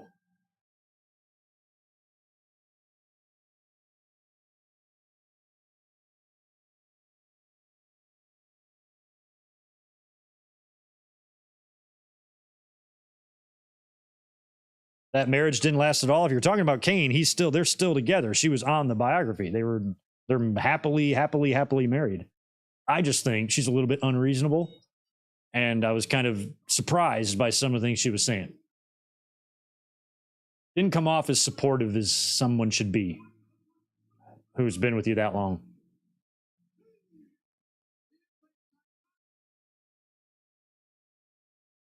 Psychotic, hideous monster, and JR would know. He's like, he cooked me to a medium rare last year on Raw. It's like, you can't even enjoy a piece of my ass now without some A1. All because of Kane. I didn't like these songs. I just like the old Kane theme. Not for me.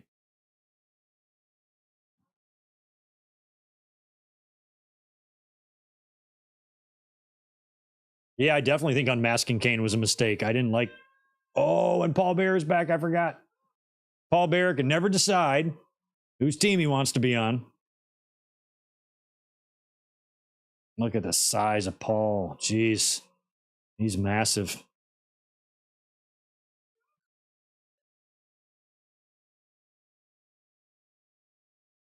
I mean, this whole story.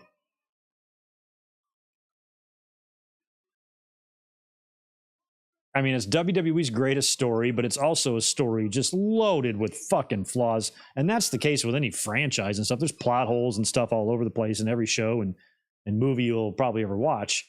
But it's just so super ridiculous with these two. You know, because remember, Paul Bearer wasn't even Kane's father at first. It was then revealed that he was his father.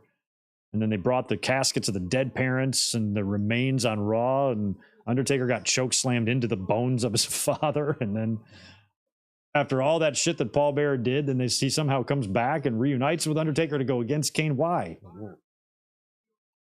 He's been a babyface, a heel, babyface, a heel. He get buried and killed in cement later. Like, everything is just a mess. It's pretty cool. I always did like the Druids and the torch thing, the torch canopy. It always looked very cool.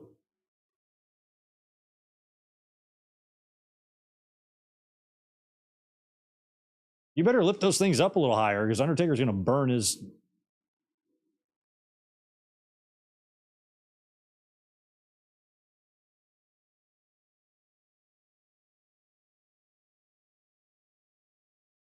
And this is kind of cool too because, I mean, shit, how long had it been? It was 99 when Taker was this character. And even then, he was more ministry that year. So you'd have to go all the way back to like 97 to get Undertaker coming out there in a hat, you know? Hell, before then, 96, we're talking. Well, no, 97, he would still wear a version of a hat here and there, but he would drop the hat after a while.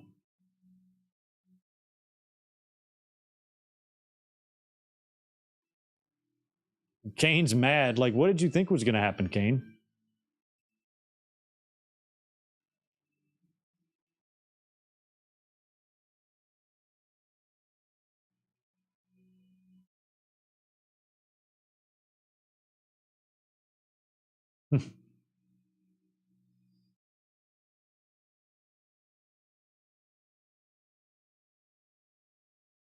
Up the stairs. Haven't seen the lights be brought up to the arena in a while.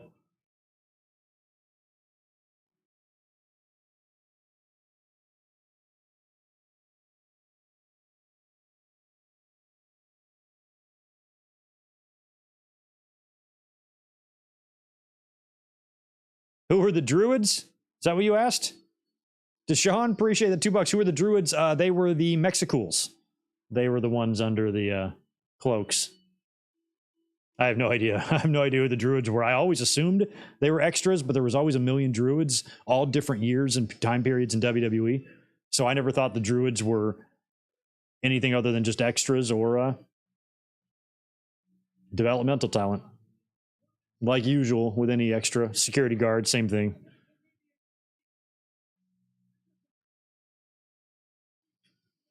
All right, we got 2 more matches left. I guess I'm going to grab one more cold one. Be right back.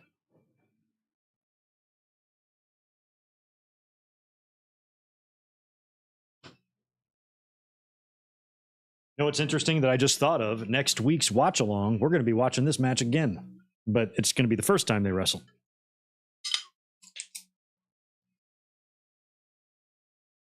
Undertaker was 11-0 at this time at WrestleMania. That's just crazy. Only 11-0. He'd go on to win 11 more or 10 more.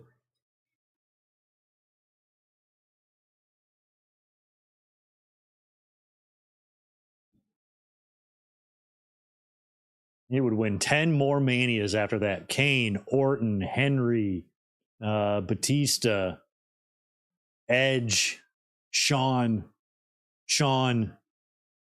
Triple H, and then that he beat at 29? No, that was Triple H again, right? Who did he work with at 29? Bray? No, not Bray. Why am I blanking on his 29 opponent?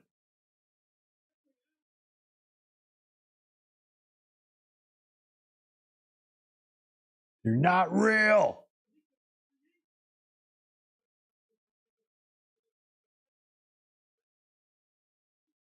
Oh, Punk. That's who it was. CM Punk. Thank you. I'm blanking. And that was awesome because Punk came out with the ashes right after Paul Bearer died. Remember that? That was crazy. I almost forgot about Phil. Ooh. Like Kane can't even believe he's got to touch him to make sure. Well, you know it's real now, son. Fucking enjoy this 10-piece from The Undertaker. Yeah, you better get out of there.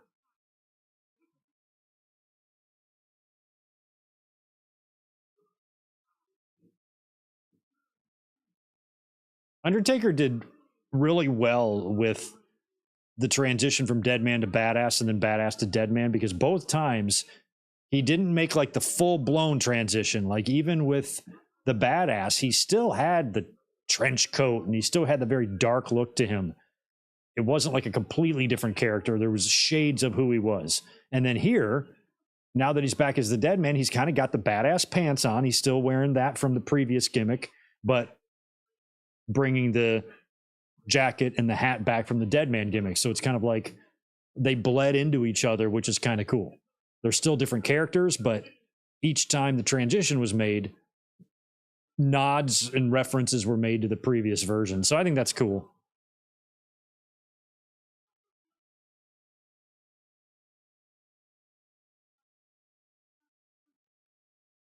And Undertaker wrestling with the shortest hair he ever had as the dead man. Even when he debuted in 90, his mullet was a touch longer than that. And that was a fucking sweet mullet.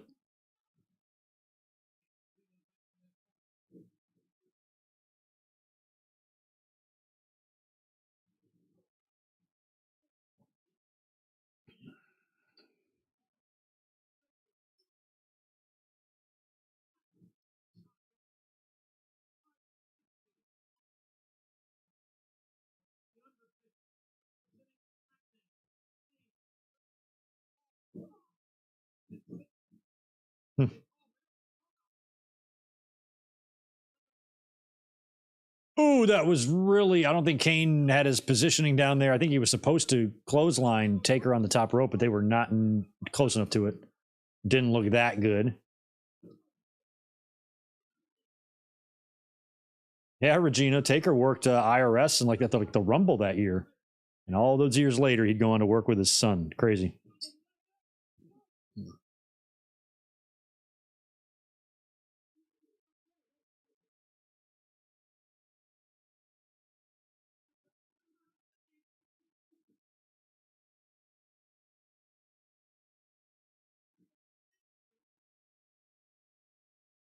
Yeah, we hadn't seen Taker in the ring since Survivor Series, so things are a little rusty.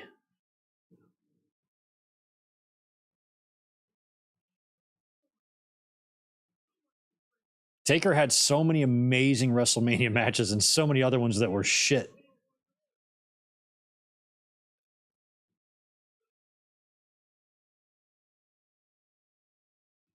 Like Gonzalez and Bundy stick out. Mark Henry was kind of pointless. That stupid thing at WrestleMania 19.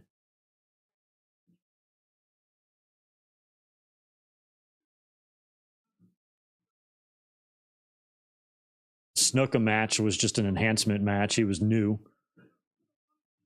Oh.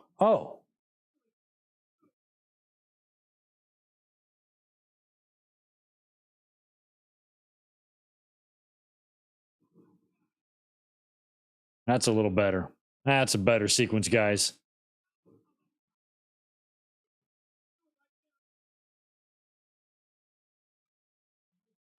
I think last week they also did the Rivals episode on these two guys, right? I think we watched that too. And we'll watch this match again next week, like I said, at WrestleMania 14. But That match I think was better from what I remember. I feel like they did a better job at 14. It had its sloppy moments, but felt way bigger than this.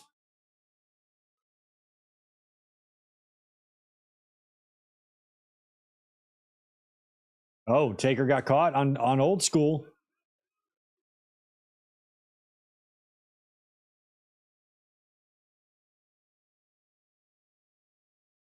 Hmm.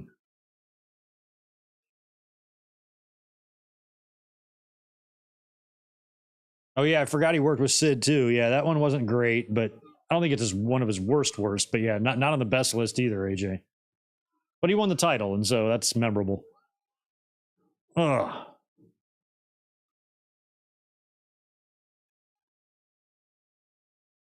I love that shot of Taker after he won, holding the winged eagle. It looks great.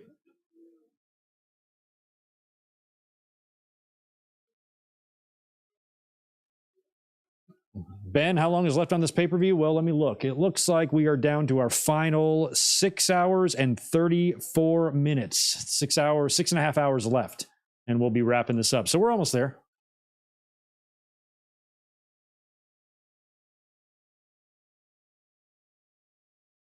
It's no mirage.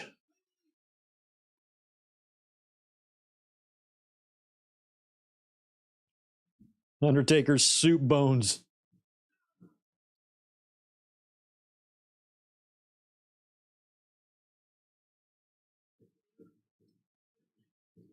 Nice duck. Getting some vintage Taker stuff here.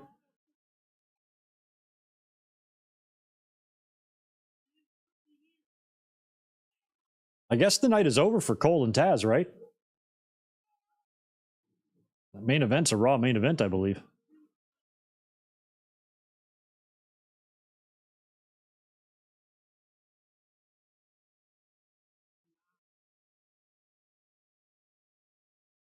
Yeah, the Snuka stuff is weird. Like, he'd being punished, but he was already left. Like, they brought him back. Like, why'd they bring him back if they were just going to job him out? But I think it was just there to, bring back a name, and he can be used more as an enhancement rather than a belt-winning star. So I guess they thought he still had value. There is the tombstone. I don't think Taker's going to kick out of this, or Kane. He did at 14, but not here. Taker victorious. Welcome back, dead man. But had it not been for Hulk Hogan, I mean, I think Snuka might have been the guy. I mean, he was the most over at that time in the early 80s. I mean, he was huge. I think he was Vince's biggest babyface, it felt like. I mean, other than maybe Andre or whatever, but he was very, very popular. I remember being a kid, everybody talked about the Superfly. Everybody.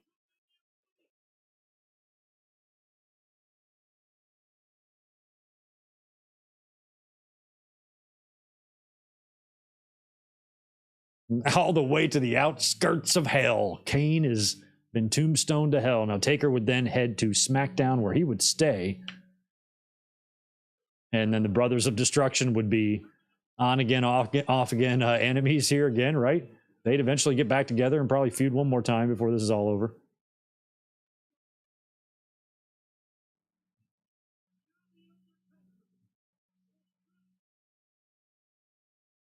Twelve and 0. Missing only one. No, I guess two. He missed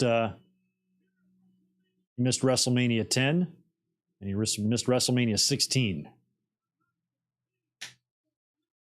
He could be 14 and 0 here already if he had made those shows.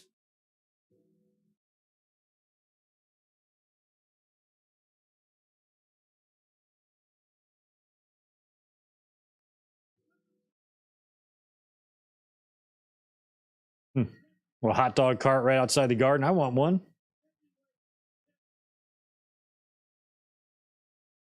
All right, I think it's time, guys. It's triple threat o'clock. It's the main event. Triple H, Shawn Michaels, Chris Benoit. How come nobody was mad at Shawn like they were mad at Charlotte at WrestleMania 35? Benoit won the Rumble, right? Triple H is champion, right? what the hell is Sean doing there? Funny thing is, actually, I think people were saying that at the time. They're like, oh, the Clique has got to dominate, but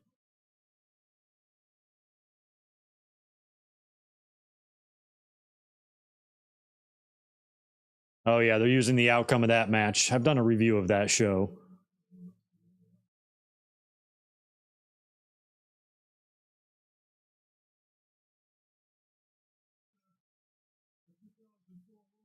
Look at the blood on Triple H's face.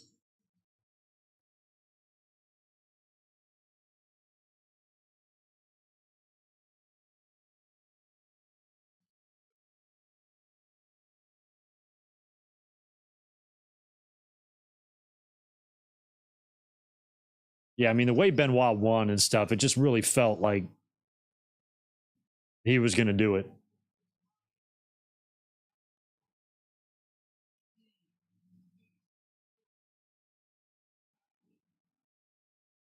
All right.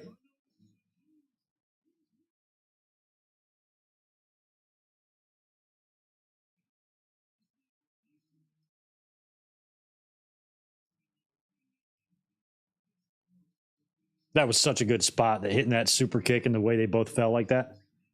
And Benoit and Sean was kind of a dream match for me. I wanted to see that happen.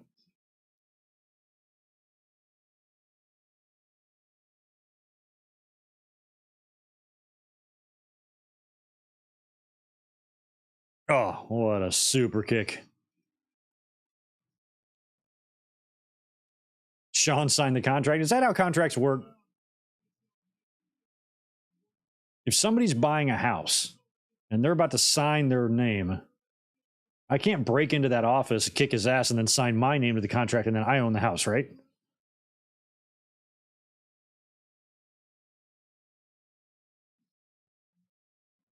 Austin makes the ruling that this is now going to be Triple H while sitting on his four-wheeler, because where else would you make that ruling?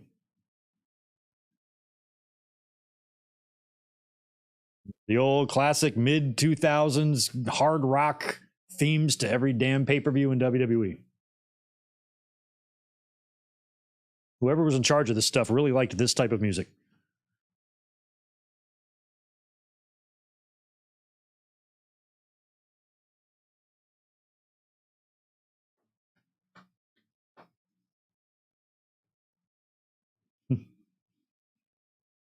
Because if that's how it worked in real life, I'd be looking to bust in on contract signings all over the place. Somebody's buying a car. I'm like, I don't think so, Jimmy. Bam.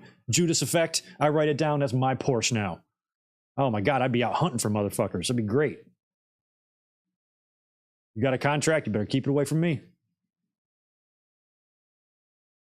Because I will put you through a table and sign my own name to it.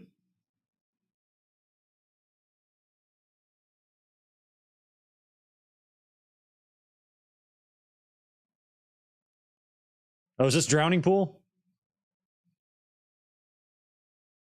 They're the ones who like the bodies hitting the floor, right? That's them? I know that. I know stuff. I know stuff. All right, it's time.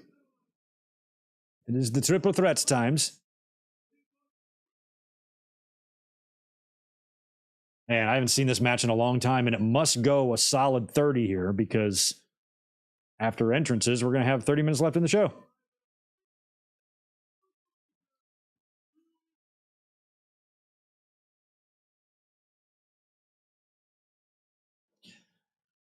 He thinks he's cute. He knows he's sexy. He's got looks that completely drive girls wild. He's got these type of moves that really moves them, and it gives them chills, like from the top of their head to their spine. He's just a sexy boy.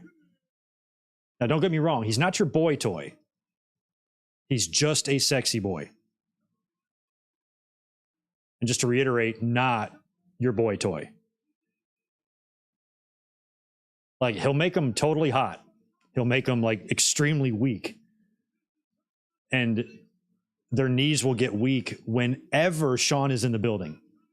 When they hear him walk, like, and if they hear him speak, they act like they're on cloud nine or something. It's like amazing how they go after this sexy boy who's not your boy toy. He's only a sexy boy. And just to recap, he's not your boy toy.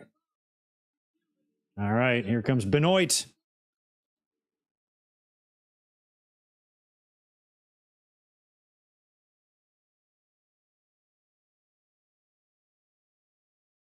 Toothless aggression.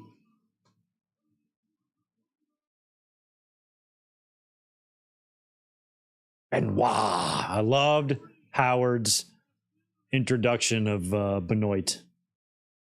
It was always classic.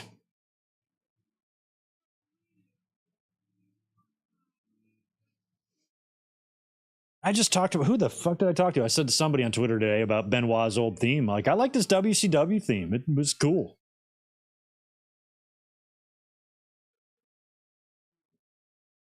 I mean, this is a pretty cool match. I mean, just to see Benoit and Shawn is awesome. It's one of those matches as a fan, like a few years prior, wasn't even on my radar. I never even thought about Benoit and Shawn because I never thought there was any way those two guys would ever cross paths. But man, they cross paths hard. Benoit would tap him out the next month, right, in Canada, to the sharpshooter. I think that was, I always look back at that as Shawn's official, I'm sorry, to Canada. Even though I'm not from Canada, I'm a big Bret Hart fan, and I think I kind of forgave Shawn that night officially. I'd put it behind me. Bret would have another year or two left of bitterness before he'd, or another few years before he'd finally come around. But I was happy to see Shawn back wrestling at such a high level, and so blown away that that's even happening. I just kind of thought Shawn was done, and for him to come back and have the type of matches he was having just delighted me. And it opened up the door for a whole bunch of new matches for him, because when he was there last in 98, it was a completely different roster. And now, you know, they were able to put him in the ring with Kane, with Goldberg, with Benoit, guys that he never would have wrestled before. RVD, we got, you know, lots of matches like that that just wouldn't have happened. Those boots on Triple H, I like it.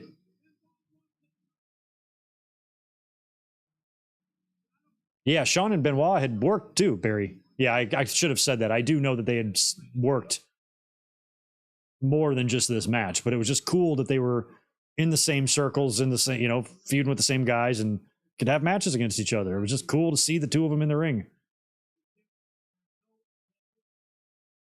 And I thought this was all awfully cool. Like, the Clique got a lot of shit. Triple H got a lot of shit for his reign of terror and all of that. But when it came down to it, two guys who arguably, other than Hogan, have been accused of hogging the spotlight more than anybody else in the business, are going to collectively put over this internet, not internet, but, you know, the hero of the Smarks, you know, the guys who, the people who like wrestling. And all of them are just great, great pro wrestlers. But Benoit was just, he had some sort of credibility to him that you wanted to see put over. And for Shawn and Triple H to kind of do that together, it was pretty rad.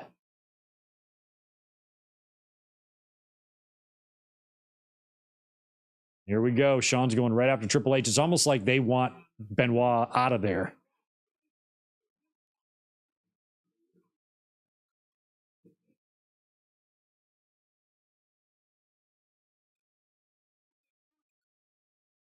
Oh, nice. Shawn is still just in great shape here. Hadn't transitioned into the new gear yet. He still had his old 97 stuff on. I loved it.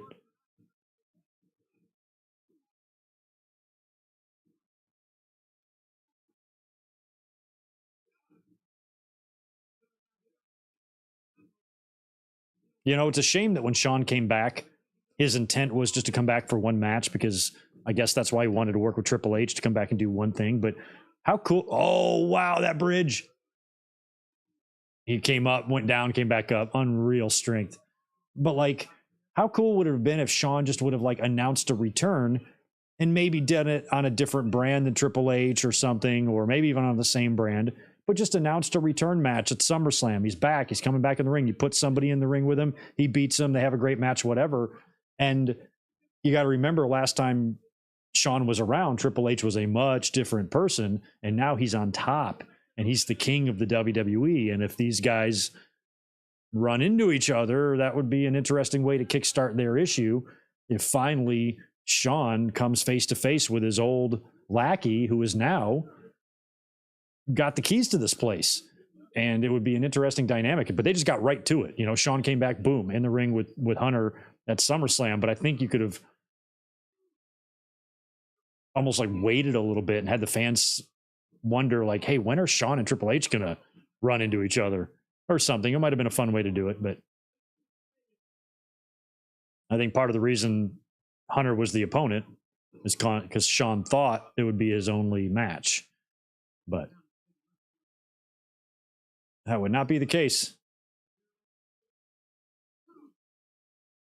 AJ, appreciate the 5. Before WrestleMania 25 and the obvious tragic events that followed this was probably my favorite match ever. Yeah, I was a fan of it too. I remember being just so happy because by this point in 04, I had fully understood kind of like WWE's mentality, how they think, how they produce TV, shit they usually like to do. And it was very cool. And it gave me almost some optimism and hope that WWE is going to close out their biggest show, not with Triple H or The Undertaker, or Austin or Hogan or Shawn or anybody like that, but with Eddie and Benoit. Two guys that came from another company just 4 years earlier, made a lot of their success outside of the WWE, but elevated it in WWE, weren't homegrown at all. And it wasn't generally people WWE would showcase in general at the top of the company, much less big moonsault coming, much less at the final moment, the main event match of this monumental show at the time, WrestleMania 20.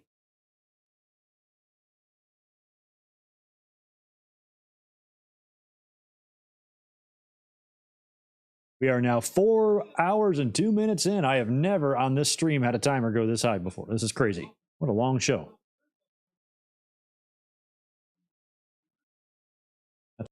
Our audience is holding up. Not horrible. That's not bad, considering it's after midnight now on the East Coast. Barry, you're fine. It's early for you.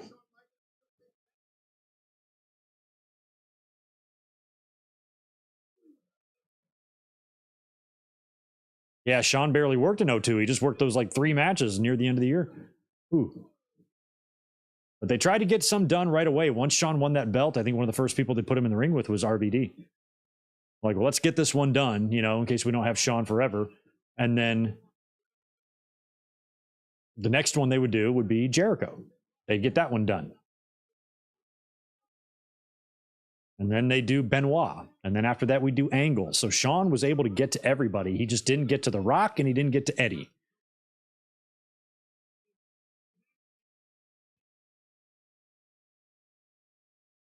Oh, yeah. So this mic, you guys saw the podcast yesterday, right? I'm trying to change the mic position just to make it look a little bit better.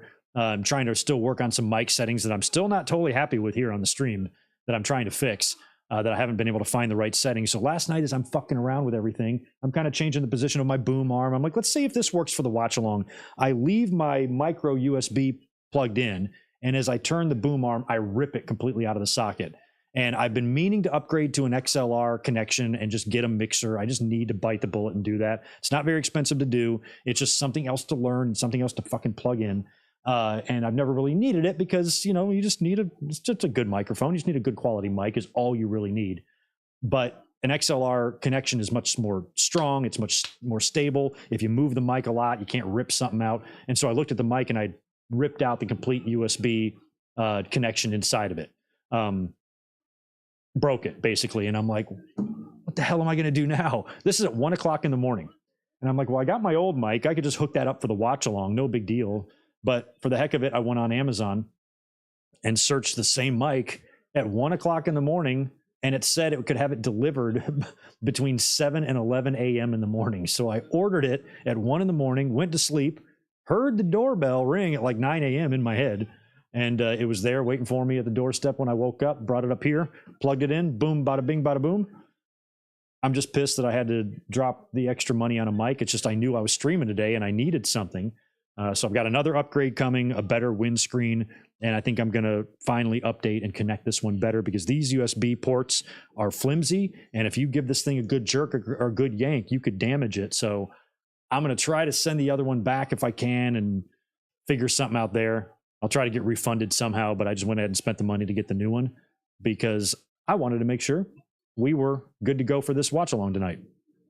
But I couldn't believe it. But I was also laughing. I'm like, that's the beauty of living in a big city or somewhere like this that can get Amazon shit out to you in hours. Like I bought it and it was like instantly here, shipped 3 minutes later. So it was like almost like it never happened. I was like, just put it in right in, plugged it in, and we're rocking and rolling. But it's the same mic we've already had. It's just a new one. So now I've got all new everything here, all new equipment.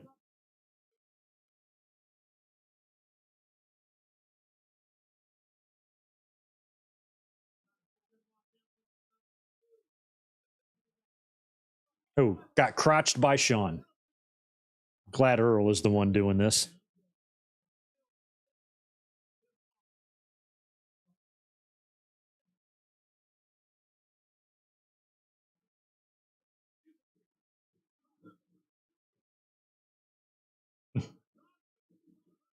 Yeah, I bet it is harder for you too, Barry, especially there.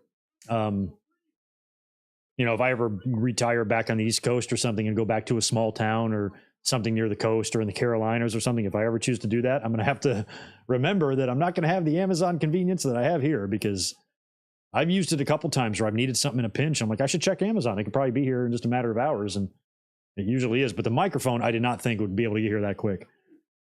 I was going to drive down to a Best Buy about 10 miles away and pick one up. And I'm so glad I didn't have to do that.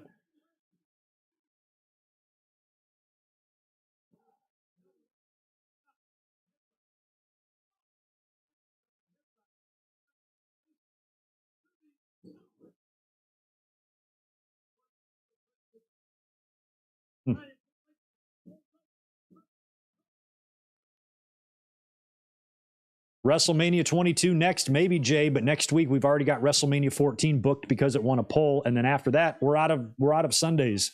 Then it's WrestleMania weekend, which I'm going to be going to, and then after that we're probably going to move on to either a WCW pay-per-view or maybe some backlashes, something like that. But I think we should, after WrestleMania, we should give WCW some love, find something of theirs to do that would be good.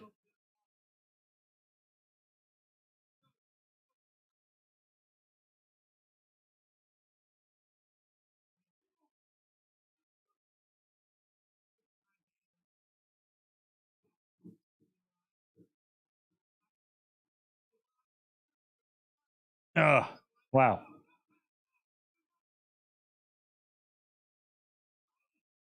Fight it, fight it.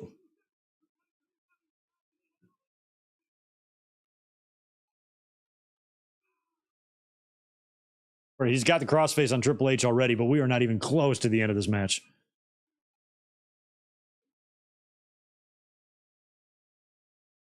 Mm-hmm. Barry, that's so funny. I have a Best Buy literally feet away from me, and when I was searching the mic, they didn't have it at this store, so I was gonna have to drive a little ways down. But I literally have probably 4 Best Buys within a 15-minute drive of me. It's crazy. I haven't been in a Best Buy in years. I used to love that store back in like the 2000s.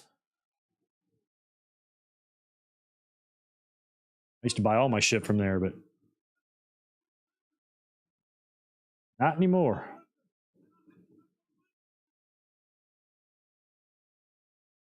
I bought a computer once from Circuit City.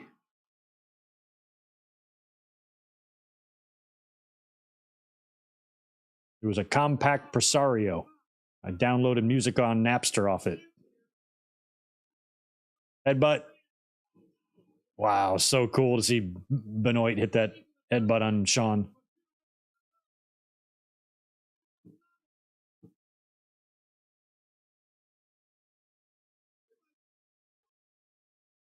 And it was always a trip to me, too, to see Sean in the ring with anybody who had a good relationship with Brett. Yeah, this New York crowd is definitely pro Benoit. Crowd like this is the very same New York crowd that shit on Shawn Michaels at Survivor Series. But then again, he would bounce back and win the title at Survivor Series in 2002 in the same building.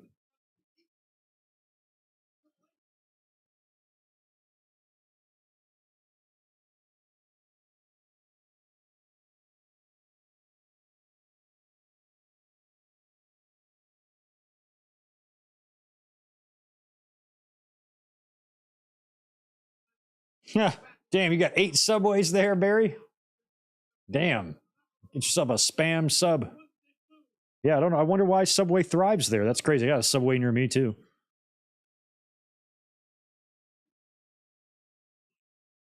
Sean's got that beautiful elbow.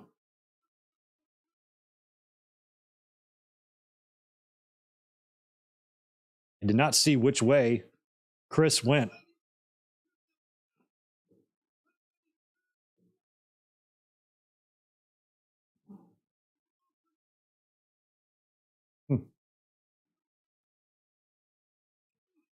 Big super kick. All right, there's Benoit. He's there to break up this pin if it happens, or if it's attempted, which it is. And Benoit's got Triple H out of there. Pretty strong by Benoit. He was able to yank Triple H pretty swiftly out of the ring.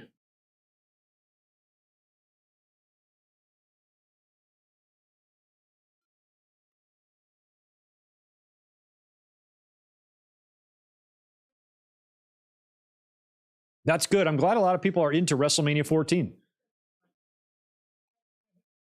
I remember watching it that night.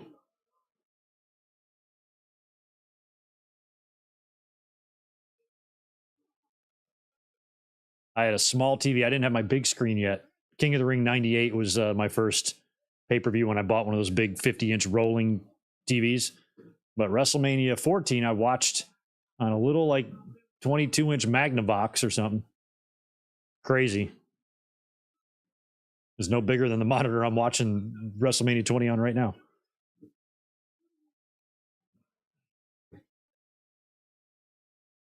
Oh, Sean. Damn. That blood came hard and quick. Wow. Did he blade or was that a capsule? Jesus, that blood was like instantaneous on his head.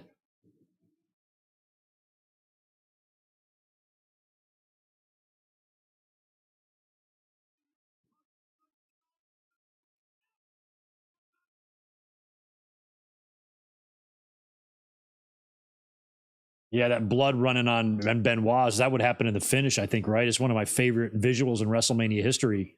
That blood on Triple H just dripping down the arms of Benoit as he's cinching back on it. So good.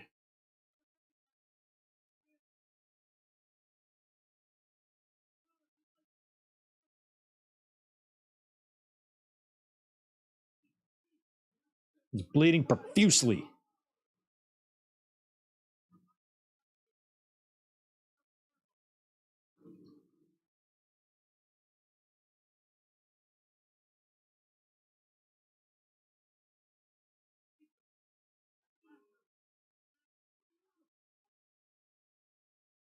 That might have been, remember earlier, like way earlier, like yesterday when we started this pay per view? When Foley was coming out to the ring and I thought I recognized someone, I think it was Dominic DeNucci. It wasn't, I think that's who it was. I think I just caught another glimpse of him. I was like, why does that guy look so familiar? But it might not even been him, but I think that's who it is.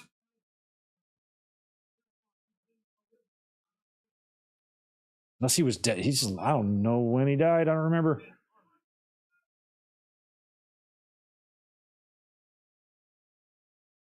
Yeah, Sean getting his Moxley on. Holy crap. I mean, the blood on Sean is just insane. Okay, Triple H is dismantling. All right, it's 2004, and we still got them honking monitors.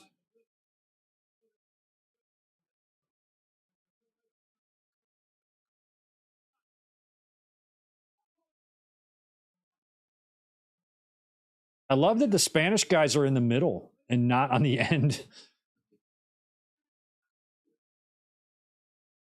Yeah, Cole and Taz's seats are empty. You took the monitors off the wrong table. You put the emphasis on the wrong syllable.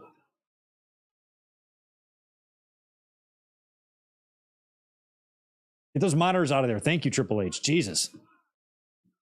They just abuse this equipment. It just cracks me up. I hate to be the production guy. Order 2 more monitors. You know, like every fucking day. Pedigree. Are we going to get a backdrop? Nope. What kind of spot are we going for? Here's Sean. I'm about to say Sean's got to show up to do something. Okay, we're going to double suplex Benoit onto the tables, right? Triple H, I think, just looked at Sean like, God damn, you're bleeding. Like, you all right? Look at the blood on Benoit. Jesus. Oh. I like how Triple H and Sean didn't take the bump. They just threw him down. But the amount of blood that Sean is spilling is danger levels, man.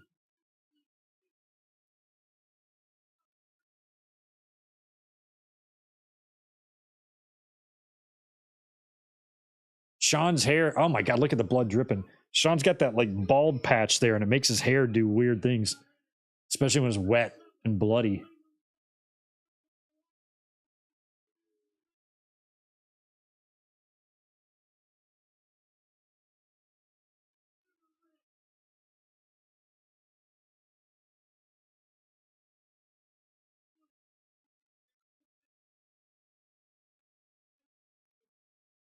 I think this is awesome. It makes me laugh now that tribalism has gotten to the point where fans are just going to find problems with anything if the company they don't like is doing it. So now it's like, we don't like blood. I'm like, whatever. Fuck off. Blood was in the past. Yeah. Yeah, we know. It's a different time. Yeah, shut up. Blood's awesome, no matter what year it is.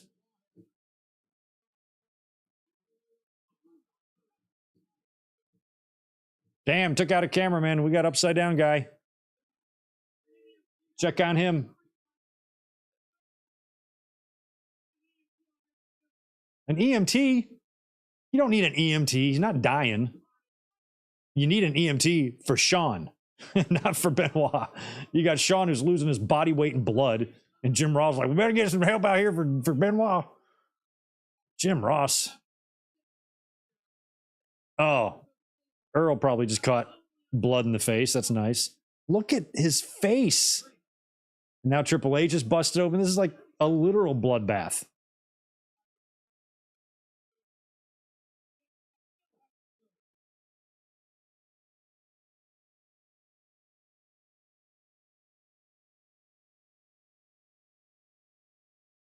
Yeah, I know blood. A lot of people think blood is overused in AEW, but it's these same people that think blood is overused that wants wrestling to be realistic. If you get in a fist fight with somebody and you put 5 fist fights per night on TV, you should have blood in most of those. So what do you want? Do you want it to be realistic or not? I want it to be realistic this way, but not this way. It's what the fans are doing, and it's weird.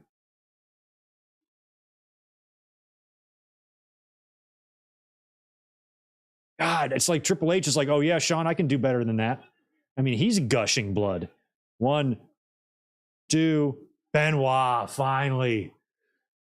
Where did Benoit come from? From your peripherals. Didn't you see him, Jim Ross? God, Sean. Like, how deep do you have to go to get the blood to flow that hard out of your head?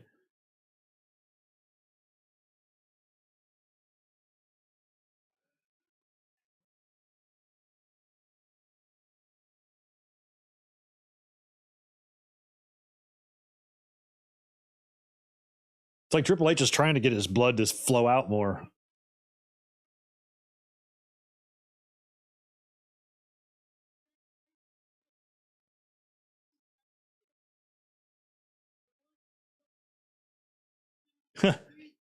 Sean is literally falling out of the side of the ring. There is multiple multiple pools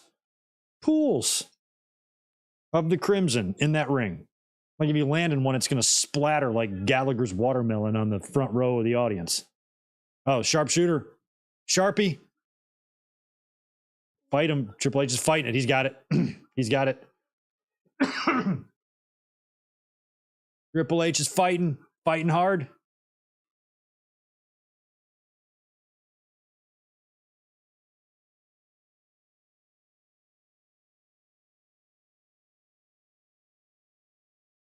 Come on. Feel like Sean's got to come in here and super kick Benoit or something.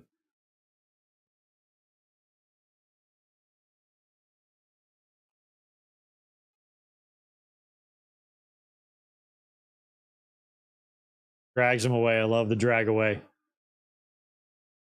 Benoit doesn't do a great sharpshooter, but it's not terrible either. There it is. I thought Benoit was asking for a super kick there.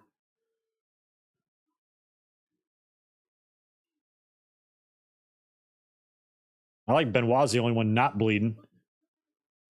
He literally beat these guys both into a bloody pulp and took their titles. Or took their title.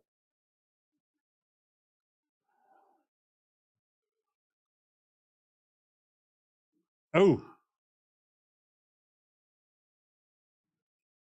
WCW didn't have a ton of blood. They had some. NWA had a ton of blood. WCW toned it back a bit, but they busted it out a few times.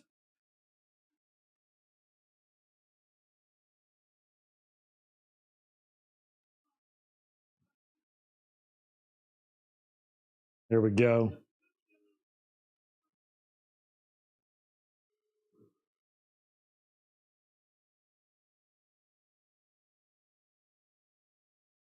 Oh, over the top rope, eliminated from the Rumble.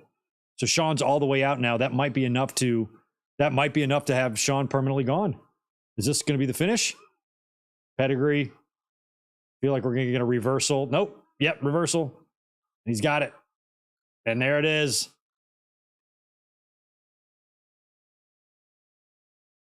Triple H is fighting it. He's so close. Does he get there? No, I don't think he does. Does Benoit roll him back? I'd do a complete roll through. Oh no, Michael Cole and Taz are out there. I was thinking they left. They just got out of the way.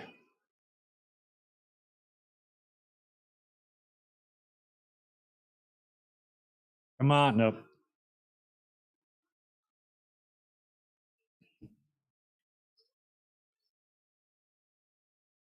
Triple H, hand is still up, blood is flowing. There you come on. I feel like Benoit's going to roll all the way back, all the way through. Yep, there we go. And that's the position we're looking for. That's the position as the blood flows down the hands and arm of Benoit. Triple H trying to just anything he can. What a visual. What a fucking visual. The title's on the line, and that's it. What an explosion at the Garden. Putting Benoit over in your company's living room is unbelievable.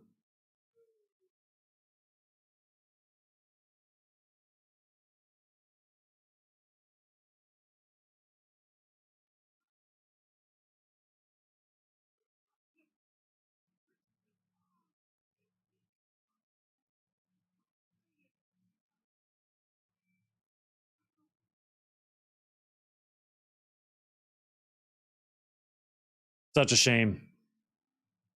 But a cool moment, you know? Like, as a wrestling fan, the type of fan I was like, finally, you know?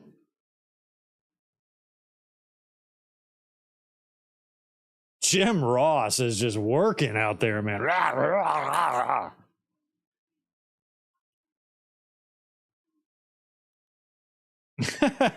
Jim Ross, chill, bro. Big seizure out there. He's the heavyweight champion of this world. Oh, that's so cool. I forgot almost that Eddie comes out. Yeah, see?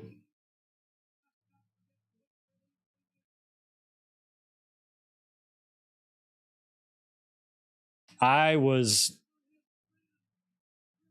unbelievably pleasantly surprised that they did this that night. I was like, I cannot believe what I'm watching. This is just not the closing moment I would expect Vince to want in the Garden at WrestleMania 20. But they did it. It gave me hope. Just a few months later, we were back to the characters, guys like JBL and the future Randy Orton. But this was gave me a lot of optimism for the future.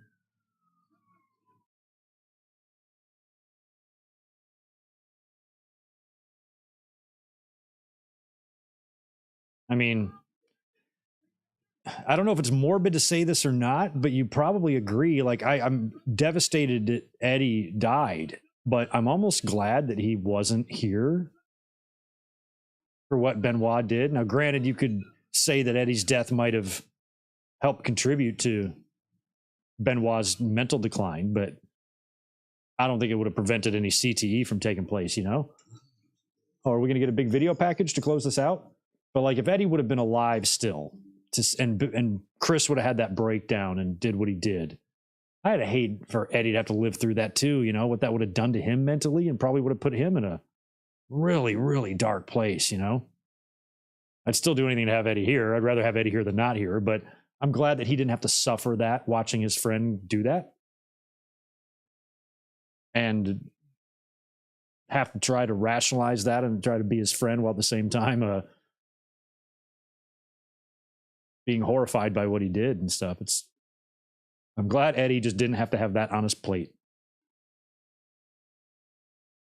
All right, we're getting a little video package here of the show, which tended to be the routine back in these days, but it's oh wow, Cena out there as Patrick Ewing beating the Big Show. Doesn't this seem like yesterday? It literally was. If you live on the East Coast, right on. You know, run matches. The Trish Stratus. That's cool that Fightful dropped a story about this tonight. This was a last-minute decision by Vince to put her with Christian. And then here's Evolution and the Rock and Sock.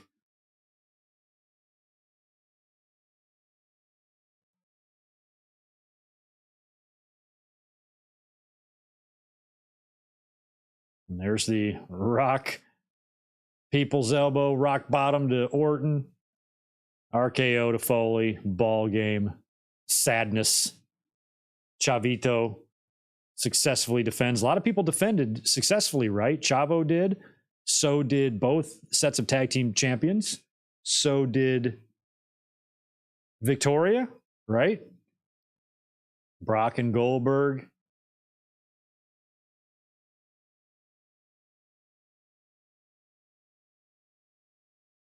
I was just about to say, who the hell was the Intercontinental Champion? Why wasn't there an Intercontinental title match on the show? It's because Randy Orton was champ, and there's Goldberg pinning Brock, getting stunned, and a stunner for Goldberg.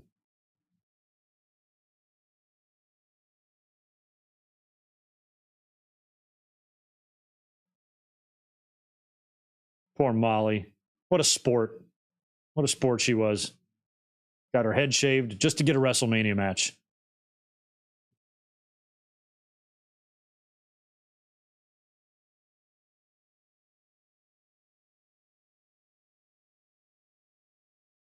Such good. The moves are just gorgeous, crisp. And then Eddie untying his shoe. Angle getting caught. Lost again, Kurt. Paul Bear waddles out to introduce The Undertaker.